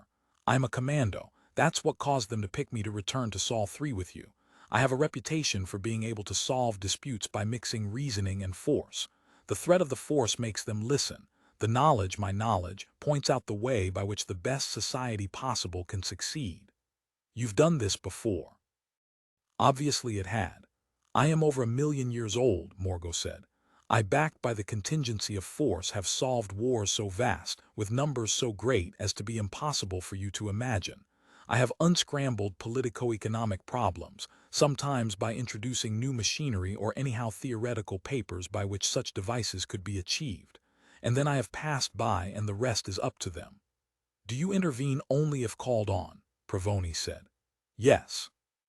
So in essence, you help only civilizations which have been able to produce transstellar drives, to get their messenger there, where at last you notice him, but some medieval society with longbows and pig helmets. Our theory, Morgo said, as to this is interesting. At the longbow level, in fact at the cannon level, and airships, water ships, bombs, it is none of our business. We don't want it to be, because our theory tells us that they cannot destroy their race or their planet. But when hydrogen bombs are built, and technocracy has enabled them to build interstellar, I don't believe it, Pravoni said flatly. Why? The Frolix8 explored his brain deftly but with his customary reverence. Oh, I see, he said. You know that they create hydrogen bombs long before they develop an interstellar drive. You are right. It paused. All right, then. We allow ourselves to get involved only when approached by a ship capable of interstellar flight.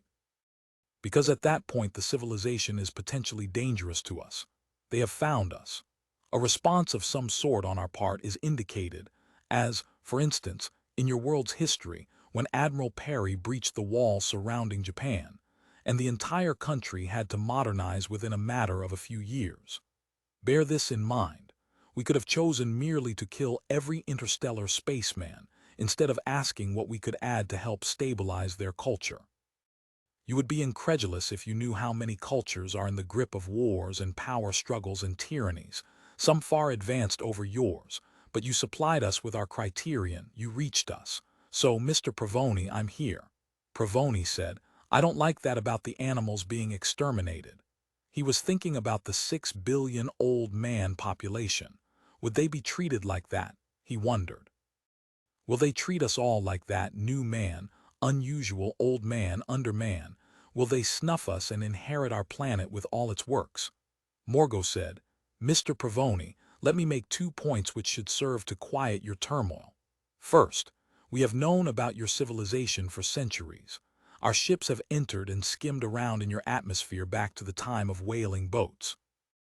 We could have taken over any time if we so desired.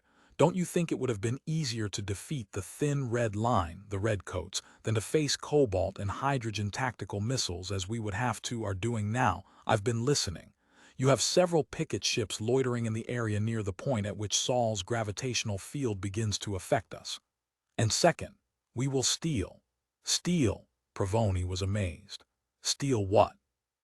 Countless diversions of yours.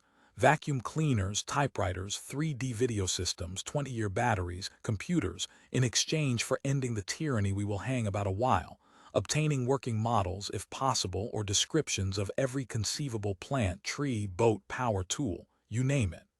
But you're technologically advanced over us. Morgo said in a pleased voice. It doesn't matter. Each civilization on each planet develops unique idiosyncratic tools, manners, theories, toys, acid-resistant tanks, merry-go-rounds. Let me ask you this. Suppose you could be transported back to England in the 18th century, and you could take back with you whatever pleased you. Wouldn't you cart away a good deal? Paintings alone, but I see that you understand. We're quaint, Pravoni said furiously. Yes, that expresses it. And quaintness is one of the great use constituents in the universe, Mr. Pravoni. It is a subdivision of the principle of uniqueness, which your own Mr. Bernhard explained in his theory of a causality measured by 2 axes. Uniqueness is unique, but there are what Bernhard called quasi-uniquenesses, of which many. I ghosted Bernhard's theory for him, Pravoni said. I was a smart-assed young college kid, one of Bernhard's teaching assistants. We prepared all the data, the citations, everything, had them published in Nature, with only Bernhard's name on it in 2103. I was 18. Now I'm 105. He grimaced. An old man in a different sense, but I'm still alive and active. I can still piss and stink and eat and sleep and screw. Anyhow, you read about people living to be 200 years old, born back around 1985, when the aging virus was isolated, and antigeratelic compounds were mainlined by 40% of the population. He thought then about the animals, and about Earth's 6 billion who were going nowhere, except, perhaps, the absolutely gigantic relocation camps on Luna with their opaque tank sides. The prisoners were not even allowed to see the landscape around them. Must be 12 to 20 million old men in those camps, he pondered. An army. Where'll they go on Earth? 20 million, 10 million apartments, 20 million jobs and all non-G not civil service. Graham may be handing us a hot potato, he said to himself. If we take over the functions of government even briefly, we'll have to process them. We might, incredibly, find ourselves putting them back in the camps on a temporary basis. Jesus, he thought, how ironic can you get? Morgo Ron Weil said suddenly, a man-o-war portside. What? Check your radar screen. You'll see a blip, a ship, a large one moving very fast, too fast for a commercial vehicle coming directly at us. A pause. On a collision course, they're going to sacrifice themselves to stop us. Can they? Patiently, Morgo said. No, Mr. Provoni. Even when they have mounted 88 hydrogen warheads or 4 hydrogen warhead torpedoes. I'll wait, Provoni thought as he bent over his radar screen until I see it. Because this is obviously one of those fast new LR-82s, he rubbed his forehead wearily. No, that was 10 years ago, I'm living in the past. Anyway, he said, it's a fast ship. Not as fast as ours, Mr. Provoni, Morgo said. The gray dinosaur boomed and shuddered as rocket engines were fired. Then the characteristic whine that came from entering hyperspace. The ship followed. There on the screen once more it hung, and it moved closer with each second, all its main engines firing in a brilliant nimbus of dancing, flaming, yellow light. I think it ends right here, Provoni said. 19 notification reached Willis Graham with no delay. To the members of the Extraordinary Committee for Public Safety, gathered about his bed in his office bedroom, he said, propping himself bolt upright among the pillows, listen to this. Badger has gray dinosaur on its siders. Dinosaur has begun evasive maneuvers. We are closing rapidly. I can't believe it, Graham said happily. To the committee members he said, I called you here because of this third transmission we got from Provoni. They'll be here in 6 days. He stretched, yawned, grinned around at them. I was going to tell you how fast we have to act to open the relocation camps, as well as stopping our crackdown on under men still at large and blowing up their transmitters and printing presses and like that. But if Badger pulverizes Dinosaur, then that's it. We can go on as if nothing has happened, as if Provoni never made it back here at all. But the first 2 notes were telecast, Fred Rayner, the Interior Minister, said bitingly. Well, we'll not disclose it about the third message, about them landing here in 6 days and taking over the government and all that. Mr. Council Chairman, Duke Bostrich, Minister of State, said, the third message is coming in, so help me God, on the 40-meter band, so it's been picked up here and there all over the world. By this time tomorrow, everyone will know. But if Badger gets Dinosaur, it won't matter. Graham inhaled deeply, reached to take an amphetamine capsule to soar even higher in this sudden, unexpected moment of greatness. You know, he said to them all, especially Patty Platt, Minister of Defense, who had never liked or respected him. You know, it was my idea to station ships like Badger out there 5 years ago, picket ships, not heavily armed. We know the gray dinosaur isn't armed, so even a picket ship can destroy it. Sir, General Heffel said, I am familiar with the T-144 class of picket ships, the class including Badger. Because of the long periods they must remain in space and the distances they need to cover, they are built too clumsily to maneuver to where a bow shot, I use that as an example, could effectively be. You mean, Graham said, that my picket ships are obsolete. Why didn't you tell me? Because, General Rayburn with his thin black mustache said, it never occurred to us that 1, Provoni might return, and 2, that a picket ship stationed in some vast area of empty space could sight Provoni if, or I suppose I should say when, Provoni returned.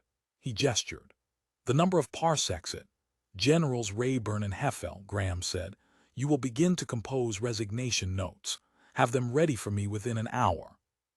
He lay back then, abruptly started up. He pressed a button which turned on his general phone screen.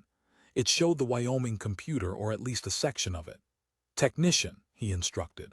A white-smocked programmer appeared. Yes, Council Chairman, Graham said. I want a prognosis on this situation. A T-144 picket ship has encountered gray dinosaur at, he reached for his desk, groping and straining and grunting, at these coordinates. He read them to the technician, who was of course recording these instructions. I want to know, he said, with all facts considered, what are the chances that a T-144 class ship could destroy the gray dinosaur? The technician rewound the tape, then plugged the deck into the computer's input and turned the switch to on. Behind plastic frames, wheels spun around, tapes wound themselves and rewound themselves. Mary Scourby, Minister of Agriculture, said, Why don't we just wait and see the outcome of the battle? Because, Willis Graham said, that damn dinosaur and that donkey Provoni driving it plus their non-terrestrial friend, it may be all souped up with weapons, and a fleet may be following.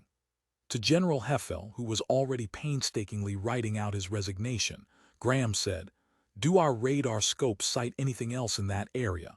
Asked Badger. From his coat pocket, General Heffel brought forth a transmitter receiver. Any other blips seen by Badger? A pause. No. He returned to writing his resignation. The technician in Wyoming said, Mr. Council Chairman, we have the 996D computer's response to your query. It feels that the third message from Thor's Provoni, the one we're picking up on all 40-meter band frequencies, is the critical datum. The computer analyzes that the statement beginning, "We will join you in 6 days," implies that one of the aliens is with Provoni. Not knowing the alien's powers, it cannot compute, but it does go on to answer a correlative. The gray dinosaur cannot outmaneuver a T-144 picket ship for very long. So the unknown variable, the presence of the alien, is too great. It can't compute the situation. I'm receiving a message from the crew monitoring Badger, General Rayburn said suddenly. Be quiet. He tilted his head on one side toward the side of his ear-insert phone. Silence. Badger's gone, General Rayburn said. Gone, a half-dozen voices spoke up at once. Gone, Graham demanded. Gone where? Into hyperspace. We'll know soon because, as has been abundantly shown, a ship can remain in hyperspace for 10, 12, 15 minutes at the most. We won't have to wait long. Dinosaur took off right into hyperspace, General Heffel asked incredulously. That's only done as a last resort, the most extreme evasion measure possible, and they drew Badger into it after them. Maybe Dinosaur has been rebuilt. Maybe its exterior surfaces are now of an alloy that does not decompose rapidly in hyperspace. Maybe they need only to wait until Badger blows up or returns to mutual or paraspace. You know, the gray dinosaur that left this system 10 years ago may not be the gray dinosaur that's coming back. Badger recognized it, General Heffel said. It's the same ship, and if modified, at least not so outwardly. Captain Greco of Badger, before he dropped down into hyperspace, said that it fitted the ident photo made 15 years ago to the last jot and tittle, except, Graham asked, grinding his molars. I've got to stop grinding my teeth, he realized. I broke right through that upper right cap that time. That should have taught me. He leaned back, fooled with his pillows. Except, General Heffel said, some of the exterior sensors were either missing or visibly changed, possibly damaged. And of course the hull was deeply pitted. Badger could see all that, Graham said wonderingly. The new Knudsen radar scopes, the so-called eyepiece models, can be quiet. Graham was consulting his watch. I'll time them, he said vigorously. It's been about 3 minutes already, hasn't it? I'll make it 5 just to be on the safe side. He sat in silence, studying his Omega watch. Everyone else studied his own. 5 minutes passed, 10, 15. Over in the corner, Camelia Grimes, the Minister of Job Opportunities and Education, began to sniffle quietly into her lace handkerchief. He lured them to their death, she half spoke, half whispered huskily. Oh dear, it's so sad, just so sad, all those men lost. Graham said, yeah, that's sad. It's also sad, too, that he got by a picket ship. One chance in what? A billion. That a picket ship would pick it up in the first place. It almost looked like then and there we had him, nailed down, snuffed, as a sight for his alien friends to witness. To General Heffel, General Rayburn said, "Are there any other ships which might pick up the gray dinosaur when and if it emerges from hyperspace?" General Heffel said, "No." "So we won't know if it emerged," Graham said. "Maybe it was destroyed too, along with Badger."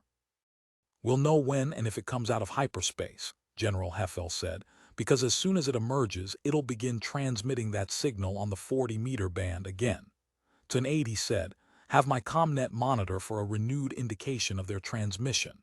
To Graham he said, "I'm assuming." "You may so assume," General Rayburn said. "No radio signal can pass out of hyperspace into paraspace." General Heffel said to his aide, "Find out if Pravoni's signal was cut off a few minutes ago." A moment later, through the intercom equipment which he wore from several neck straps, the tall young aide had his message. "Signal cut out 22 minutes ago and has not resumed." "They're still in hyperspace," General Heffel said, "and the signal may never resume, it may be all over." "I still want your resignation," Graham said. A red light lit up on the console of his desk. He picked up the appropriate phone and said, "Yes, you have her with you." "Miss Charlotte Boyer," his third-level clearance, a receptionist said. "Brought in here by 2 PSS men who had to drag her all the way. My goodness, their shins are going to be blade and blue tomorrow, and she bit one on the hand. It tore a whole lot of flesh loose, and he's going to have to go to the infirmary right away." Graham said, "Get 4 military MPs to spell the PSS men. When you have them and they've got her completely under control, then let me know and I'll see her." "Yes, sir." "If a certain individual named Denny Strong barges into the building looking for her," Graham said, "I want him arrested for trespassing and I want him in a jail cell immediately. If he tries to physically break into my office here, I want the guards to snuff him. On the spot. The second his hand touches the handle to the door to this room." I could have done it once myself, Graham thought. But now I'm too old and my reflexes are too slow. Nonetheless, he lifted the lid at the corner of his desktop, which brought the butt of a .38 Magnum pistol within easy reach. If Nicholas Appleton's mental image of him and his knowledge of him are correct, then I'd better be ready, he thought. And good God, he thought, I have to be ready vis-a-vis Nick Appleton, just because he left the building voluntarily and with no show of violence. There's no guarantee that he'll continue to go along with this. That's the trouble with being that age, he reflected. You idealize the whole woman herself, her personality. But at my age, it's simply how good a lay they'd make, and that's that. I'll enjoy her, use her up, teach her a few things she probably doesn't know about sexual relations, even though she's been around, that she hasn't dreamed up. She can be my little fish, for example. And once she learns them, does them, she'll remember them the rest of her life. They'll haunt her, the memory of them, but on some level she'll be yearning for them again. They were so nice. Let's see what Nick Appleton or Denny Strong or whoever gets her after me will do to gratify that. And she won't be able to force herself to tell him what it is that's the matter. He chuckled. "Council Chairman," General Heffel said, "I have news from my aide." His aide bent over him, covertly speaking into his ear. "I regret to say the 40-meter signal has resumed." "That's that," Graham said stoically. "I knew they'd come back out. They wouldn't have gone in if they hadn't known they could handle it, and Badger couldn't." Laboriously, he heaved himself up to a sitting position, then rolled over, extended a massive leg, raised himself to a standing position. "My bathrobe," he said, looking around. "I have it, sir," Camelia Grimes said. She held it up for him to back into. "Now your slippers." General Heffel said frigidly, "They're right by your feet." And thought, "Do you need someone to put them on for you, Council Chairman? You gigantic mushroom that has to be waited on day and night, who lies in bed like a sick kid home from school, evading the realities of adulthood. And he's our ruler. He's the person primarily responsible for stopping the invaders." "You always forget," Graham said, facing him, "that I'm a telepath. If you said the things you think, you'd be put up before a gas grenade squad, and you know it." He felt genuine anger, and it was rare for thoughts alone to ruffle him. But in this case it had gone too far. "You want to vote?" he asked, waving his arm at them all, the collected assembly of the Extraordinary Committee for Public Safety, plus Earth's 2 top military planner advisors. "A vote?" Duke Bostrich asked, smoothing reflexively his distinguished silver hair. As to what? Fred Rayner from Interior said acidly. Mr. Graham's removal as council chairman and someone else of the group of us here in this room taking his place. He smiled starkly, thinking, must it be spelled out as with children? This is our chance to rid ourselves of the fat old fool. Let him spend the rest of his life untangling his convoluted personal affairs, an example of which came up just now, this Boyer girl. I'd like a vote, Graham said after a pause.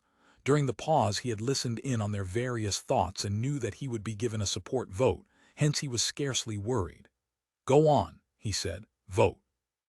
Rayner said, he's read our thoughts, he knows how it'll come out.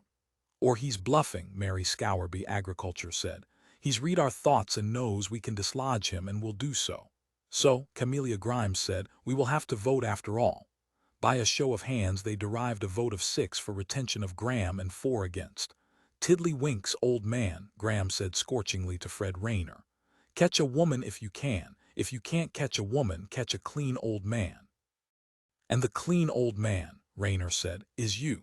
Throwing his head back, Willis Graham howled with delight. Then stepping into his slippers, he stumped toward the main doors of the room. Council Chairman, General Heffel said quickly, we may be able to contact Dinosaur and get some idea of the demands Pravoni will be making, and to what extent his alien cohorts can and will. I'll talk to you later, Graham said, opening the door. He paused then and said half to himself, tear up your resignations, generals. I was momentarily upset, it's nothing. But you, Fred Rayner, he thought, I will get you, you double-domed monstrosity. I will see you snuffed for what you thought of me. At third level, Willis Graham, in bathrobe, pajamas, and slippers, sauntered up to the desk of his clearance, a receptionist, a rating which permitted her to know about and deal with his most personal problems and activities. At one time Margaret Plow had been his mistress, she had then been 18, and look at her now, he said to himself, in her 40s. The energy, the fire was gone, all that remained was a brisk, efficient mask. The walls of her cubicle had been made opaque. No one could observe their conversation. Only, he thought, a passing telepath might pick up something, but they had learned to live with that. Did you get the 4 MPs? He asked Miss Plow. They have her in the next room. She bit one of them. What did he do in return? He slapped her halfway across the room, and that seemed to bring her out of it. She was, well, actually, not metaphorically, a wild animal, as if she thought she was going to be snuffed. I'll go talk with her, he said, and passed on through the cubicle into the next room. There she stood, her eyes screaming hatred and fear like a trapped raptor, hawk eyes, he thought, which you better never look into. I learned that early, he reflected. Don't look into the eyes of a hawk or an eagle, because you won't be able to forget the hate that you saw and the passionate, insatiable need to be free, the need to fly. And oh, those great heights. Those dreadful drops on the prey, panic-stricken rabbit, that's the rest of us. Funny image, an eagle held prisoner by 4 rabbits. The MPs, however, were not rabbits. He made out the kind of grip they had on her, where they held her and how tightly. She couldn't move. And they would outlast her. I could have you tranquilized again, he said to her in a conciliatory tone, but I know how you hate it. You white bastard, she said. White, he did not understand. But there's no more white and yellow and black. Why do you say white? Because you're the king of the tracks. One of the MPs said brusquely, white is still an insult in certain low-income strata. Oh, he said, nodding. He was picking up thoughts from her mind now, and what he found amazed him. On the surface she was straining, taut, stationary only because 4 MPs held her. But inside, a frightened, small girl, fighting in the manner of a child terrified of, say, going to the dentist. An irrational, abreactive return to prerational mentational processes. She does not see us as human, he realized. She distinguishes us as vague shapes, dragging her one way, then, almost at once, another, then doing this. Forcing her, 4 big professional men forcing her to stand in one spot, for God knows how long and what for. Her mentational processes were, he estimated, on about the 3-year-old level, but perhaps he could get somewhere talking with her. Perhaps he could drain off some of her fear, allowing her thoughts to resume a more mature quality. My name is Willis Graham, he said to her. And do you know what I've just done? He smiled at her, raised his hand, pointed at her, augmented his smile. I'll bet you can't guess. She shook her head briefly. Once. I've opened up all those relocation camps on the moon and in Utah, and all the people inside will come out." Her eyes huge and luminous, she continued to stare, but in her thoughts the data registered. It sent bewildering flows of psychic energy traveling throughout her cerebral cortex as she tried to understand. "We're not going to arrest anyone anymore," he said, "and so you're free." At this, a wave of oceanic relief flooded through her mind. Her eyes dimmed and then one tear spilled out, sliding down her cheek. She swallowed with difficulty and her voice shook. "Can I see Mr. Appleton?" "You can see anyone you want. Nick Appleton is free too. We kicked him out of here 2 hours ago. He probably went home. He has a wife and child whom he's very fond of. He's undoubtedly gone back to them." "Yes," she said distantly. "I met them. The woman is a bitch. But his thoughts about her, I spent quite a bit of time with him today. Fundamentally, he loves her. He just wants to have a bit of wild oat sowing. You realize I'm a telepath. I know things about other people that a non, but you can lie," Charlotte said between clenched teeth. "I'm not lying," he said, although, as he well knew, he was. Charlotte said, now suddenly calm, "Am I really free to go? There is one matter." Graham felt his way carefully, his mind tuned to her thoughts, trying to pick them up before they turned into speech or action. "You realize that we gave you a medical examination after PSS Oxifers brought you out of the ruins of the 16th Avenue printing plant. Do you remember that?" "A medical exam?" She looked at him uncertainly. "No, I don't remember. All I remember is being dragged by my arms through the building with my head hitting the floor outdoors and then, hence the physical exam," Graham said. "We did this with everyone we captured at 16th Avenue. We also made cursory psychological exams. You registered rather badly. You were completely traumatized and in nearly a catatonic stupor." "So," she eyed him mercilessly. The hawk stare, it had never left her eyes. "You need bed rest. And I'm going to get it here." "This building," Graham said, "contains probably the finest psychiatric facilities in the world.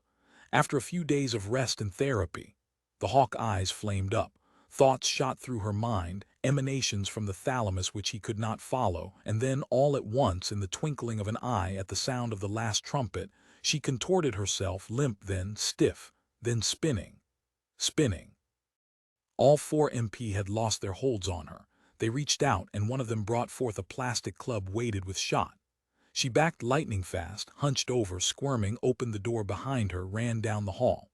A PSS Oxifer coming toward her saw Willis Graham and the four MPs. Sizing up the situation, he made a grab for her as she shot past him. He managed to get a grip on her right wrist. As he pulled her round, she kicked him in the testicles. And he let go. She plunged on toward the wide entrance doors of the building.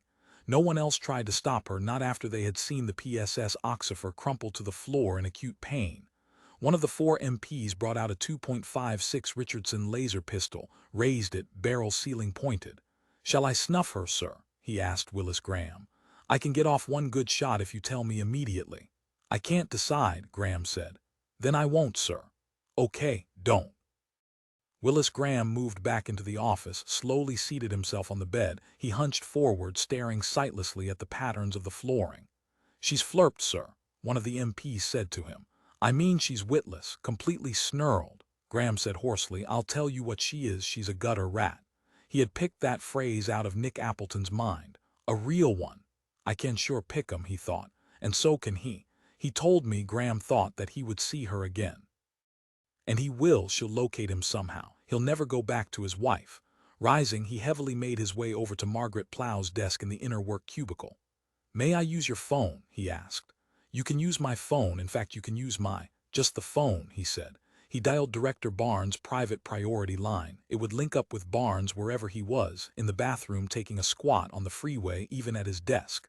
"Yes, Council Chairman. I want one of your special troops." "Maybe two." "Who?" Barnes said stolidly. "I mean, who do you want them to snuff?" "Citizen 3XX24J, you're serious. This isn't a whim, a mood. You really mean it. Remember, Council Chairman, you just now released him on the basis of him receiving complete amnesty along with everybody else." Graham said, "He took Charlotte away from me."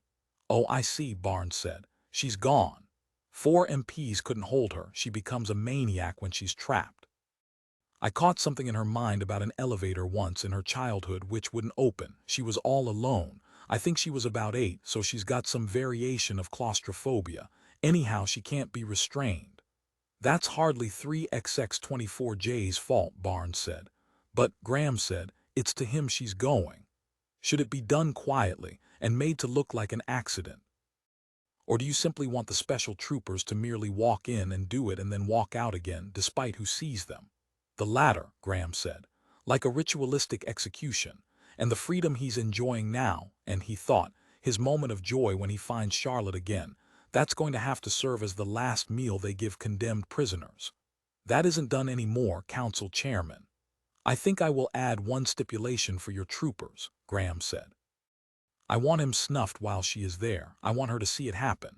All right, Barnes said, nettled. Anything else? What's the latest about Provoni? One of the TV stations said that a picket ship detected the gray dinosaur. True. We'll deal with it when we come to it, Graham said.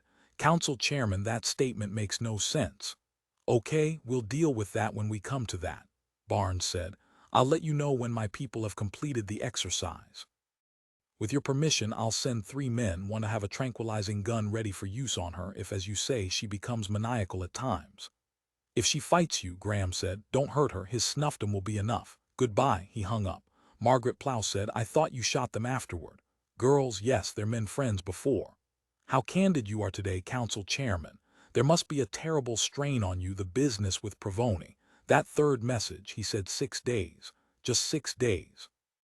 And you're opening the camps and granting the general amnesty.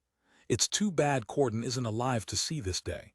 Too bad his kidney ailment or liver ailment or whatever it was caused him to succumb just hours before. She stopped abruptly. Just hours before victory was in sight, he finished for her, reading the rest direct like an iron oxide tape from her basically empty mind. Well, he was a bit of a mystic. Maybe he knew. Yes, maybe he did, Graham thought. He was an odd person. Maybe he'll rise from the dead. Oh well, hell, we'll simply say he never died. It was a cover story. We wanted Provoni to think, good God, he thought. What am I thinking? Nobody's risen from the dead in 2100 years. They're not going to start to now. After Appleton's death, he asked himself, do I want to make one final try for Charley Boyer? If I could get my government psychiatrists working on her, they could iron out that feral streak, make her passive as a woman should be. And yet he liked her fire. Maybe that's the very thing about her that makes me find her attractive, he thought, that gutter rat streak, as Appleton put it. And maybe that's what hooked Appleton. Many men like violent women, I wonder why. Not merely strong women or stubborn or opinionated, but simply wild. I have to think about Provoni, he told himself. Instead of this. 24 hours later, a fourth message came from the gray dinosaur, monitored by the huge radio telescope on Mars. We are aware that you have opened the camps and granted a general amnesty. That is not enough. Certainly terse, Willis Graham thought as he studied the message in written form. And we haven't been able to transmit back to them, he asked General Heffel, who had brought him the news. I think we're reaching him, but he's not listening, either due to faulty circuitry in his receiving apparatus or due to his unwillingness to negotiate with us. When he is approximately 100 astronomical units out, Graham asked, can't you get him with a cluster missile? One of those that is tropic to, he gestured. To life, General Heffel said. We have 64 types of missiles we can try. I've already had their carrier ships deploy them in the general area in which we expect to encounter the ship. You don't know of any general area in which we expect to encounter the ship. He could have come out of hyperspace anywhere. Then let's say we have all our hardware available for use once the dinosaur is spotted. Maybe he's bluffing. Maybe he's come back alone, exactly as he went 10 years ago. No, Graham said cannily. His ability to remain in hyperspace in that old 2198 tub. No, his ship has been rebuilt, and not by any technology we know. A further idea struck him. God, he and the dinosaur may be inside the creature. It may have wrapped itself around the ship. So of course the hull didn't disintegrate. Provoni may be like some little internal parasite in the non-humanoid entity, but one he's on good terms with, symbiosis. The idea struck him as plausible. Nobody, humanoid or otherwise, ever did anything for nothing. He knew that as one of life's verities, as sure as he knew his own name. They'll probably want our entire race, 6 billion old men and then us, to fuse with him in some kind of polyencephalic jello. Think of that, how would you like that? Every one of us old men included would fight that, General Heffel said quietly. It doesn't sound so bad to me, Graham said. And I know far better than you what brain fusion is like. You know what we telepaths do every few months, he thought. We get together somewhere and weave our minds into a vast composite mind, a single mentational organism that thinks with the power of 500, 600 men and women. And it is our joy time for all of us, even for me. Only this way, Provoni's way, everyone could be woven into the web, but that might not be Provoni's idea at all. And yet he had caught something in the four messages, the use of the word we. A kind of concurrence between him and it seemed indicated. And in harmony, Graham thought. The messages, though terse, are frosty, as the kids say. And the one he's bringing is the vanguard for thousands, he said morbidly to himself. Badger's crew, the first casualties. There ought to be an alloy plaque set up somewhere honoring them. They weren't afraid to take Provoni on. They dogged the dinosaur and died in the attempt. Maybe with men with that courage we might fight and win after all. And an interstellar war is hard to maintain, he had read that somewhere. Thinking this, he felt a trifle better. Nicholas Appleton, after hours of fighting his way through crowds, managed to locate Denny Strong's apartment building. He entered the elevator, ascended to the 50th floor. He rapped on the door, silence. And then her voice, Charlie's voice, came. Who the fuck is it? It's me, he said. I knew you would come here. If Willis Graham wanted us not to see each other, he thought, he shouldn't have let both of us go. The door opened. There stood Charley in a striped red and black shirt, hooped trousers, living sandals, and she had on a good layer of makeup, including enormous lashes. Even though he knew they were fake, the eyelashes got through to him. Yes, she asked. Part 3, 20 Denny Strong appeared beside Charley Boyer. Hi, Appleton, he said in a toneless voice. Hi, Nick said warily. He remembered vividly how Denny and Charlotte had run amok. And this time there existed no Earl Zeta to help him get out of there when people began bouncing off the walls. But Denny seemed calm. Wasn't that true of alcohol binges? A sine wave oscillation between murderous drunkenness and ordinary daytime civility, and Denny was at the bottom of the sine wave right now. How did you know I would come here? Charley asked. How did you know I'd go back to Denny and we'd make up? I had no other place to look, he said somberly.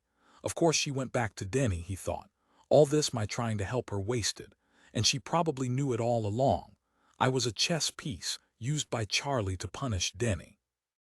Well, he thought, if the struggle is over, if she's back here, I see no use for myself, he thought, and said, I'm glad things are going so well for you now. Hey, Denny said, you heard about the amnesty, and them opening the camps, wee-hee. His slightly bloated face swelled with excitement. His bulging eyes danced as he smacked Charley on the rump. And Provoni's almost. Don't you want to come inside? Charley said to Nick, putting her arm round Denny's waist. No, I don't think so, Nick said. Listen, man, Denny said, squatting down on his haunches, doing evidently some sort of bodybuilding exercises. I don't get like I was very often. It takes a lot to make me mad. And finding out this place wasn't clean, that did it. He retreated into the room, seated himself on the sofa. Sit down. In a lower voice he said, I've got a can of Ham's beer. We'll split it 3 ways. Alcohol, Nick thought. I'll drink with them, and then the insanity will come out in all 3 of us. On the other hand, there existed but a single can. How drunk could they get on 1/3 of a can of beer apiece? I'll come in for a minute, he said, but what genuinely motivated him was not the presence of the beer but the presence of Charley. He yearned to gaze at her as long as possible. It was bitter tasting, her going back to Denny. She had, in effect, rejected him, Nicholas Appleton, by doing so. The emotion affecting Nick was one he had rarely experienced: jealousy. Jealousy and anger at her for betraying him as she had done. After all, he had given up his wife and child, repudiated them by walking out of his apartment with Charley. They had been going to stay together. At the 16th Avenue plant, it had turned out. And now, because the plant had been bombed and raided, she had gone back like a sick cat to what she knew and understood, awful though it might be. Studying her face, he saw a difference now. Her face was stark, as if the makeup had been applied over a surface of metal or glass, anyhow something inorganic. That was it. Charlotte, though apparently friendly and smiling, now seemed as brittle and hard as glass, and this was why she used so much makeup to hide that quality, that lack of humanness. Denny, slapping his crotch with glee, burbled. Hey, we can have 600 tracks around the apartment now and no trouble. I mean, no worry about a burst. And did you see the campers? He had seen them, all right, clogging the footlanes. Thin, cadaverous, looking horrifyingly identical in their government-issue olive-drab denims, and he had seen the Red Cross soup kitchens set up to feed them. They were everywhere, wandering like ghosts, seemingly completely unable to relate to their new environment. Well, they had no money, no jobs, no places to live. Anyhow, they were out. And as Denny said, the general amnesty cleared everyone. But they never caught me, Denny said, his face growing pale with aggressive pride. They caught you too, though, shacking up at the 16th Avenue plant. He clasped his hands before himself, rocked back and forth. To Charlie he said, even though you did your goddamn best to get us bursted. Reaching toward the coffee table, he took the beer can, felt it, nodded. Cold enough still. Okay, here we go into dreamland. He tore the metal strip from the top of the beer can. You first, Appleton, as our guest. I'll have a little, Nick said. He took only a small sip. Guess what happened to Charlie, Denny said as he took a deep swallow. You probably think she's been here a day or so from the time she got out of the 16th Avenue plant, but that's not true. She just got here an hour ago. She's been hiding and running. Willis Graham, Nick said hoarsely. Once more the sick fear ruled him, made him tense up and feel terribly cold. Because, Denny said lazily, teasingly, he has these beds in rows in what he calls the building infirmary. But in fact, stop it, Charlie said gratingly between clenched jaws. Graham offered her a little bed rest. Did you know Graham is that type of man, Appleton? Yes, Nick said tightly. But I got away, Charlie said. She giggled mischievously. They had 4 Army MPs and I got away. To Denny, she said, you know how I am when I'm mad, really mad. You saw me, Nick, when we first met. You saw Denny and I fighting, right? Aren't I awful? So Graham didn't get you, Nick said. And I am seeing you again, he reflected. But not really. I am seeing you made up for Denny, back to your disguises and falsifying forms. Legality has come to your work, but habits remain. You want to be elegant, at least, elegant as you conceive it. And you want to go riding in the purple sea cow again, at high speeds, speeds great enough that were you to hit anything, the body shell of the squib would disintegrate. But before that happens, it's still plenty of fun. And you too can walk into Prastical Parlor or a scene or a smokery or a drug bar and everyone's reaction will be, what a beautiful girl. And beside you, Denny can leer a leer which says, hey, guys, look what I get to lay. And their envy will be enormous, so to speak. Rising to his feet, he said, I guess I'll go. To Charlie, he said, I'm glad you got away from Graham. I knew he wanted you and I assumed he'd get you. That makes me feel a lot better. He still may, Denny said, grinning and sipping beer. Then get out of this apartment, Nick said. If I can find her, they can find her. But they don't know her address, Denny said, propping his feet up on the table. He wore genuine leather shoes, which had probably cost him plenty, but which gained him entry to the most notorious scenera smokeries on the planet, including those in Vienna. That was it. They both looked dressed and groomed for a tour of drug bars and smokeries. Alk was not their only thing. It was merely one more of their illegal things. Smokery hopping was legal, and so, by assuming certain trappings, certain makeup, they could circulate with the elite of a world in which even new men and unusuals participated. Everyone, government workers included, like the new derivation of opium, called Scenera after its discoverer, Wade Scenera, a new man. It had, like miniature plastic statuettes of God, become a planet-wide craze. You see, Appleton, Denny said, handing the virtually empty can of beer to Charlie. She carries completely false ID cards, all the official ones, he gestured. You know, the ones you have to have, not like, say, a Union Oil credit card. And they're faked so good that they'll fit into those little slots in those little electronic boxes the pissers carry. Right, you little bitch? He affectionately reached to put his arm around her. I'm a bitch all right, Charlie said, and that's what got me away from the federal building. They'll find her here, Nick said patiently. Arrogantly, and at the same time exasperated, Denny said, look, I explained it to you. When they picked up you and her at the printing plant, who is this apartment in the name of? Nick asked him. Frowning, Denny said, me. He brightened. They don't know, as far as they're concerned, I don't exist. Listen, Appleton, you have to have more guts. You're a crybaby, a crasher. Boy, if I was in the sky, I'd sure hate to have you around. He laughed, but this time it was an insulting laugh, one of denigration. "You're sure her name has never come up officially in connection with this apartment?" Nick asked. "Well, she's paid the rent a couple of times by check." "But I fail to see how that." "If she signed a check," Nick said, "for this apartment, her name would be fed automatically into the New Jersey computer. And not just her name, it would receive and store the information as to where her name had come from. And she has a file with the PSS, like the rest of us.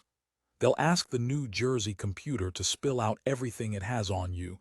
They'll match it up to the police file, for instance. Were you two ever in the Purple Cow when you got cited?" "Yeah," Denny grunted, "speeding. They took her name, too, as a witness."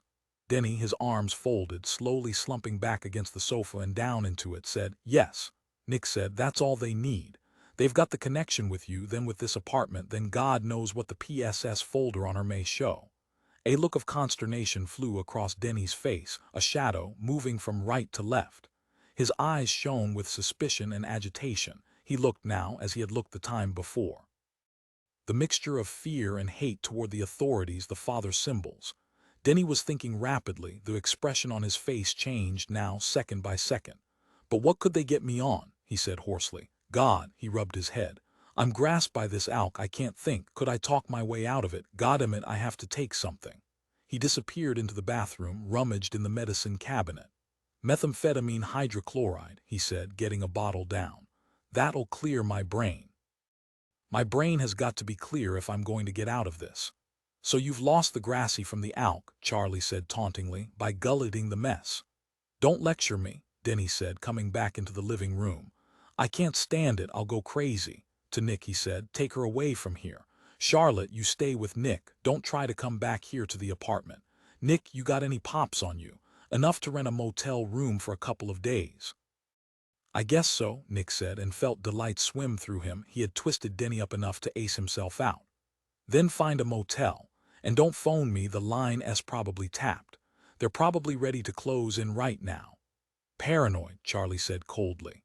She then glanced at Nick, and in two blackers, black uniformed police, black pissers as they were called, entered the apartment without touching the knob or using a key. The door simply swung open for them. The black pisser on the left held something out to Nick. "Is this a photograph of you, sir?" "Yes," Nick said, staring at the photograph. How had they gotten it? The picture, one print, lay in a bottom drawer of his dressing cabinet at home. "You're not getting me," Charley said. "You're not getting me." She strode toward them, and raising her voice, she yelled, "Get out of here." The black pisser reached for his regulation-issue heavy-duty laser gun. So did the other. Denny sprang onto the pisser, doing the backup.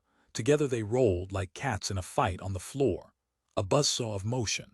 Charley kicked the first pisser in the groin, then, raising her arm up and back, caught his windpipe with the sharp bone of her elbow, moving at high speed so that to Nick it was only a blur of motion.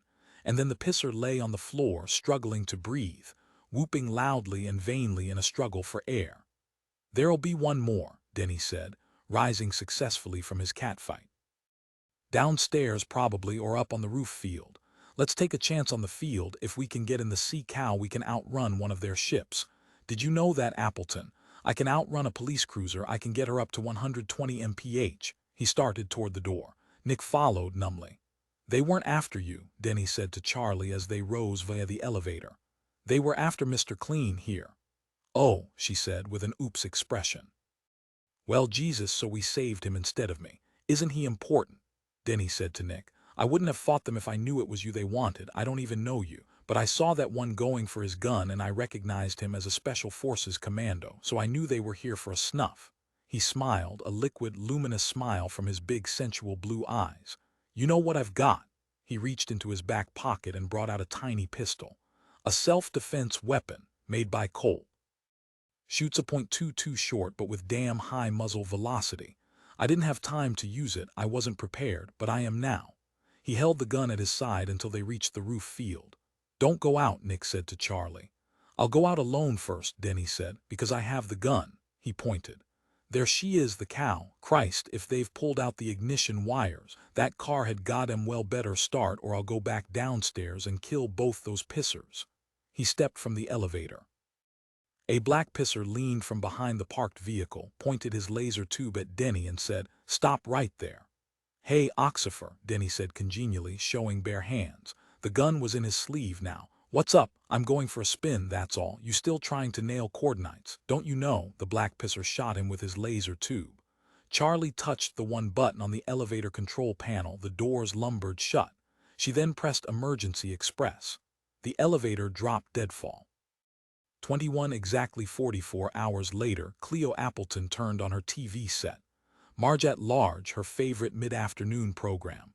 Something cranked out by clever new men to lull old men into thinking their plight was not so bad. But when the screen lit, there was nothing on it. Only a smear of herringbone patterns, and from the 4 speakers only the rush of static. She tried another channel. The same. She tried all 62 channels, all off the air. Provoni must be almost here, she realized. The apartment door opened and Nick strode in, going directly to the closet. "Your lovely clothes," Cleo said. "Yes, don't forget to take them. And there's still your personal things in the bathroom. I can box them for you if you want to wait a minute." She did not feel anger, only a vague anxiety, caused by the disruption of their marriage, his fling with the Boyer child. "That's very nice of you," Nick said solemnly. "You can always come back," Cleo said. "You have a key, use it any time, day or night. As long as I live, I'll have a bed for you to sleep in, not my own, but a bed of your own, so you can feel more distant from me. Distance from me is what you want, really, isn't it? That Charlotte Boyer, or is it Boyd? Girl is only an excuse. Your main relationship is still with me, even though momentarily it's negative, but you'll find she can't give you anything. All she is a wall of makeup. Like a robot or something, painted to look like a human." "Android," he said.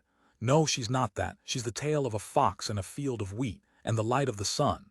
"Leave some of your shoes here," she said, trying not to make her sound a pleading one, but she was pleading. "You won't need 10 pairs of shoes. Take 2 or 3 at the most, okay?" "I'm sorry," Nick said, "to be doing this to you. I never sowed my wild oats. I guess, as you say, I'm doing it now." "You realize that Bobby will be given a new test, a fair one. Do you realize that? Answer me, do you?" Nick stood staring at the TV screen. All at once he dropped his load of clothes and hurried to the set. "On all channels it's the same," Cleo said. "Maybe the cable is out," she added, "or it's Provoni. Then he can't be more than 50 million miles out." Cleo said, "How did you find an apartment for you and this girl? All those people from the relocation camps. Haven't they rented every apartment in the USA?" "We're staying with friends of hers," he said. "Could you give me the address?" she asked. "Or the phone number, in case I have to reach you about something important. For instance, if Bobby is injured in some way you'd want to—" "Be quiet," Nick said. He crouched down before the TV set, scrutinizing the screen. The white noise roar of static had all at once ceased. "That means a transmitter S on," Nick said. They were off, all off. Provoni negated their signals. Now he'll try to transmit. He turned toward his wife, his face inflamed, his eyes wide and staring like a child. Or as if he's gone flump, she thought with vague alarm. "You don't know what this means, do you?" Nick asked. "Well, I guess that's why I'm leaving you, because you don't understand anything. What does Provoni's return mean to you? The most important event in history." "Because with him, the 30 Years' War was the most important event in history," Cleo said practically. She had majored in that era of Western culture, and she knew what she was talking about. On the screen appeared a face, jutting chin, massive ridges over the eyes, and the eyes small and fierce, like holes punched through the fabric of reality, of the envelope surrounding them, holding back utter darkness. "I am Thor's Provoni," he said, and the reception was good. His voice came in even more accurately than the video image. "I am living inside a sentient organism that—" Cleo burst into laughter. "Shut up," Nick snarled. "Hello world," Cleo mimicked. "I am alive and living inside a giant worm. Oh God, it strikes me up, it really—" He slapped her, throwing her backward with the force of his blow, and then returned to the TV screen. "In approximately 32 hours, Provoni was saying, in a hoarse, measured voice. He looked exhausted in a way that Nick had never seen in a human before. He spoke with massive efforts, as if each word spoken cost him a little more of his remaining vital energy. "Our missile screen has repelled over 70 types of missiles, but the body of my friend surrounds the ship, and he—" Provoni took a deep, shuddering breath. He handles them. To Cleo, who had sat up, rubbing her cheek dazedly, Nick said, 32 hours. Is that the time he lands? Is he that close? Did you hear? His voice rose almost to hysteria. Tears filled her eyes. She turned away without answering and disappeared into the bathroom, to lock herself in until she was finished crying.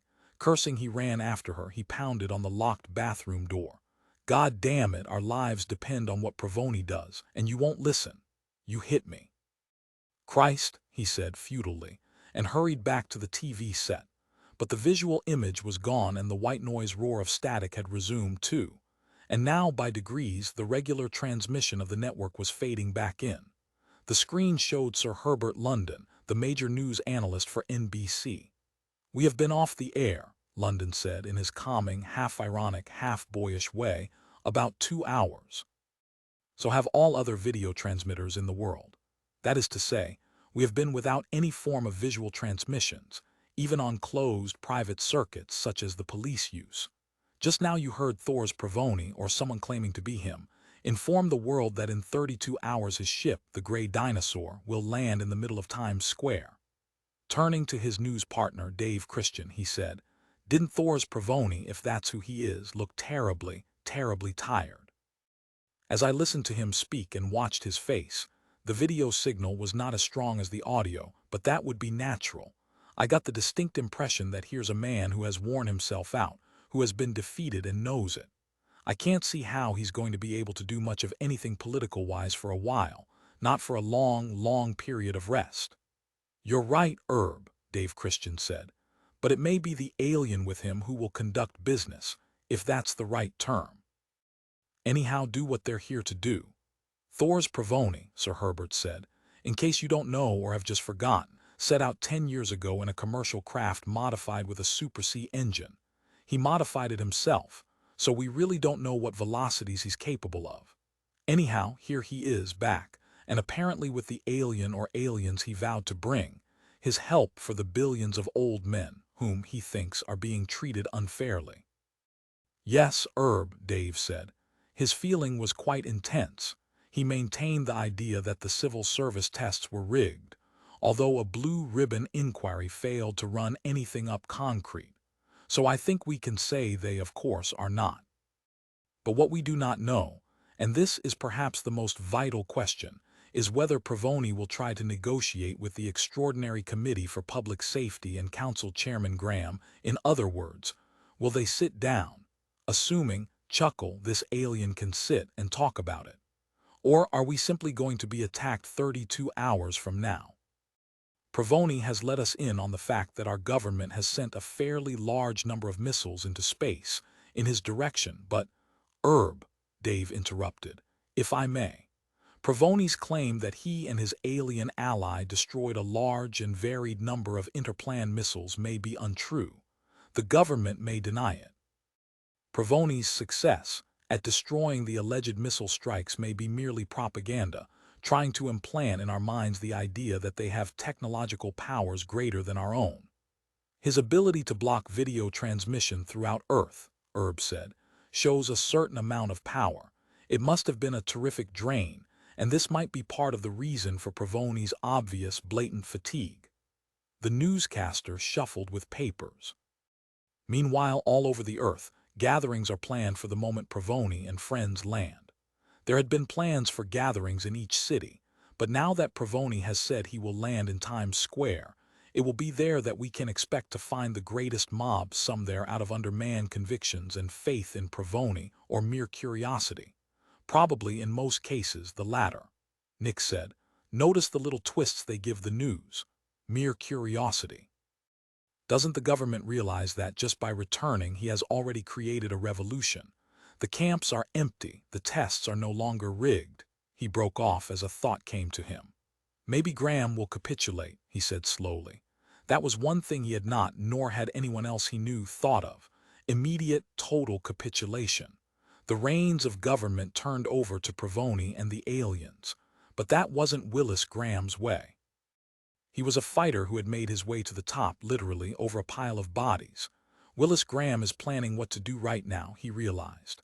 The total military capability will be compressed to take aim on this one ship, a 10-year-old junk heap, or maybe it wasn't any more. Maybe it shone like a god at day, a god visible in the shimmering sun. I'm going to stay locked in the bathroom until you're gone, Cleo said sniffily from behind the locked door. Okay, he said. Lugging his armload of clothes, he headed for the elevator. I am Amos Ild, the tall man with his huge white hairless head, his hydrocephalic-like head supported by thin tubes of very strong plastic, said. They shook hands. Ild's paw was damp and cold like his eyes, Graham thought. And then he thought he never blinks. My God, he's had his eyelids removed. He probably takes pills and works around the clock, 24 hours a day. No wonder Great Ear was progressing so well. Sit down, Mr. Ild, Council Chairman Graham said. It is very nice of you to come here, considering the immense value of your work. The officials who brought me here, Amos Ild said in a high-pitched, squeaky voice, tell me that Thor's Pravoni has returned and will land within less than 48 hours. Surely this is a far more important matter than Great Ear. Tell me, or give me the documents that contain all that's known about the aliens Pravoni has reached. Graham said, then you believe it is Pravoni, and he really has an alien or a bunch of aliens with him. Statistically, Amos Ild said, by the third order of neutralogics, the analysis would have to deduce itself to that summation. It probably is Pravoni. He probably has one or more aliens with him. They say he blacked out all video transmissions and then transmitted both video and audio bits from his ship. What else? Missiles, Graham said, which reach his ship do not detonate. Even if they're not set on contact detonation but proximity detonation. Right. And he remained in hyperspace more than 15 minutes. Yes, Graham said. Then you should infer that he has an alien with him. On the TV program he said it was wrapped around his ship, sort of sheltering it. Like a mother hen sheltering her eggs, Amos Ild said. We may all be that soon. Unhatched eggs sat on by a cosmic chicken. Graham said, everyone said I should get your opinion as to what to do. To destroy it, concentrate all your, we can't destroy it. What I want from you is the answer as to how we should react when Pravoni lands and emerges from it. Should we make one last try with him outside the ship, where the alien can't help him, or if we got him upstairs here to my office, got him alone, it couldn't follow? Why not? If it wrapped up his ship, it must weigh tons. The elevator couldn't take it. Couldn't it be a thin sort of shroud? Like a veil? Ild leaned toward him. Have you calculated the weight, the mass of his ship? Sure, here. Graham riffled through a bunch of reports, found one, handed it to Ild. 183 million tons, Ild read. No, it's not a thin sort of shroud. It has enormous mass. I understand it's landing in Times Square. You'll have to have riot squads clear the area in advance. That's obvious and mandatory. So what if he doesn't have room to land on except on the heads of his supporters? Graham asked irritably. They know he's coming. They know he's going to plop down retro-rocket-wise. If they're too damn dumb to, Amos Ild said. If you are going to consult with me, you must do precisely what I tell you. You will consult no other advisors, form no other opinions. In effect, I will become and act as the government until the crisis is over, but of course, every decree will carry your signature. I particularly do not want you consulting Police Director Barnes. And secondly, you should not consult the Extraordinary Committee for Public Safety. I will stay with you 24 hours a day until this is over. I see you notice my missing eyelids. Yes, I take zeramide sulfate. I never sleep, I can't afford to. There's too much to be done. You will also stop consulting with whatever odd individual happens along, as you customarily do. I am the only one who will advise you, and if this is not satisfactory, I will return to Great Ear. Jesus, Graham said aloud. He tuned himself into the brain of Amos Ild, searching for additional data. The interior thoughts were identical to the expression in words. Clearly, Ild's mind did not work like other people's, who said one thing and thought another. And then an idea came to him from his own mind, something Ild had missed. Ild would be his advisor. But Ild had not stipulated that he had to take the advice. He was under no obligation to do more than merely hear it. I have taped what you just now said, he told Ild. What we both said. Oral swearing is legal swearing as ruled in Cobb versus Blaine. I swear to do as you say, and you swear to give me your undivided attention. During this crisis you have no employer but me. Agreed. Agreed, Ild said. Now give me all the information you have dealing with Provoni. Biographical material, papers he did in graduate school, news reports. I want all news dispatched to me here in this building the moment it's picked up by the media. They will pipe it to me and I will decide whether it should be publicly broadcast or otherwise released. But you can't stop it from being released, Graham said, because he takes over the channels. I know that. I mean all news additional to the direct speeches made by Provoni over TV. Ild pondered. Please have your technicians rerun Provoni's telecast. I want to see it myself immediately. Presently on the far screen of the room, light appeared, the roar of static, and then the static cut out, and after a moment Provoni's massive, weary face appeared on the screen. I am Thor's Provoni, he declared. I am living inside a sentient organism that has not absorbed me but is protecting me, as it will you soon.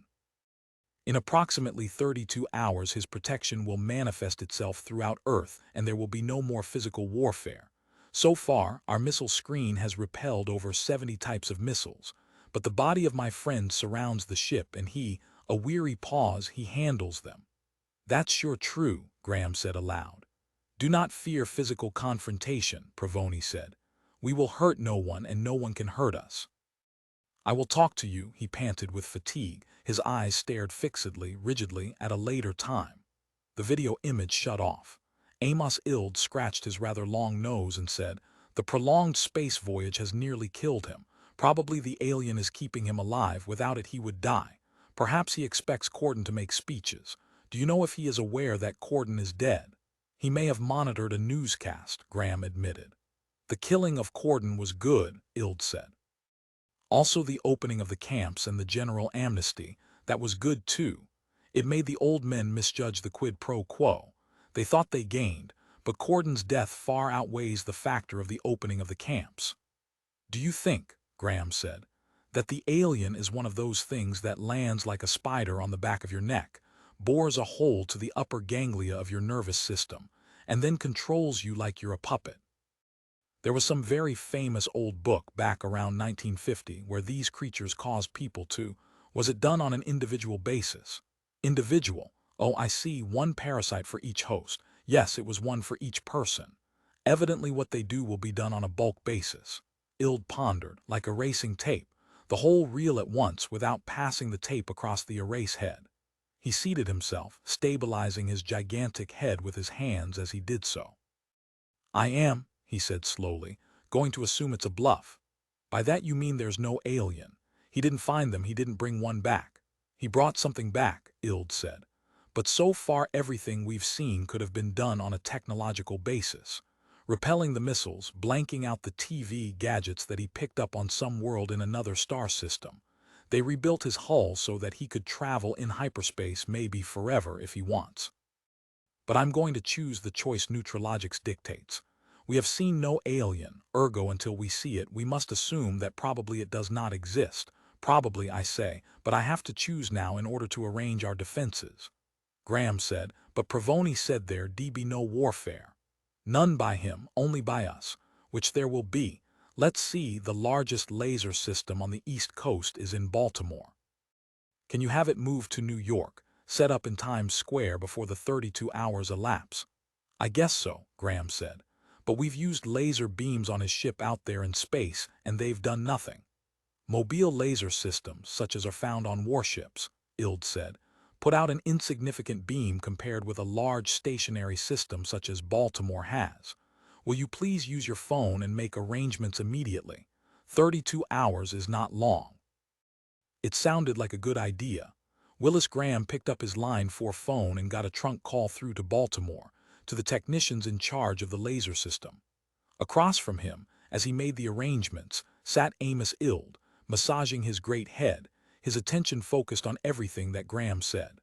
Fine, Ild said, when Graham hung up the phone. I have been calculating the probabilities of Provoni finding a scientific race superior enough to our own that they could impose their political will on us. So far, interstellar flights have located only 2 civilizations more advanced than our own, and they were not very greatly advanced, perhaps 100 years or so. Now, notice that Provoni has returned in the gray dinosaur. That is important because had he actually encountered such a superior race, they most certainly would have come here in one or more of their ships. Look at him. Look at his fatigue. He is virtually blind and dead. No, Neutralogic says to decide that he is bluffing. He could so easily have proved he was not, merely by returning in an alien vessel. And Amos Ild grinned. There would have been a flotilla of them to impress us. No, the same ship he left in, the way he looked on TV. His head wobbled with intensity. On the bald scalp veins stood out, throbbing. "Are you all right?" Graham inquired. "Yes, I am solving problems. Please be quiet for a moment." The lidless eyes stared, and Willis Graham felt uneasy. He momentarily dipped into Ild's mind, but, as was so often the case with new men, he found thought processes he could not follow. But this, it wasn't even a language. It took the form of what appeared to be arbitrary symbols, transmuting, shifting. Hell, he thought, and gave up. All at once Amos Ild spoke. "I have reduced the probability to 0 through Neutralogics. He does not have any alien with him, and the only threat he poses is the technological hardware which some highly evolved race has provided him." "You're sure?" "According to Neutralogics, it is an absolute, not a relative certainty." "You can do that with your Neutralogics?" Graham asked, impressed. "I mean, instead of it being like 3070 or 2080, you express it in the terms a precog can't. All he can give is probabilities because they're a bunch of alternate futures." "But you say absolute 0. Then all we need to get is," he saw the reason now for having the Baltimore laser system set up, "just Provoni, the man himself."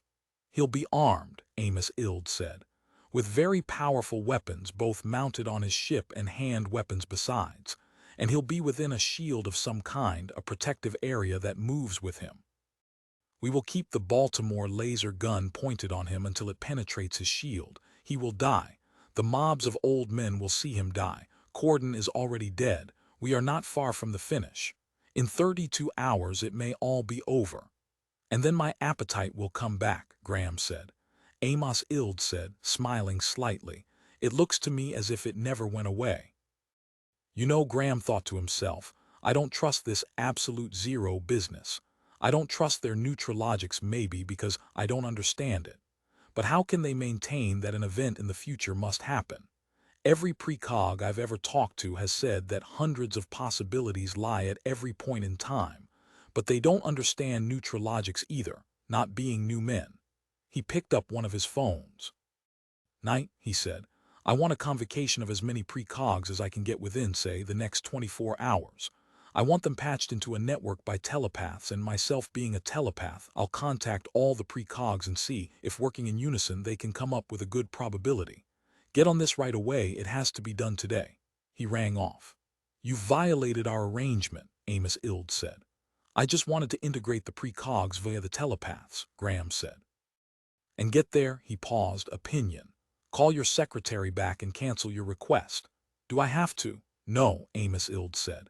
"But if you go ahead, I'm going back to Great Ear and continue my work there. It's up to you." Graham picked up the phone again and said, "Miss Knight, cancel that about the precogs, what I just said." He hung up, feeling gloomy and morose. Extracting information from the minds of others was his chief modus operandi in life. It was hard to give up. "If you go to them," Ild said, "you're back with probabilities. You'll be back with 20th century logic, a tremendous step back, well over 200 years. But if I got 10,000 precogs patched in by paths, you would not know," Amos Ild said, "as much as I have already told you." "I'll let it go," Graham agreed. He had elected Amos Ild as his source of information and opinion, and it was probably the right thing to do. But 10,000 precogs, oh hell, he thought. There really isn't enough time anyhow. 24 hours, that's nothing. They'd all have to assemble in one spot, and 24 hours wouldn't do it, modern subsurface transportation notwithstanding. "You're really not going to sit here in my office," he said to Amos Ild, "continually without a break all the way through this," Ild said. "I want the biomaterial on Provoni. I want everything I enumerated." He sounded impatient. With a sigh, Willis Graham pressed a switch on his desk. It opened the circuits to all the major computers throughout the world. He rarely, if ever, used this mechanism. "Provoni, Thors," he said. "All material and then an abstract in terms of relevance, At ultimate high-speed run if possible. He remembered to add, and this takes priority over everything else. He released the switch, turned away from the mic. 5 minutes, he said. 4.5 minutes later, a stack of paper oozed from a slot in his desk. That was a rundown of all information. Then, coded in red, the summation, 1 or 2 pages. He handed it all over to Ild without looking at it. Reading anything more about Provoni did not appeal to him. He had read, seen, heard endlessly about the man, it seemed, during the last few days. Ild read the summation first at great speed. "Well," Willis Graham asked. "You made your zero prognosis without the material. Now does having seen the material alter your neutralogics in any way?" "The man's a showman," Ild said. "Like many old men who are intelligent but not intelligent enough to enter the civil service. He's a con man." He tossed the summary down and began to look over the great volume of material. As before, he read at fantastic speed. Then, all at once, he scowled. Once more the great egg-like head bobbed unsteadily. Amos Ild reached up reflectively to stop its near gyrations. "What is it?" Graham asked. "One small datum." "Small," Ild laughed. "Provoni refused public testing. There's no record of him ever having taken a civil service examination." "So what?" Graham asked. "I don't know," Ild said. "Perhaps he knew he'd fail, or perhaps he fiddled with the papers moodily, or perhaps he knew he would pass. Perhaps," he fixed his unwinkable eyes on Graham, "perhaps he's a new man, but we can't tell." He held up the mass of material angrily. "It's not here either way. The datum is simply missing. No records of any aptitude testing of Provoni are here and never were here." "But mandatory testing," Graham said. "What?" Ild stared at him. "In school, they give mandatory tests, IQ and aptitude tests, to see which channel of education the student should receive. He would have taken one every 4 years or so from 3 years of age on." "They're not here," Ild said. Graham said, "If they're not here, Provoni or somebody working in the school system for him got them out." "I see," Amos said presently. "You care to withdraw your absolute zero prediction?" Graham asked acidly. After a pause, in a low, controlled voice, Amos Ild said, "Yes." 22 Charlotte Boyer said, "Scrup the authorities. I'm going to be at Times Square when he lands."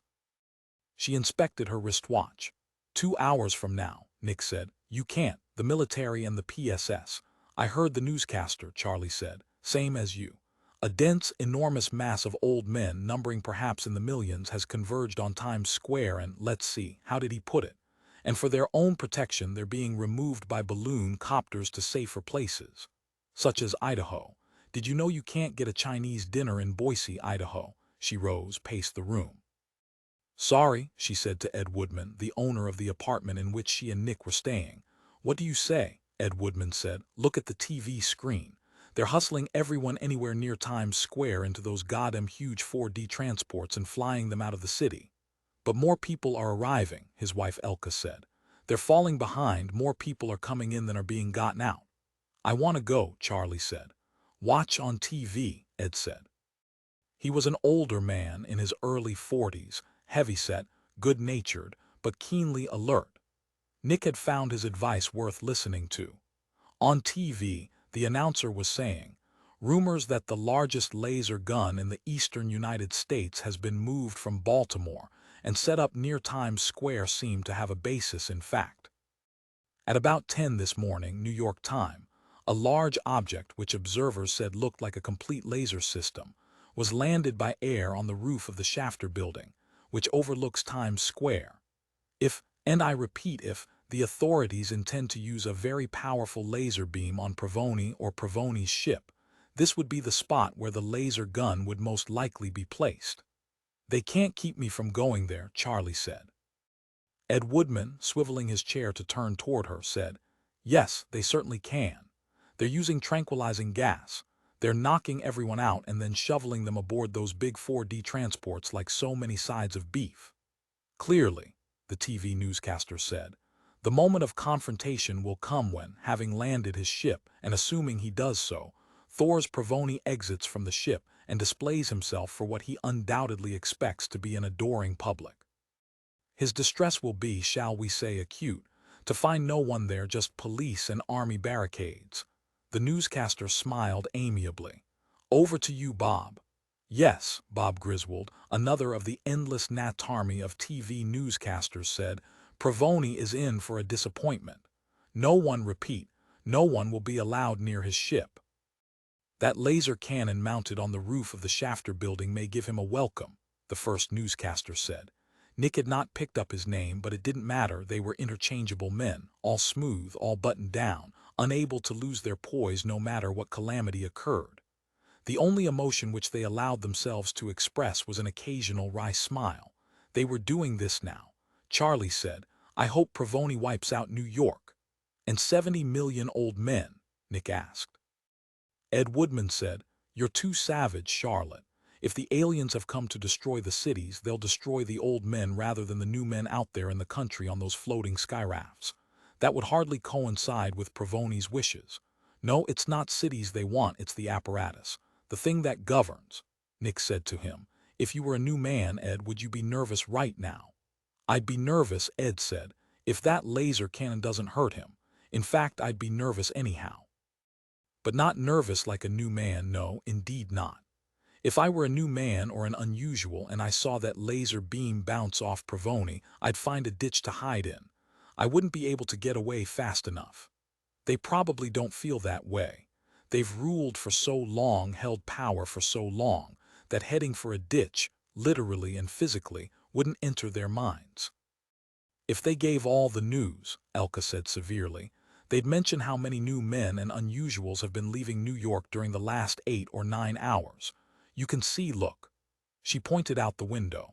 The skyscraper was blackened by a sea of dots, airborne squibs radiating out from the downtown section of the city, their old and familiar stamping grounds. Turning now to other news, the newscaster said, it has been officially reported that the noted new man theoretician and builder of the Great Ear, the first electronic telepathic entity, Amos Ild, has been appointed by Council Chairman Graham to a special post. Advisor to the Council Chairman, it is designated. Word from the enormous federal building in Washington. Ed Woodman shut the set off. Why did you do that? Elka asked, slender and tall in her inflated balloon trousers and fishnet drawstring blouse, her tawny red hair tumbling down the back of her neck. In some ways, Nick had noted, she resembled Charlie. They had been friends, he was informed, back into school years, back to something like the AS level, which was virtually infancy. Amos Ild, Woodman said. There is a really strange one. I've been interested in him for years. Christ, he's considered one of the 3 or 4 brightest men in the whole Sol system. Nobody understands his thinking, except perhaps the 1 or 2 in the same class, near the same class, I mean, with him. He gestured, a screwball. But we can't tell, Elka said. We can't follow their neutral logics. But if other new men can't understand him. Einstein was the same way with his unified field theory, Nick said. Einstein's unified field theory was understood theoretically, but it took 20 years to prove it. Well, when Great Ear comes on, we'll know about Ild, Elka said. We'll know about him before that, Ed said.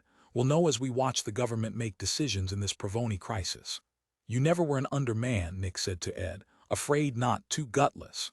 Does it make you want to fight? Charlie asked, coming over to infuse herself into their conversation. Fight. Against the government.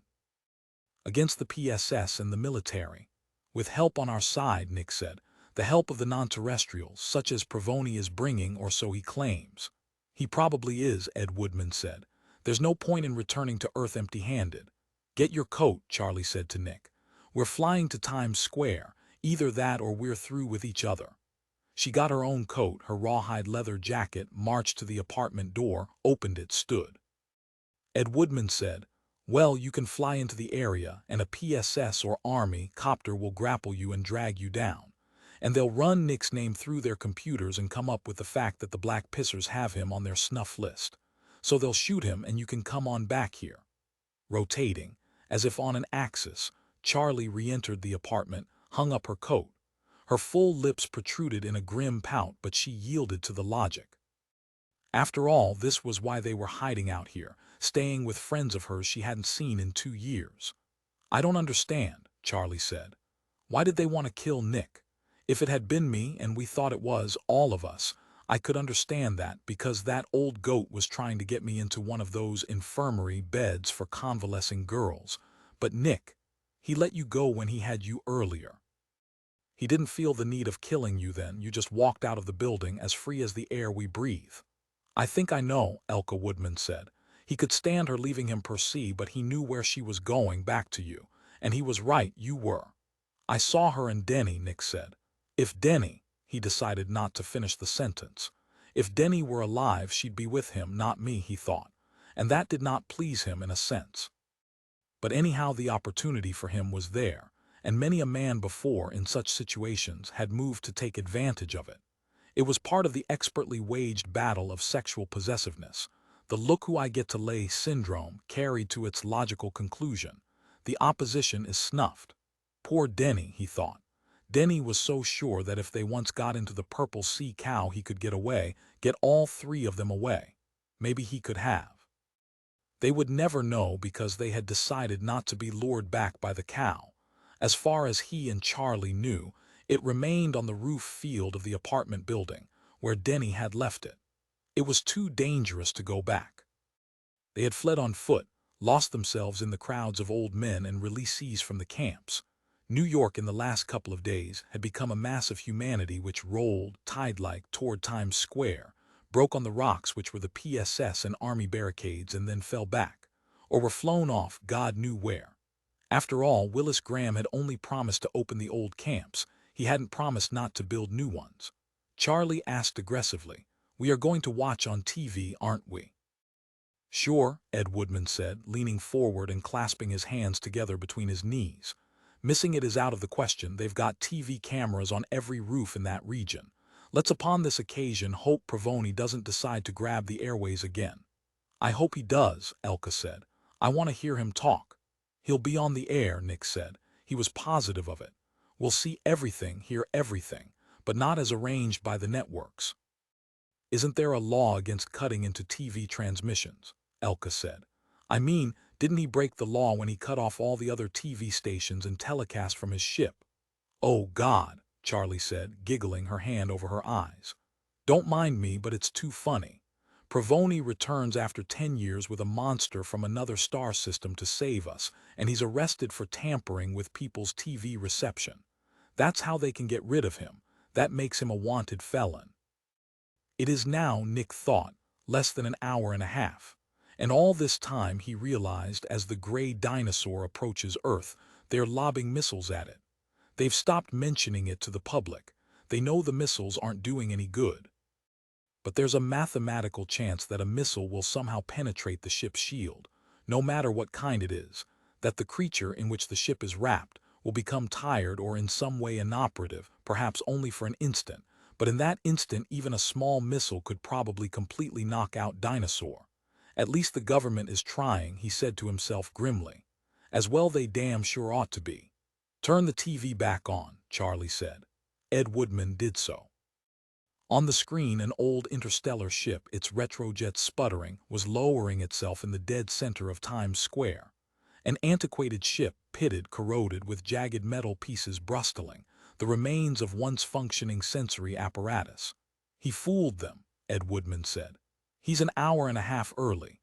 Do they have their laser cannon ready to fire? God, he's got their timing off. They bought the 32-hour story absolutely." Police, copters, and squibs hurried away like dancing gnats, avoiding the blast of the retrojets. On the ground, PSS oxifers and soldiers scurried away, scrambling for cover. "The laser beam," Ed Woodman said in a monotone, his eyes fixed on the screen. "Where is it?" "You want it to show up," Elka demanded. "They'll get it going sooner or later," Ed said. "Let the test come now. Jesus, the poor bastard, they must be scurrying around the roof of the Shafter building like ants." From the roof of the Shafter building, a red beam of force bored straight at the now parked ship. Over the TV they could hear its furious whine as it wound up, higher and higher in intensity. It must be almost on full now, Nick thought. And the ship remained intact. Something huge and ugly materialized about the ship, and he knew what it was. They were seeing the alien being. Like a snail, he thought. It rippled slightly, extended two pseudopodia, oozed more directly into the path of the laser beam. As the beam bored at it, it became larger and more palpable. It's feeding on the beam, he realized. The longer they keep the beam on it, the stronger it will become. The TV newscaster, for one time in his life disconcerted, blurted out, "It seems to thrive on the laser beam." His companion put in, "A creature from another star system, impossible to believe, but there it is. It must weigh thousands of tons. It's engulfed the ship." The hatch of the ship slid aside. Thor's Pravoni, wearing a gray underwear-like garment, emerged helmetless, weaponless. The laser beam, redirected by the technicians operating it, moved until it focused on Pravoni. Nothing happened. Pravoni remained unaffected. Nick, peering, saw a web-like tent structure imposed over Pravoni. From the alien, the laser people were out of luck. "It wasn't a bluff," Elka said quietly. "He did bring back a creature with him. And it has great power," Ed said huskily. "Do you realize the strength of that laser beam? Calculated in ergs," to Nick, Charley said. "What are they going to do now that the laser beam didn't work?" In mid-sentence, the newscaster was abruptly cut off. There, standing beside his ship, Thor's Pravoni lifted a microphone to his lips. "Hello," he said, and his voice issued from the TV set. Pravoni did not trust the networks, obviously. Once again he had taken over the many channels, but this time their audio portion only. The video image still emanated from network cameras. Nick said, "Hello, Pravoni, it's been a long trip." 23 his name, Pravoni said into his microphone, "is Morgo Ron Wilk. I want to talk to you about him in detail. First this. He is ancient. He is telepathic. He is my friend." Nick walked away from the TV set, went into the bathroom and got some pills down from the cabinet. He chose a pair of phenmetrazine hydrochloride tablets, swallowed them, then added one 25-milligram tablet of chlordiazepoxide hydrochloride. His hands, he discovered, were shaking. He had trouble holding the glass of water, and then he had trouble getting the pills down. At the door of the bathroom, Charley appeared. "I need something. What do you recommend?" "Metrazine and chlordiazepoxide," he said. 50 milligrams of the former, 25 of the latter. "That's swellers and shrinkers together," she said.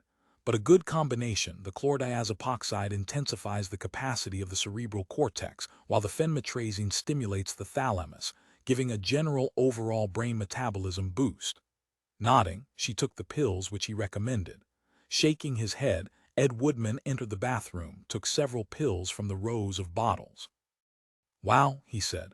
"They just can't kill him, he just won't die. And that thing eats energy. They're just pumping it full of juice every passing second, the stupid bastards.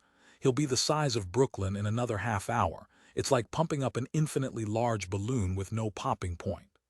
On the TV, Thor's Pravoni was saying, "I never saw his world. He met me in deep space.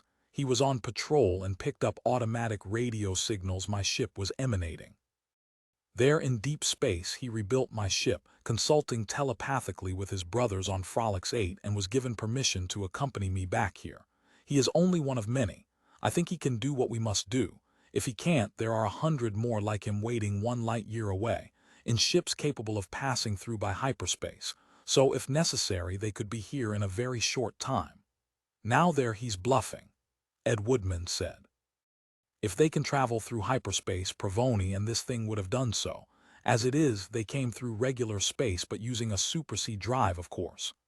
"But," Nick said, "he used his ship, the Gray Dinosaur. Their ships might be built for hyperspace, Dinosaur is." "Then you believe him?" Elka asked. "Yes," Nick said. "I believe him," Ed Woodman said, "but he is a showman. This business of appearing 8 hours before expected, it threw everybody off and was undoubtedly deliberate. And he has been standing there letting them laser him with billions of volts of power. And his friend, Morgo something, he's got him out invisible to impress us." He added acidly, "And I am impressed."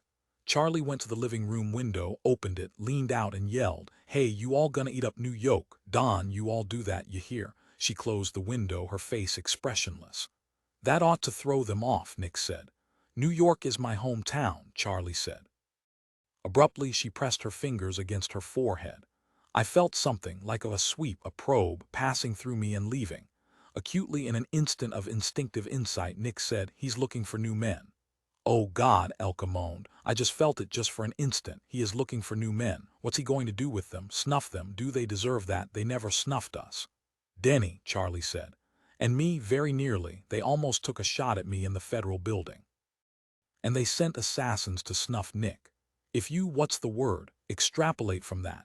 It's a high average, Nick said, and Corden, he said to himself, shot probably. We'll never really know just that he's dead. Does Provoni know yet? He wondered. God help us, he may go berserk. Over the TV audio circuit, Provoni said, monitoring Earth's transmissions, we learned of Eric Corden's death. His massive face retracted, as if retreating into itself with pain. Within an hour, we will know the circumstances, the actual ones, not those transmitted over the media, and we will, he paused. Nick thought he's conferring with the alien. We will, again he paused. Time will tell, he said at last, cryptically, his great head bent downward, his eyes shut. A convulsive shudder passed across his features as if he were trying with difficulty, great difficulty, to regain control of himself. Willis Graham, Nick said. That's who did it. That's where the order came from. Provoni knows that. He knows where to look. That snuffing is going to color everything that happens from now on. Everything Provoni does says, what his friend does. It dooms the ruling circles. I think Provoni is the kind of man who... You don't know what effect the alien may have had on him, Ed pointed out. It may moderate Provoni's bitterness and hatred. To Elka, he said, when it probed your mind, did it seem cruel, hostile, destructive? She pondered, then glanced at Charlie. Charlie shook her head no. I don't think so, Elka said. It was just so strange, and it was looking for something it didn't find in me, so it went on. It only took a fraction of a second. Can you imagine that thing, Nick said, probing minds by the hundreds, maybe thousands, all at once? Ed said quietly, maybe millions. In that short time, Nick asked. Charlie irritably said, I feel lousy. I feel like my period is coming on. I'm going to lie down. She disappeared into the bedroom, the door shut after her. I'm sorry, Mr. Lincoln, Ed Woodman said. I just don't have time right now to listen to the notes you've made for your Gettysburg Address. His face was harsh and sardonic, and he had flushed a dark, furious red. Nick said, she's afraid, that's why she's gone in there. It's too much for her. Isn't it too much for you, really? Aren't you taking it in intellectually, but emotionally it really isn't registering? I see the screen, I know what I'm seeing, but he gestured, only the frontal lobe of my brain comprehends what I see and hear. He walked to the bedroom door, opened it slightly. She lay on the bed at an odd angle, her face turned to one side, eyes wide open. Nick shut the door after him, came over slowly, seated himself on the edge of the bed. I know what it's going to do, she said. Do you? Yes, she nodded expressionlessly. It's going to replace portions of their minds and then withdraw, leaving nothing. A vacuum. They'll be living hollow shells, like a lobotomy. Do you remember that from school, reading about the insane psychiatric practices of the 20th century? Debrain, that's what the doctors made people. That thing will remove the nodes of Roger and more. It won't stop with just making them like us. It hasn't affected Provoni, he's convinced it. How do you know that? Nick asked. Well, it's not a long story. 2 years ago, I forged a set of G2 completed tests showing satisfactory results.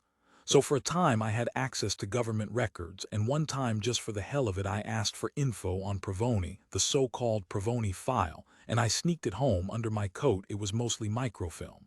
And I sat up all night reading it, she explained. I read very slowly. And he's like that, vengeful. He's obsessed. He's what Corden wasn't. Corden was a rational man, a rational political figure who happened to be living in a society where no dissent is allowed. In another society, he would have been a major statesman, but Provoni, 10 years may have changed him, Nick pointed out. Alone most of that time, there must have been a good deal of introspection and self-analysis during those years. Couldn't you hear it today, just now? No, he said truthfully. I got fired from the job and fined P350, and that gave me a criminal record which I've added to. She was silent for a moment. Denny too, he fell a few times. She lifted her head. Go back and watch the TV, please. If you don't, I'll go in there, and I really can't, so you go, okay? Okay, he said. He left the bedroom, turned his attention to the TV set. Is she right? He asked himself. About Provoni, what sort of man he is. That's not what we've heard. Heard from the under-man presses. If she felt that way, how could she be a Cordenite distributing and selling his pamphlets? But they were Corden's pamphlets, he reflected. Maybe she liked him enough to overcome her distrust of Provoni. In the name of God, he thought, I hope she's wrong about what they intend to do to the new men, lobotomize them, all of them, 10 million, including the unusuals, like Willis Graham. Something swept into his mind, a wind like that of hell. He clapped his hands to his forehead, bent over in pain. Not pain, more a sort of strange sense, that of peering down into a great dark pit and then very slowly beginning to tumble slow motion into it. The feeling abruptly departed. I just got scanned, he said shakily. How'd it feel? Elka asked. Nick said, he showed me the universe empty of stars. I never want to see it again as long as I live. Ed Woodman said, listen. On the 10th floor of this building, a low-order new man lives. Apartment BB 293 KC. I'm going down there. He headed for the door. Anyone want to come? Maybe just you, Nick. I'll come, Nick said. He followed after Ed Woodman, caught up with him in the silent, carpeted hall. He's probing, Ed said as they reached the elevator and pressed the button. He indicated all the apartment doors, the rows and rows of them that filled this one building. Behind every one of those doors he's probing. God knows what it's like for some of them. That's why I want to see this new man, Marshall, I think his name is. G5, he told me once. So you can see he's small fry, that's why he's in a building filled mostly with old men. The elevator came, they entered and descended. Listen, Appleton, Ed said. I'm afraid. I got probed too, but I didn't say anything. He's looking for something and he didn't find it in the four of us, but elsewhere he may find it, and I want to know what he does when he finds it. The elevator stopped, they stepped into the hall. This way, Woodman said, striding rapidly along. Nick hurried to keep up with him. BB 293 KC, I'm going down there. He headed for the door, came to it, halted. Nick caught up with him. Ed Woodman knocked. No answer. He turned the knob. The door opened. Carefully, Ed Woodman pushed the door aside, stood, then moved out of Nick's way. On the floor, cross-legged, sat a slender man with a small black board, dressed in expensive hashier robes. Mr. Marshall, Ed Woodman said softly. The slender, dark man lifted his inflated, balloon-like head. He regarded them, smiling, but he did not speak. What are you playing with, Mr. Marshall? Ed Woodman asked, bending down. He turned to Nick. An electric mixer. He's making the blades turn. He straightened up. G5, approximately 8 times our mental abilities. Anyway, he's not suffering. Going over, Nick said. Can you talk, Mr. Marshall? Can you say anything to us? How do you feel? Marshall began to cry. You see, Ed said, he has emotions, feelings, even thoughts, but he can't express them. I've seen people in hospitals after a stroke when they can't talk, can't communicate in any way, and they cry like that. If we leave him alone, he'll be all right. Together, Nick and Ed left the apartment, the door shut after them. I need some more pills, Nick said. Can you suggest anything helpful, really helpful at this point? Dizipramine HCl, Ed said. I'll give you some of mine. I noticed you don't have any. They made their way to the elevator and pressed the up button. We better not tell them, Ed said as they ascended. They'll know soon anyhow, Nick said. Everyone will know it if it's happening everywhere. We're close to Times Square, Ed said. He may be probing in concentric rings. Marshall got it now, but new men in Jersey may not get it until tomorrow. The elevator halted. Or the next week. It may take months, and by that time Amos Ild, it would have to be Ild, can think of something to do. You want him to? Nick asked as they stepped from the elevator. The light in Ed Woodman's eyes flickered. That's hard for you to decide, Nick said, finishing Ed's halting statement. What about you? Nick said, I couldn't be more pleased. Together, they walked back to their apartment. Neither man spoke. A wall had settled into place between them. There simply was nothing to talk about, and both men knew it.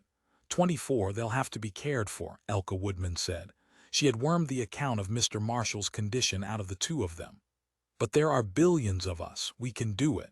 Centers like play areas could be set up for them, and dorms, and meals. Charley sat on the couch, silently pulling the stitches out of a skirt. She wore a petulant, disapproving look. Nick did not know why, and at the moment he did not care. If it's got to be done, Ed Woodman said, couldn't he do it slowly, so we can arrange care? They may starve to death or walk into passing squibs. They're like infants. The ultimate vengeance, Nick murmured. Yes, Elka said, but we can't let them die helpless, and she gestured. Retarded. Retarded, Nick said. Yes, that's what they were, not like children, but like brain-damaged children. Hence, Marshall's frustration when they tried to question him. and it was brain damage. The cerebellum of their brains had been injured from within from the probing thing. The TV set, still on, now carried the voice of the regular network newscaster. It was just 12 hours ago that the famous physicist Amos Ild, retained by Council Chairman Willis Graham as his special advisor in the crisis, predicted over all television networks that there was no chance, repeat, no chance that Thor's Pravoni had brought back an alien life form with him. For the first time, Nick heard authentic anger in the announcer's voice. It would appear that the council chairman has relied on the what's the expression, staff of bending oats or something. I do know. God in heaven. On the screen, the announcer bowed his head. It looked to us, anyhow, like a good idea, the Baltimore laser system, trained on dinosaurs hatch. I guess, looking back now, it was too simple. Pravoni wasn't going to get himself snuffed like that after 10 years in space. Morgo Ron Wilk, we have that down as the name or title of the alien. Turning his face away from the microphone, the announcer said to someone invisible, "For the first time in my life, I'm glad I'm not a new."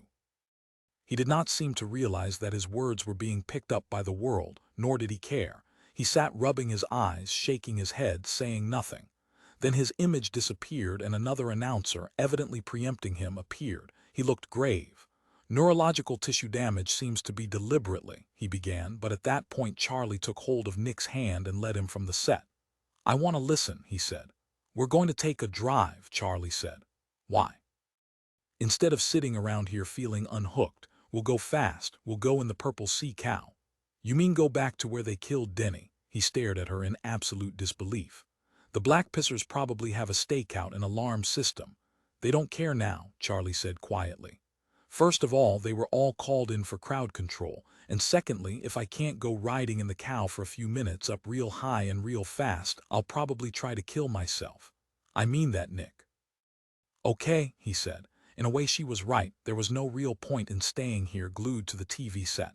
"But how will we get over there?" "Ed's squib," Charley said.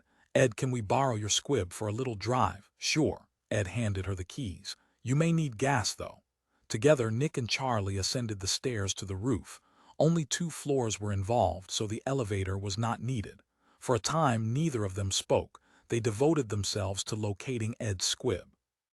Seated inside the squib behind the tiller, Nick said, "You should have told him where we're going, about the cow." "Why worry him?" That was her sole, complete answer. She gave no more. He sent the squib up into the sky. It was now virtually free of traffic. Presently they hovered about Charley's former apartment building. There on the roof field stood the Purple Sea Cow. "Shall I go down there?" Nick asked her. "Yes," she peered. "I don't see anybody around. Really, they don't care anymore." "It's the end of everything, Nick. The end of the PSS, the end of Graham or Amos Ild. Can you imagine what that thing will do when it gets to him?" He shut off the squib's motor, glided silently down to come to rest beside the cow. So far so good. Charley got swiftly out, key in hand. She strode to the door of the cow, inserted the key. The door opened. She at once squeezed in behind the tiller, motioned him to open the other door. "Hurry," she said. "I can hear an alarm somewhere, probably on the ground floor. But what the hell now?" She smashed savagely down on the gas pedal and the cow raced upward, skimming like a barn swallow, like a flat disc. "Look back," Charley said, "and see if anybody's following us." He did so. Nothing in sight. "I'll take evasive maneuvers," she said, as Denny called it. "We do a lot of spirals and Immelmans. It's really frosty." The squib dived, roared up a canyon between high-rise buildings. "Listen to those pipes," Charley said, and pressed down even harder on the gas pedal. "If you drive like this," he said, "you will pick up an oxifer." She turned her head. "Don't you understand? They don't care now. The whole establishment, everything they were supposed to protect, it's all gone. Their superiors are like the man you and Ed found downstairs." "You know," he said, "you've changed since I met you." Since a couple of days, he realized.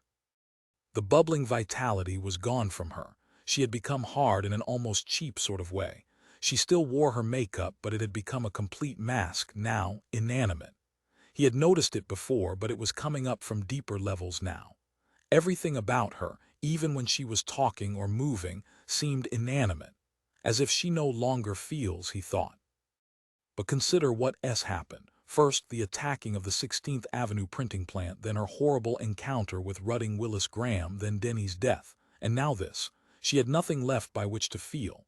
As if reading his thoughts, Charley said, "I can't drive this thing the way Denny did. He was a master pilot. He could get it up to 120. In town?" Nick asked. "In traffic. On the big freeway tax," Charley said. "You both would have been killed by now." Her driving made him acutely uneasy. She had, by degrees, increased their velocity. The dial read 130. That was fast enough for him. "You know," Charley said, gripping the tiller with both hands and staring fixedly ahead, "Denny was an intellectual, a real one. He read all Cordon's pamphlets and tracts, all his writing. He was very proud of that. It made him feel superior to everybody else. You know what he used to say? He said Denny, could never be wrong, and that once he had a premise he could deduce from it with exact certainty." She slowed down, turned the squib down a side street between smaller buildings. Now she seemed to have a destination in mind. Formerly she had driven just for the joy of flight, but now she slowed, lowered the squib. He peered down, saw a square without buildings. "Central Park," she said, glancing at him. "You ever been here before?" "No," he said. "I didn't think it still existed." "Most of it doesn't. It's been cut down to a single acre. But it's still grass, it's still a park." Somberly she said, "Denny and I found it one day, cruising around late at night, about 4:00 a.m. It frosted us out of our shoes, it really did. We'll land there." The squib dipped down, slowed until it barely moved forward, and then she let the rubber tires touch the ground. The squib, its wings withdrawn, became, all at once, a surface vehicle. Opening the door on her side, Charley got out. He did so too, and was astounded at the texture of the grass under his feet.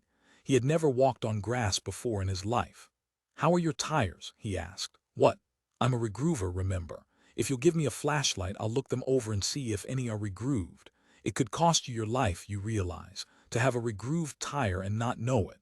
Charley lay down, stretched herself out on the grass, arms folded to prop up her head. "My tires are okay," she said. "We only use the cow at night when there's room to fly. We don't take it as a surface vehicle during the day except in an emergency, like the one that killed Denny." She was silent then for a protracted length of time, simply lying on her back in the damp, cold grass, staring up at the stars. "Nobody comes here," Nick said. "Never. They'd obliterate it completely, but Graham has a soft spot about it. Seems he played here as a child." She raised her head and said wonderingly, "Can you imagine Willis Graham as a baby? Or Provoni, for that matter? You know why I brought you here, so we could make love." "Oh," he said, "you're not surprised." "It's been hanging in the back of both our minds since we met," he said. Anyhow, it was true for him. He suspected it in her too, but of course she could deny it. "Can I take your clothes off for you?" she asked, rummaging in the pockets of his coat to see if he had anything of value which might fall out and get lost in the grass. "Car keys?" she asked. "Ident tabs. Oh, what the hell, sit up." He did so, and she removed his coat, which she carefully laid out on the ground near his head. "Next your shirt," she said, and so it went. Until at last she began on her own clothing. "What small breasts you have," he said, perceiving her in the dim starlight. "Listen," she said brusquely, "it's not like it's costing you anything." That melted his heart. "No, of course not," he said. "I don't want you to do this." He put his hand on her shoulder. "It's just that you did it here with Denny. For you," he thought, "it may be like old times, but for me there's a specter hanging over me. The Dionysian face of the young boy, all that life, and snuffed out just like that. It reminds me of a part of a poem," he said, "by Yeats." He helped her take off her alloforgic sweater. They were easy to get on, hard to get off, once they had molded themselves to the curves of the body. "I should just spray myself with paint," she said, as the sweater came off. "You don't get the texture of fabric that way," he said. He paused a moment and said hopefully, "Do you like Yeats? Was he before Bob Dylan?" "Yes." "Then I don't want to hear about him. As far as I'm concerned, poetry started with Dylan and has declined since." Together they removed the rest of their clothing. For a time they lay naked in the cold, wet grass, and then, simultaneously, they rolled toward each other. He rolled himself onto her, held her, gazed down at her face. "I'm ugly," she said. "Aren't I?" "You think that?" He was appalled. "Why, you're one of the most attractive women I've ever met." "I'm not a woman," she said matter-of-factly. "I can't give back. I can only accept, not give. So don't expect anything of me, just that I'm here now."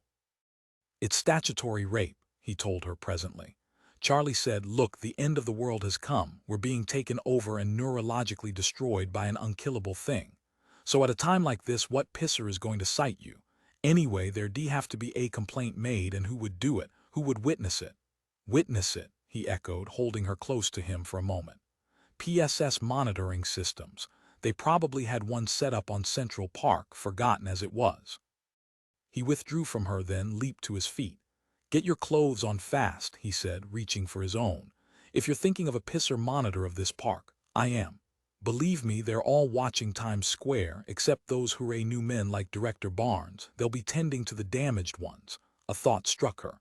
"That means Willis Graham." She sat up, buried her hands in her ruffled, grass-wet hair. "I'm sorry," she said, "but I sort of liked him."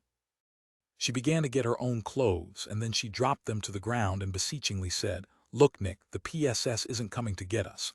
I'll tell you what I'll do. You take me a little longer, maybe just 5 minutes or so, and you can read that what is it poem to me. I don't have the book with me, and you know it. Do you remember it?"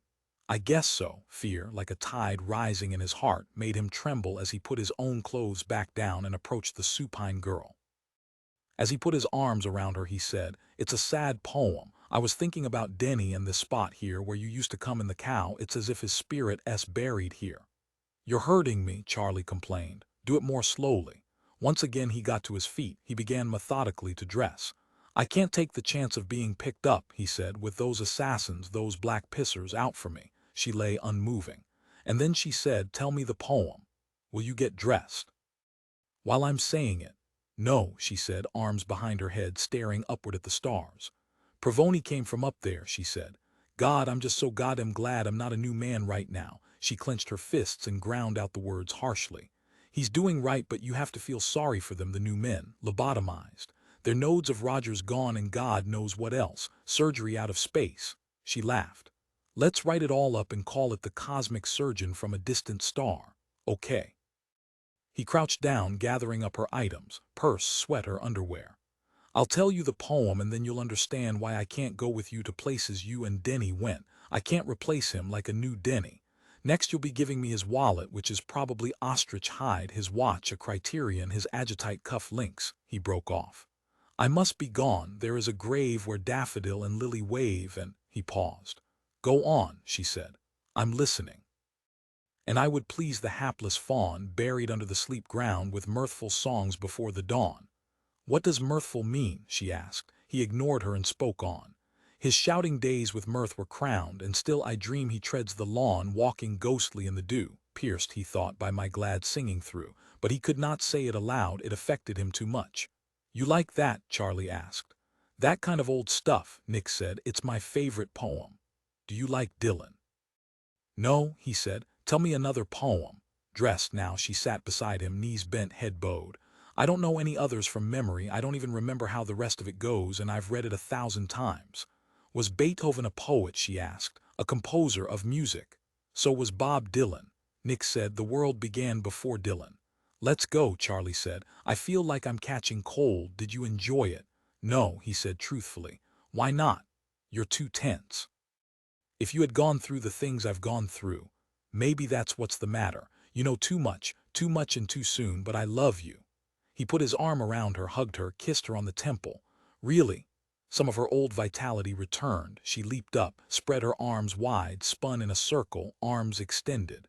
A police cruiser, its siren and red light off, came gliding up behind them, silently landing.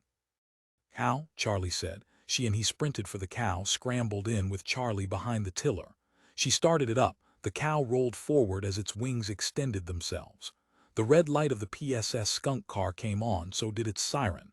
And on a bullhorn the cruiser blared at them, words they could not decipher. The words echoed and echoed until Charley screeched with suffering.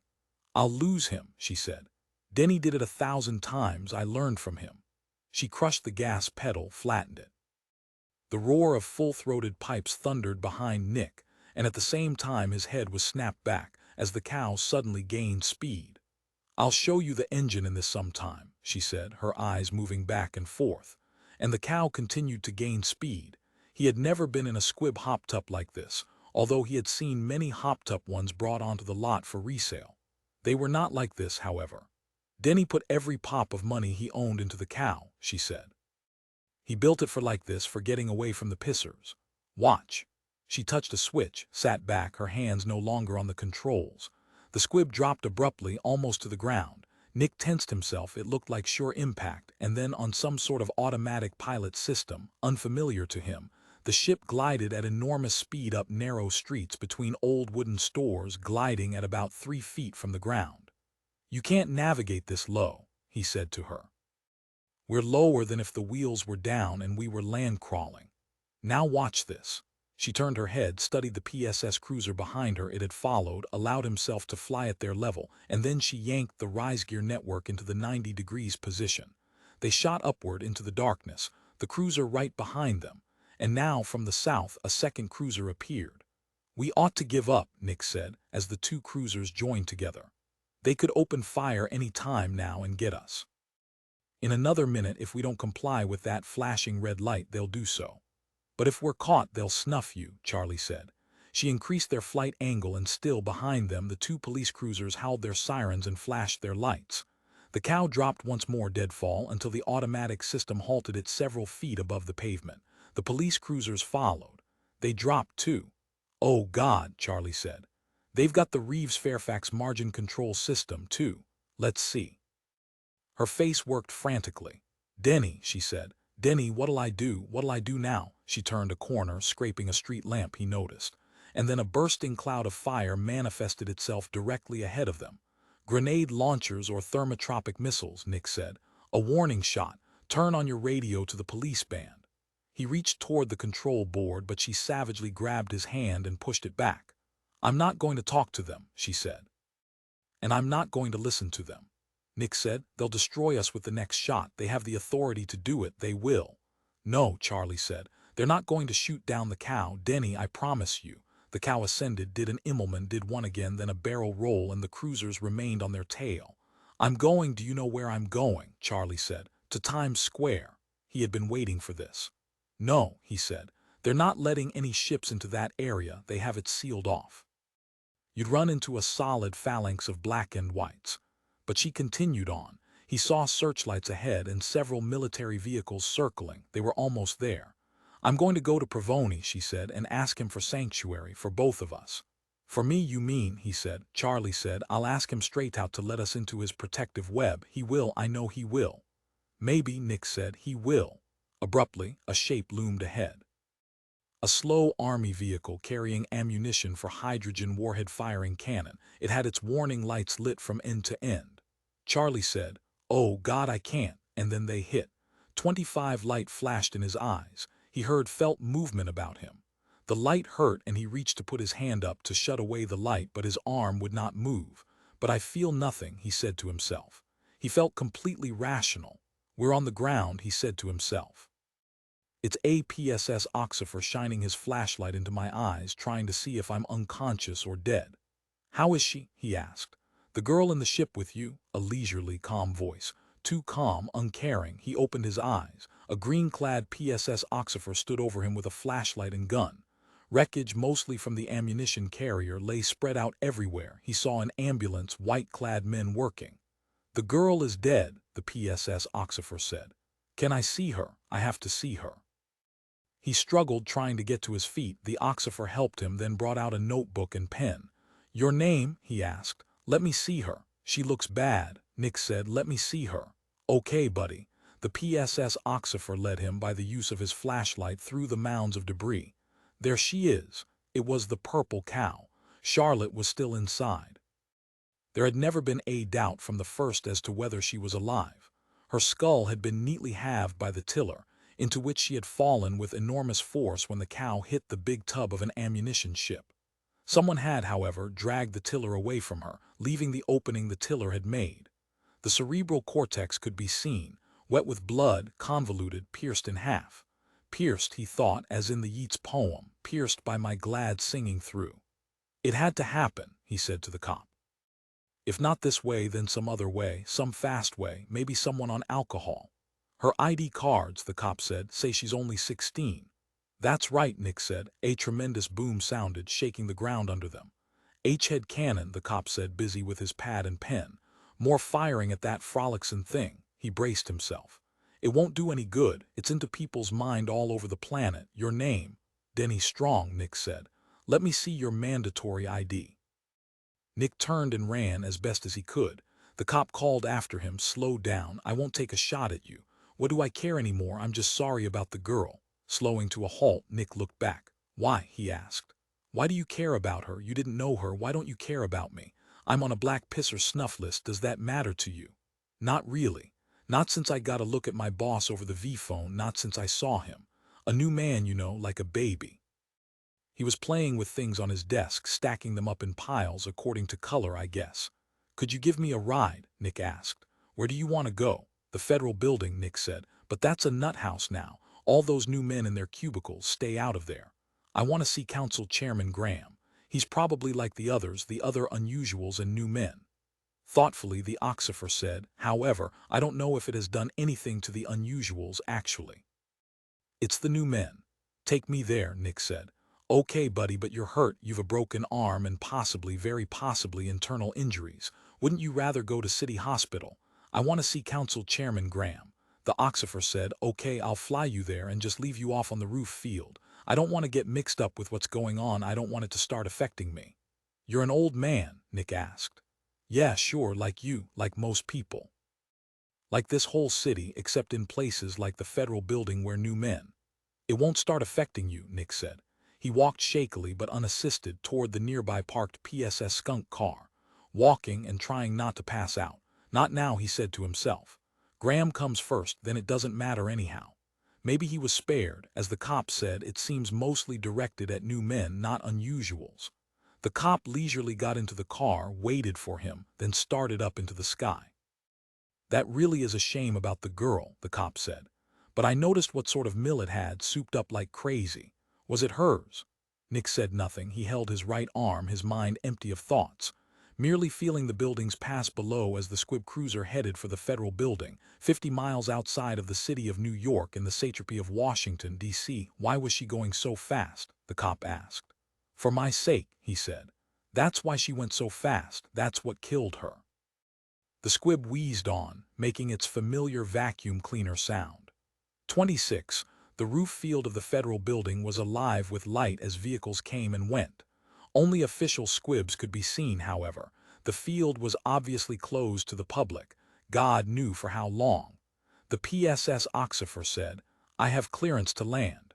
He pointed to a pulsing green light on the intricate instrument panel of his squib.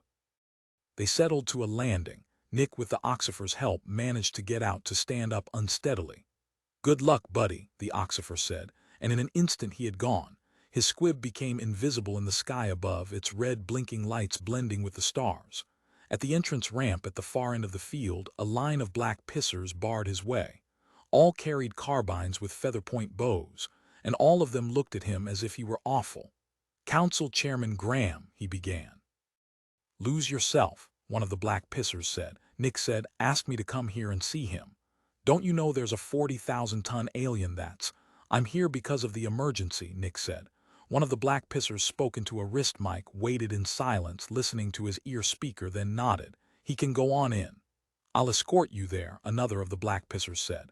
The whole fucking place is in a shambles. He led the way and Nick followed, moving as best he could.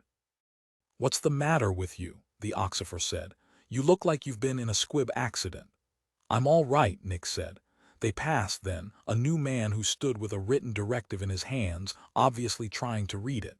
Some residual sense told him that he should read it, but there was no comprehension in his eyes, only frightened confusion.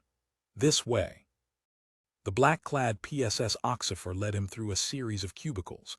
Nick caught glimpses of new men here and there, some seated on the floor, some trying to do things, to handle objects, others merely sitting or lying, staring emptily forward. And some, he saw, were having violent rages. Evidently flown in for the emergency, old men employees were trying to keep them under control. The final door opened. The Oxifer stepped aside, said, "Here," and strode off, back the way they had come. Willis Graham was not in his big, rumpled bed. He sat instead on a chair at the far end of the room, evidently at peace. His face seemed composed and tranquil. Charley Boyer, Nick said, is dead. Who? Graham blinked, turned to focus his attention on Nick. Oh, yeah, He lifted his hands, palms up. They took away my telepathic ability. I'm just an old man now.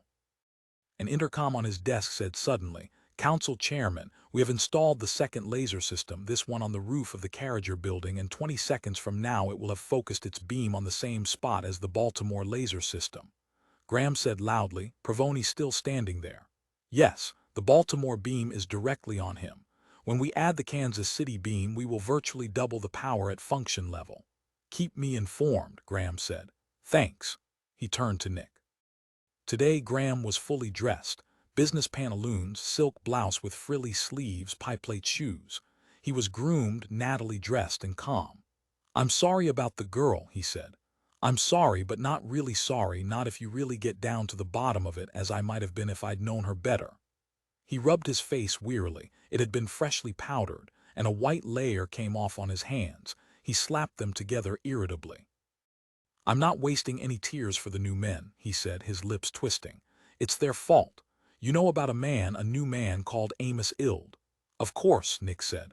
"Absolutely no possibility," Graham said, "that he's brought an alien back with him. Nutralogics which the rest of us, old men and undermen and unusuals, can't understand. Well, there's nothing to understand, it doesn't work. Amos Ild was just an eccentric, fiddling with millions of components for his great ear project. He was insane." "Where is he now?" Nick said. "Off somewhere playing with paperweights," Graham said, "setting up intricate balance systems for them, using rulers as the support bars." He grinned. "And he'll be doing it the rest of his life." "How far has the destruction of neurological tissue spread, geographically speaking?" Nick asked. "Over the whole planet, to Luna and Mars?" "I don't know. Most communication circuits aren't being manned. There's nobody, just plain nobody on the other end, which is eerie." "You've called Peking, Moscow, Sumatra one."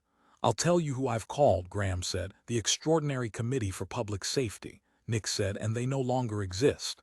Nodding, Graham said, "It killed them, scooped out their skulls, left them empty, except for the diencephalon for some reason. They left that."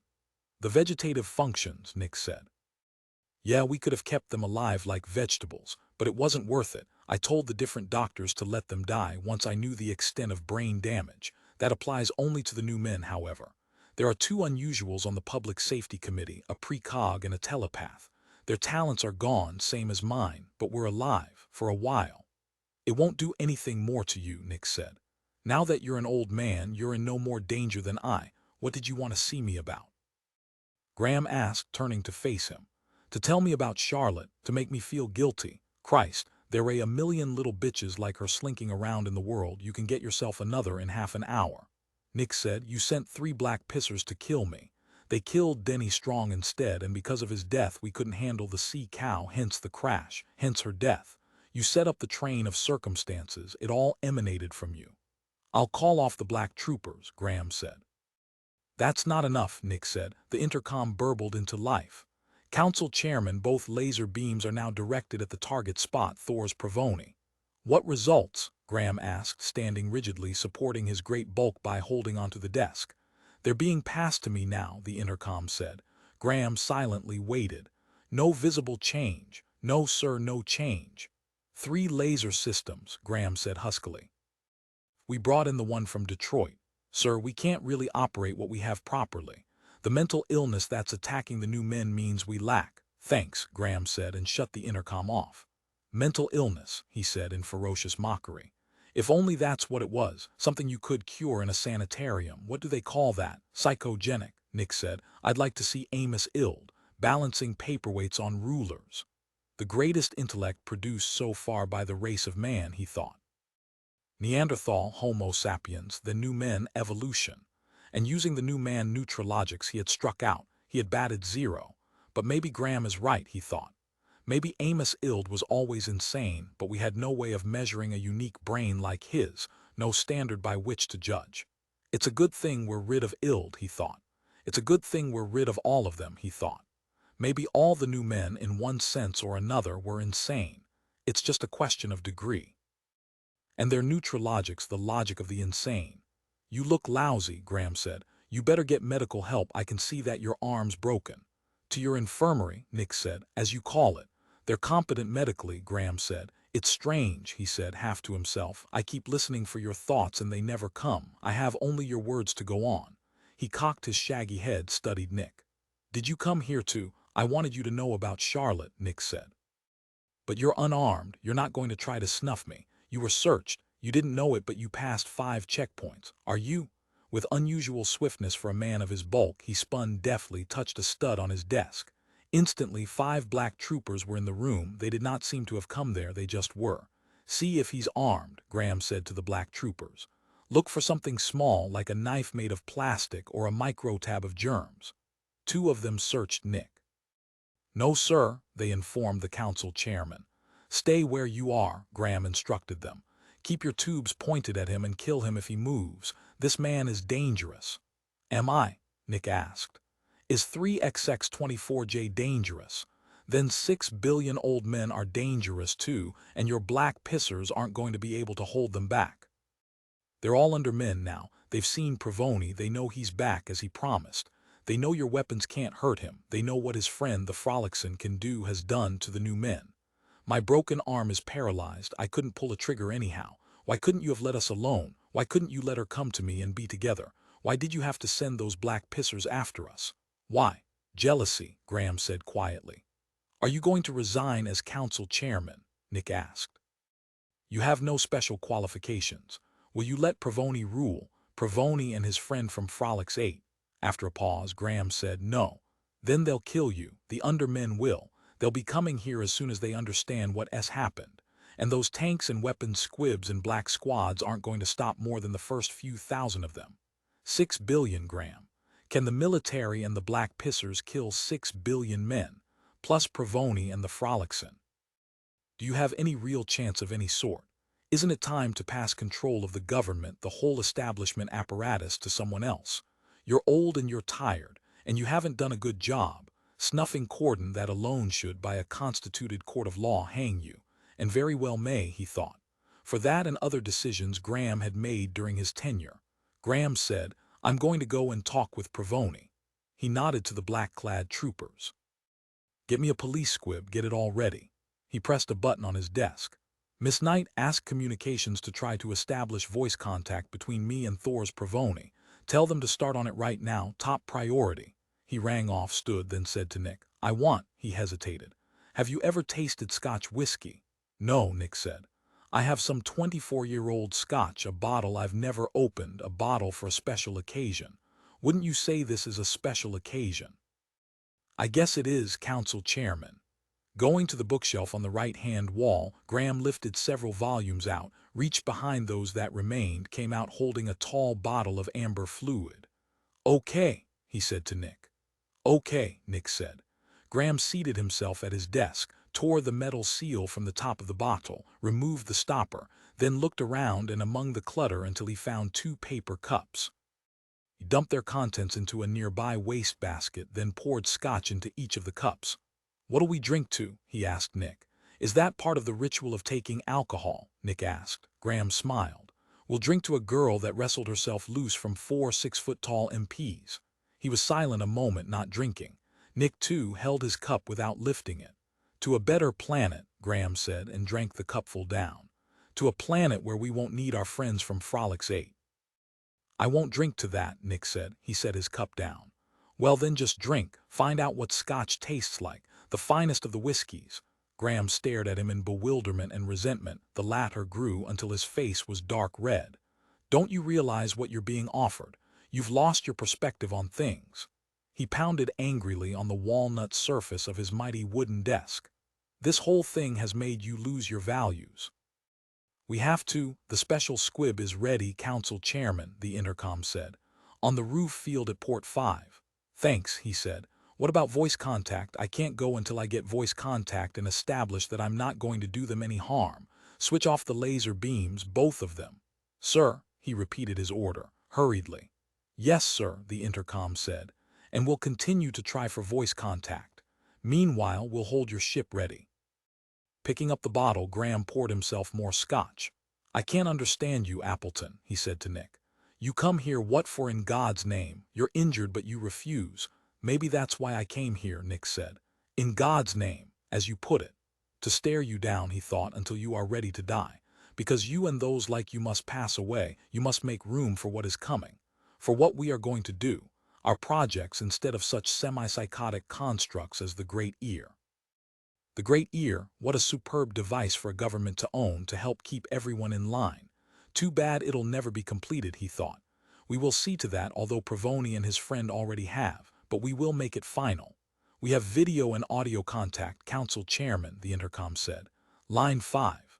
Graham picked up the red V-phone, said, "Hello, Mr. Provoni." On the screen appeared Provoni's rugged, bony face with its shadows, its furrows, its crags and pits. His eyes held in them the absolute emptiness which Nick had felt during the moment the probe passed through him, but the eyes held more. They gleamed animal-like, eyes of a breathing, willful, intense creature that strove and sought for what it wanted. An animal which had burst out of its cage. Strong eyes, set in a strong face, tired as it obviously was. "I think it would be a good thing for you to come up here," Graham said. "You've done vast harm, rather the irresponsible organism with you has done vast harm. Thousands of men and women, important in the government and industry and in the sciences. We should meet," Provoni interrupted hoarsely, "but it would be difficult for my friend to move himself so far." "We shut off the laser beams as an act of good faith," Graham said with tension, his eyes unblinking. "Yes, thank you for the laser beams." Provoni's rock-like face split open to disclose a stubbled smile. Without that energy source, he would have been unable to do his task. At least unable to right away. Over a few months, well, it would eventually have been accomplished, our work would have been done. "Are you serious?" Graham asked Ashen. "About the laser beams?" "Yes, he converted the energy of the laser system, it revitalized him." Graham turned away from the phone screen for a moment, evidently to get control of himself. "Are you all right, Council Chairman?" Provoni asked. Graham said, "Here you could shave, bathe, get a rub-down, a physical examination, rest for a time. And then we could confer." "You will come here," Provoni said calmly. After a pause, Graham said, "All right, I'll be there in 40 minutes. Do you guarantee my safety and my freedom to leave?" "Your safety," Provoni echoed. He shook his head. "You still don't comprehend the magnitude of what's happened. Yes, I'll be glad to guarantee your safety. You'll leave in the state you arrived, at least as far as our actions are concerned. If you have a coronary seizure—" "All right," Graham said. And so, in a matter of 1 minute, Willis Graham had capitulated his position entirely. It was he who went to Provoni, not the other way around, nor even to a neutral middle point divided equally between them. And it was a necessary, rational decision. He had no other choice. "But there will be no coronary seizure," Graham said. "I'm ready to face anything necessary, any condition that has to be met. Off." He hung up the phone. "Do you know what haunts me, Appleton? The fear that other Frolixans might come, that this might be only the first." "No more are needed," Nick said, "but if they want to take over Earth, they don't want to, they have, in a way, already. But this is it. There won't be any more damage done. Provoni has what he wants. Suppose they don't care about Provoni and what he wants. Suppose," one of the black troopers said, "Sir, to reach Times Square in 40 minutes, we should start now." He had braid on him, a pisser of high rank. Grunting, Graham picked up a heavy Woollex greatcoat and tugged it on over his shoulders. One of the troopers assisted him. "This man," Graham said, indicating Nick, "is to be taken to the infirmary and given medical treatment." He inclined his head, and 2 of the troopers approached Nick menacingly, their eyes weak and yet intense. "Council Chairman," Nick said, "I have a favor to ask. Can I see Amos Ild for a time before I go to the infirmary?" "Why?" Graham asked as he started toward the door with the 2 other black troopers. "I just want to talk to him, see him, try to understand all this, all that has happened to the new men by seeing him on the level he now, Cretan level," Graham said harshly. "You don't want to come with me when I meet Provoni. You could express the wishes of," he gestured. "Barnes said you were representative. Provoni knows what I want, what everyone wants. What happens between you and him will be simple. You will resign your office and he will take on the office in your place. The civil service system will be radically revised. Many positions will be elective rather than appointive. Camps will be set up for the new men where they will be happy. We have to think of them, their helplessness. That's why I want to see Amos Ild." "Then go do that." Graham nodded to the 2 troopers, one on each side of Nick. You know where Ild is, take him there, and when he's finished, then the infirmary. Thanks, Nick said. Lingering, Graham asked, is she really dead? Yes, Nick said. I'm sorry. Graham held out his hand to shake. Nick declined it. You were the one I wanted to see dead, Graham said. Now it doesn't matter. Well, I've finally untangled my personal life from my public life. My personal life is over. As you said, Nick said icily, there's a million little bitches like her crawling this world. That's right, Graham said stonily. I did say that. He set off then with his two guards. The door slid shut after him. Come along, one of the two remaining black pissers said. I will come at the rate I feel like, he said. His arm hurt violently and he was beginning to feel sick at his stomach. Graham was right, he would have to go downstairs to the infirmary very soon. But not until he saw with his own eyes Amos Ild, the highest intellect born of man, in here. One of the guards indicated a door which was guarded by a PSS officer wearing regulation green. Step aside, the black pisser said. I'm not authorized to. The black trooper lifted his gun, as if to hit him with it. Whatever you say, the officer in green said and stepped aside. Nicholas Appleton entered the room. 27 in the center of the room sat Amos Ild, his great head held in place by the collar of metal spokes. He had surrounded himself with a variety of objects: paper clips, pens, paperweights, rulers, erasers, sheets of paper, cartons, magazines, abstracts. He had torn pages out of the magazines, crumpled them up and tossed them away. Now at this moment he was drawing on a piece of paper. Nick came over. Stick men, a huge circle in the sky which represented the sun. Do the people like the sun? He asked Amos Ild. Ild said it makes them warm. So they go out into it. Yes. Amos Ild drew on another sheet, now tired of that one. He drew what appeared to be an animal. A horse, Nick asked. A dog, it's got 4 legs. Is it a bear, a cat? Amos Ild said. It's me. Pain constricted Nick Appleton's heart. I have a burrow, Ild said, drawing a flattened, irregular circle low down with a brown crayon. It's there. He placed his large finger over the flattened brown circle. I go inside it when it rains. I keep warm. Nick said, we'll make you a burrow exactly like that. Smiling, Amos Ild crumpled up the drawing. What are you going to be? Nick asked. When you grow up. I am grown up, Ild said. What are you then? Ild hesitated. Then he said, I build things, look. He got up from the floor, his head swaying ominously. God, Nick thought, it'll snap his spine. Proudly, he showed Nick the network of paperweights and rulers which he had built. Very nice, Nick said. If you take one weight away, Ild said, it collapses. A mischievous expression appeared on his face. I'm going to take a piece away. But you don't want it to fall down. Amos Ild, towering above Nick, dominating with his huge head and its elaborate support, said, What are you? I'm a tire regroover, Nick said. Is a tire what a squib has on it that goes around and around?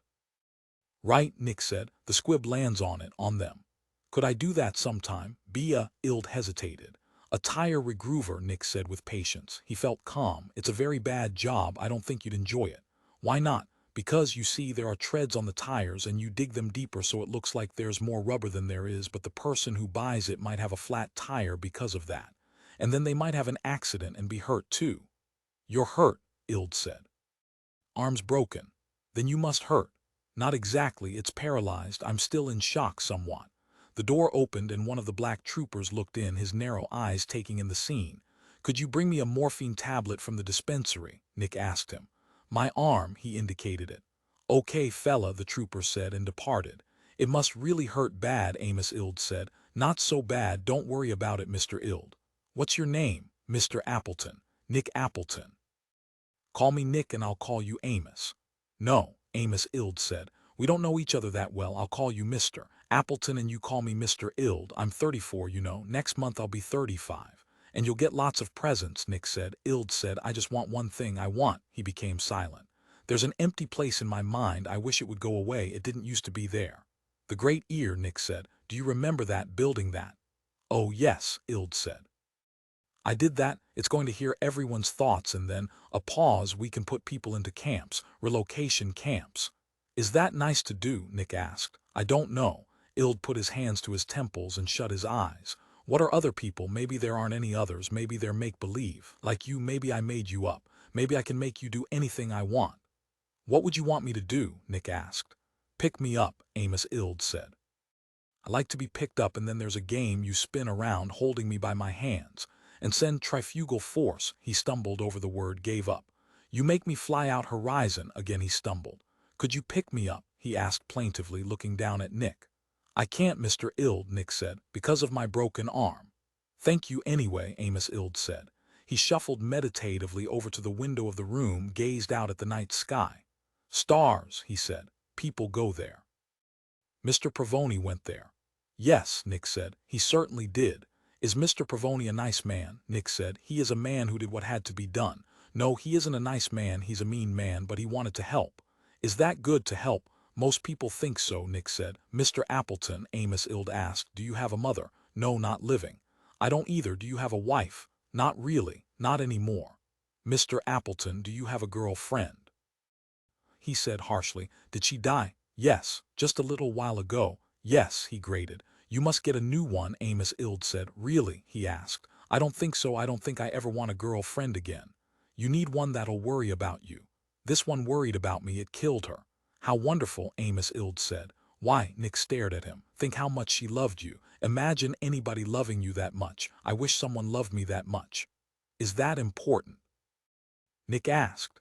Is that what it's all about instead of invasions by aliens, the destruction of 10 million superlative brains, the transfer of political power, all power by an elite group? I don't understand those things, Amos Ild said.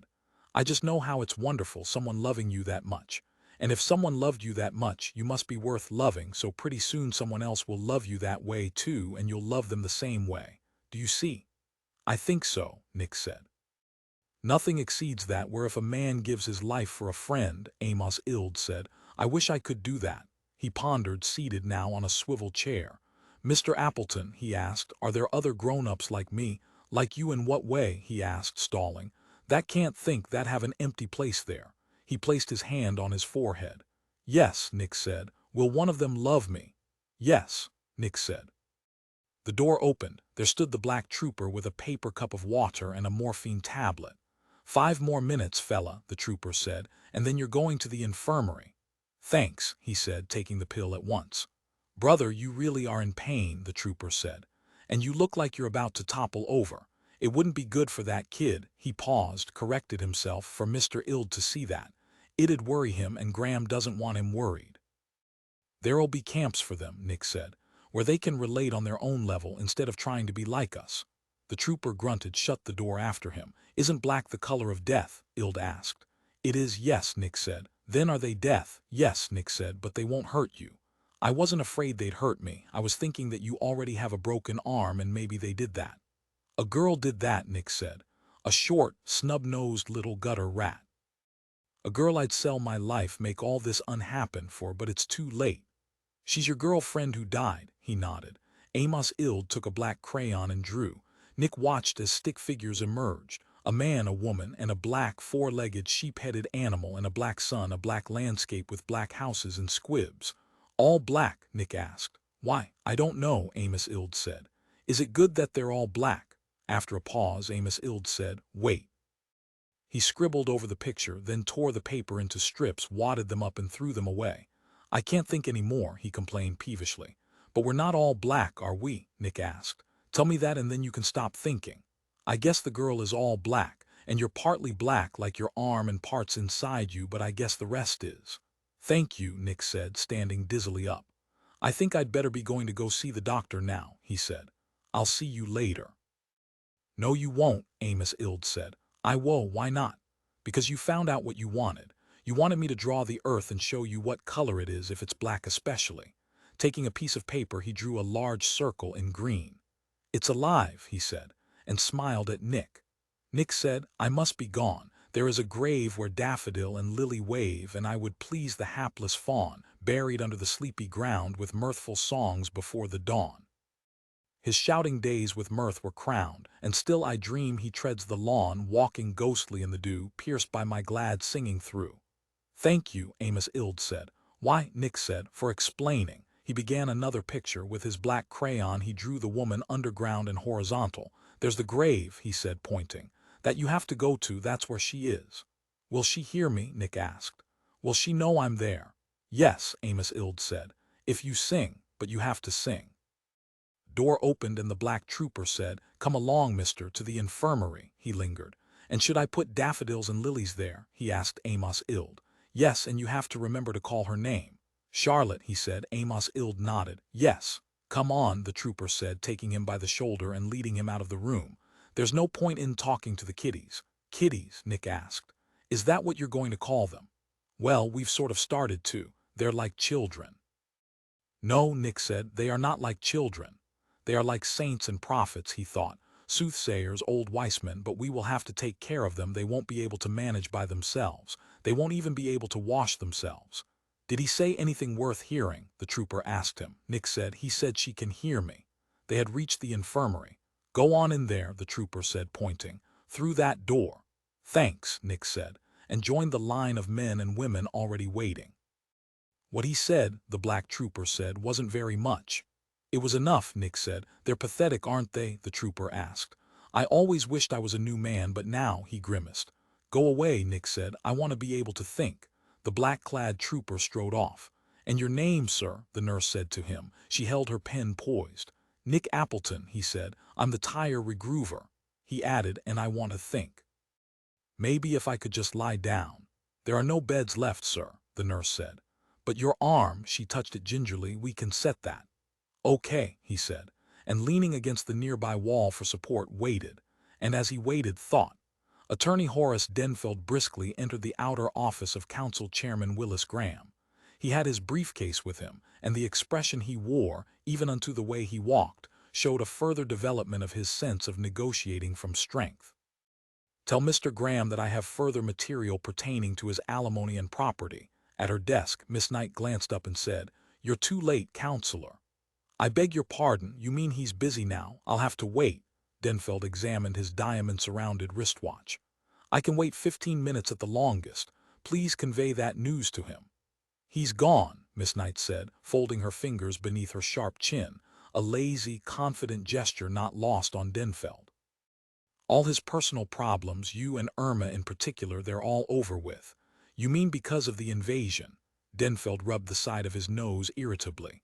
"Well, we'll follow him with a writ issued by the court," he said, scowling and looking his most terrible look. "Wherever he's gone." "Willis Graham," Miss Knight said, "has gone where no writs can follow him." "You mean he's dead?" "He is outside our lives now, beyond the earth we live on. He's with an enemy, an old enemy, and with what may be a new friend. At least we can hope so." "We'll find him," Denfeld said. "Do you want to bet 50 pops?" Denfeld hesitated.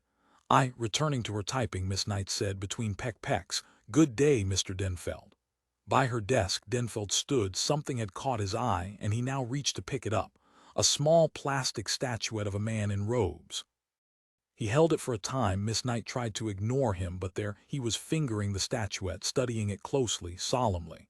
On his face an expression of wonder had appeared, as if with each passing moment he saw something more in the plastic figure.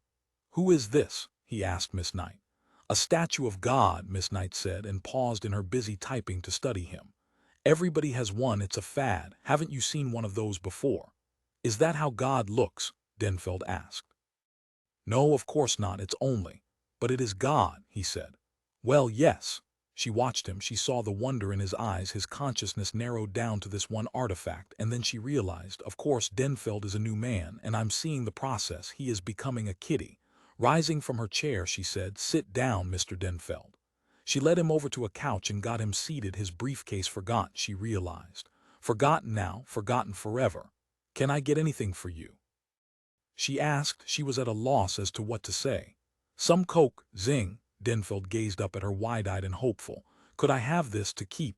"Certainly," she said, and felt compassion for him. One of the least and last of the new men to go, she thought. And where is his arrogance now? Where is everybody else? "Can God fly?" Denfeld asked. "Can he hold out his arms and fly?" "Yes," she said. "Someday," he broke off. "I think every living thing will fly or anyhow trudge or run. Some will go fast like they do in this life, but most will fly or trudge, up and up, forever. Even slugs and snails, they'll go very slow, but they'll make it sometime. All of them will make it eventually, no matter how slow they go, leaving a lot behind that has to be done. You think so?" "Yes," she said, "a very great lot behind." "Thank you," Denfeld said. "For what? For giving me God." "Okay," she said, and stoically resumed her typing, while Horace Denfeld played endlessly with the plastic statuette, with the vastness of God.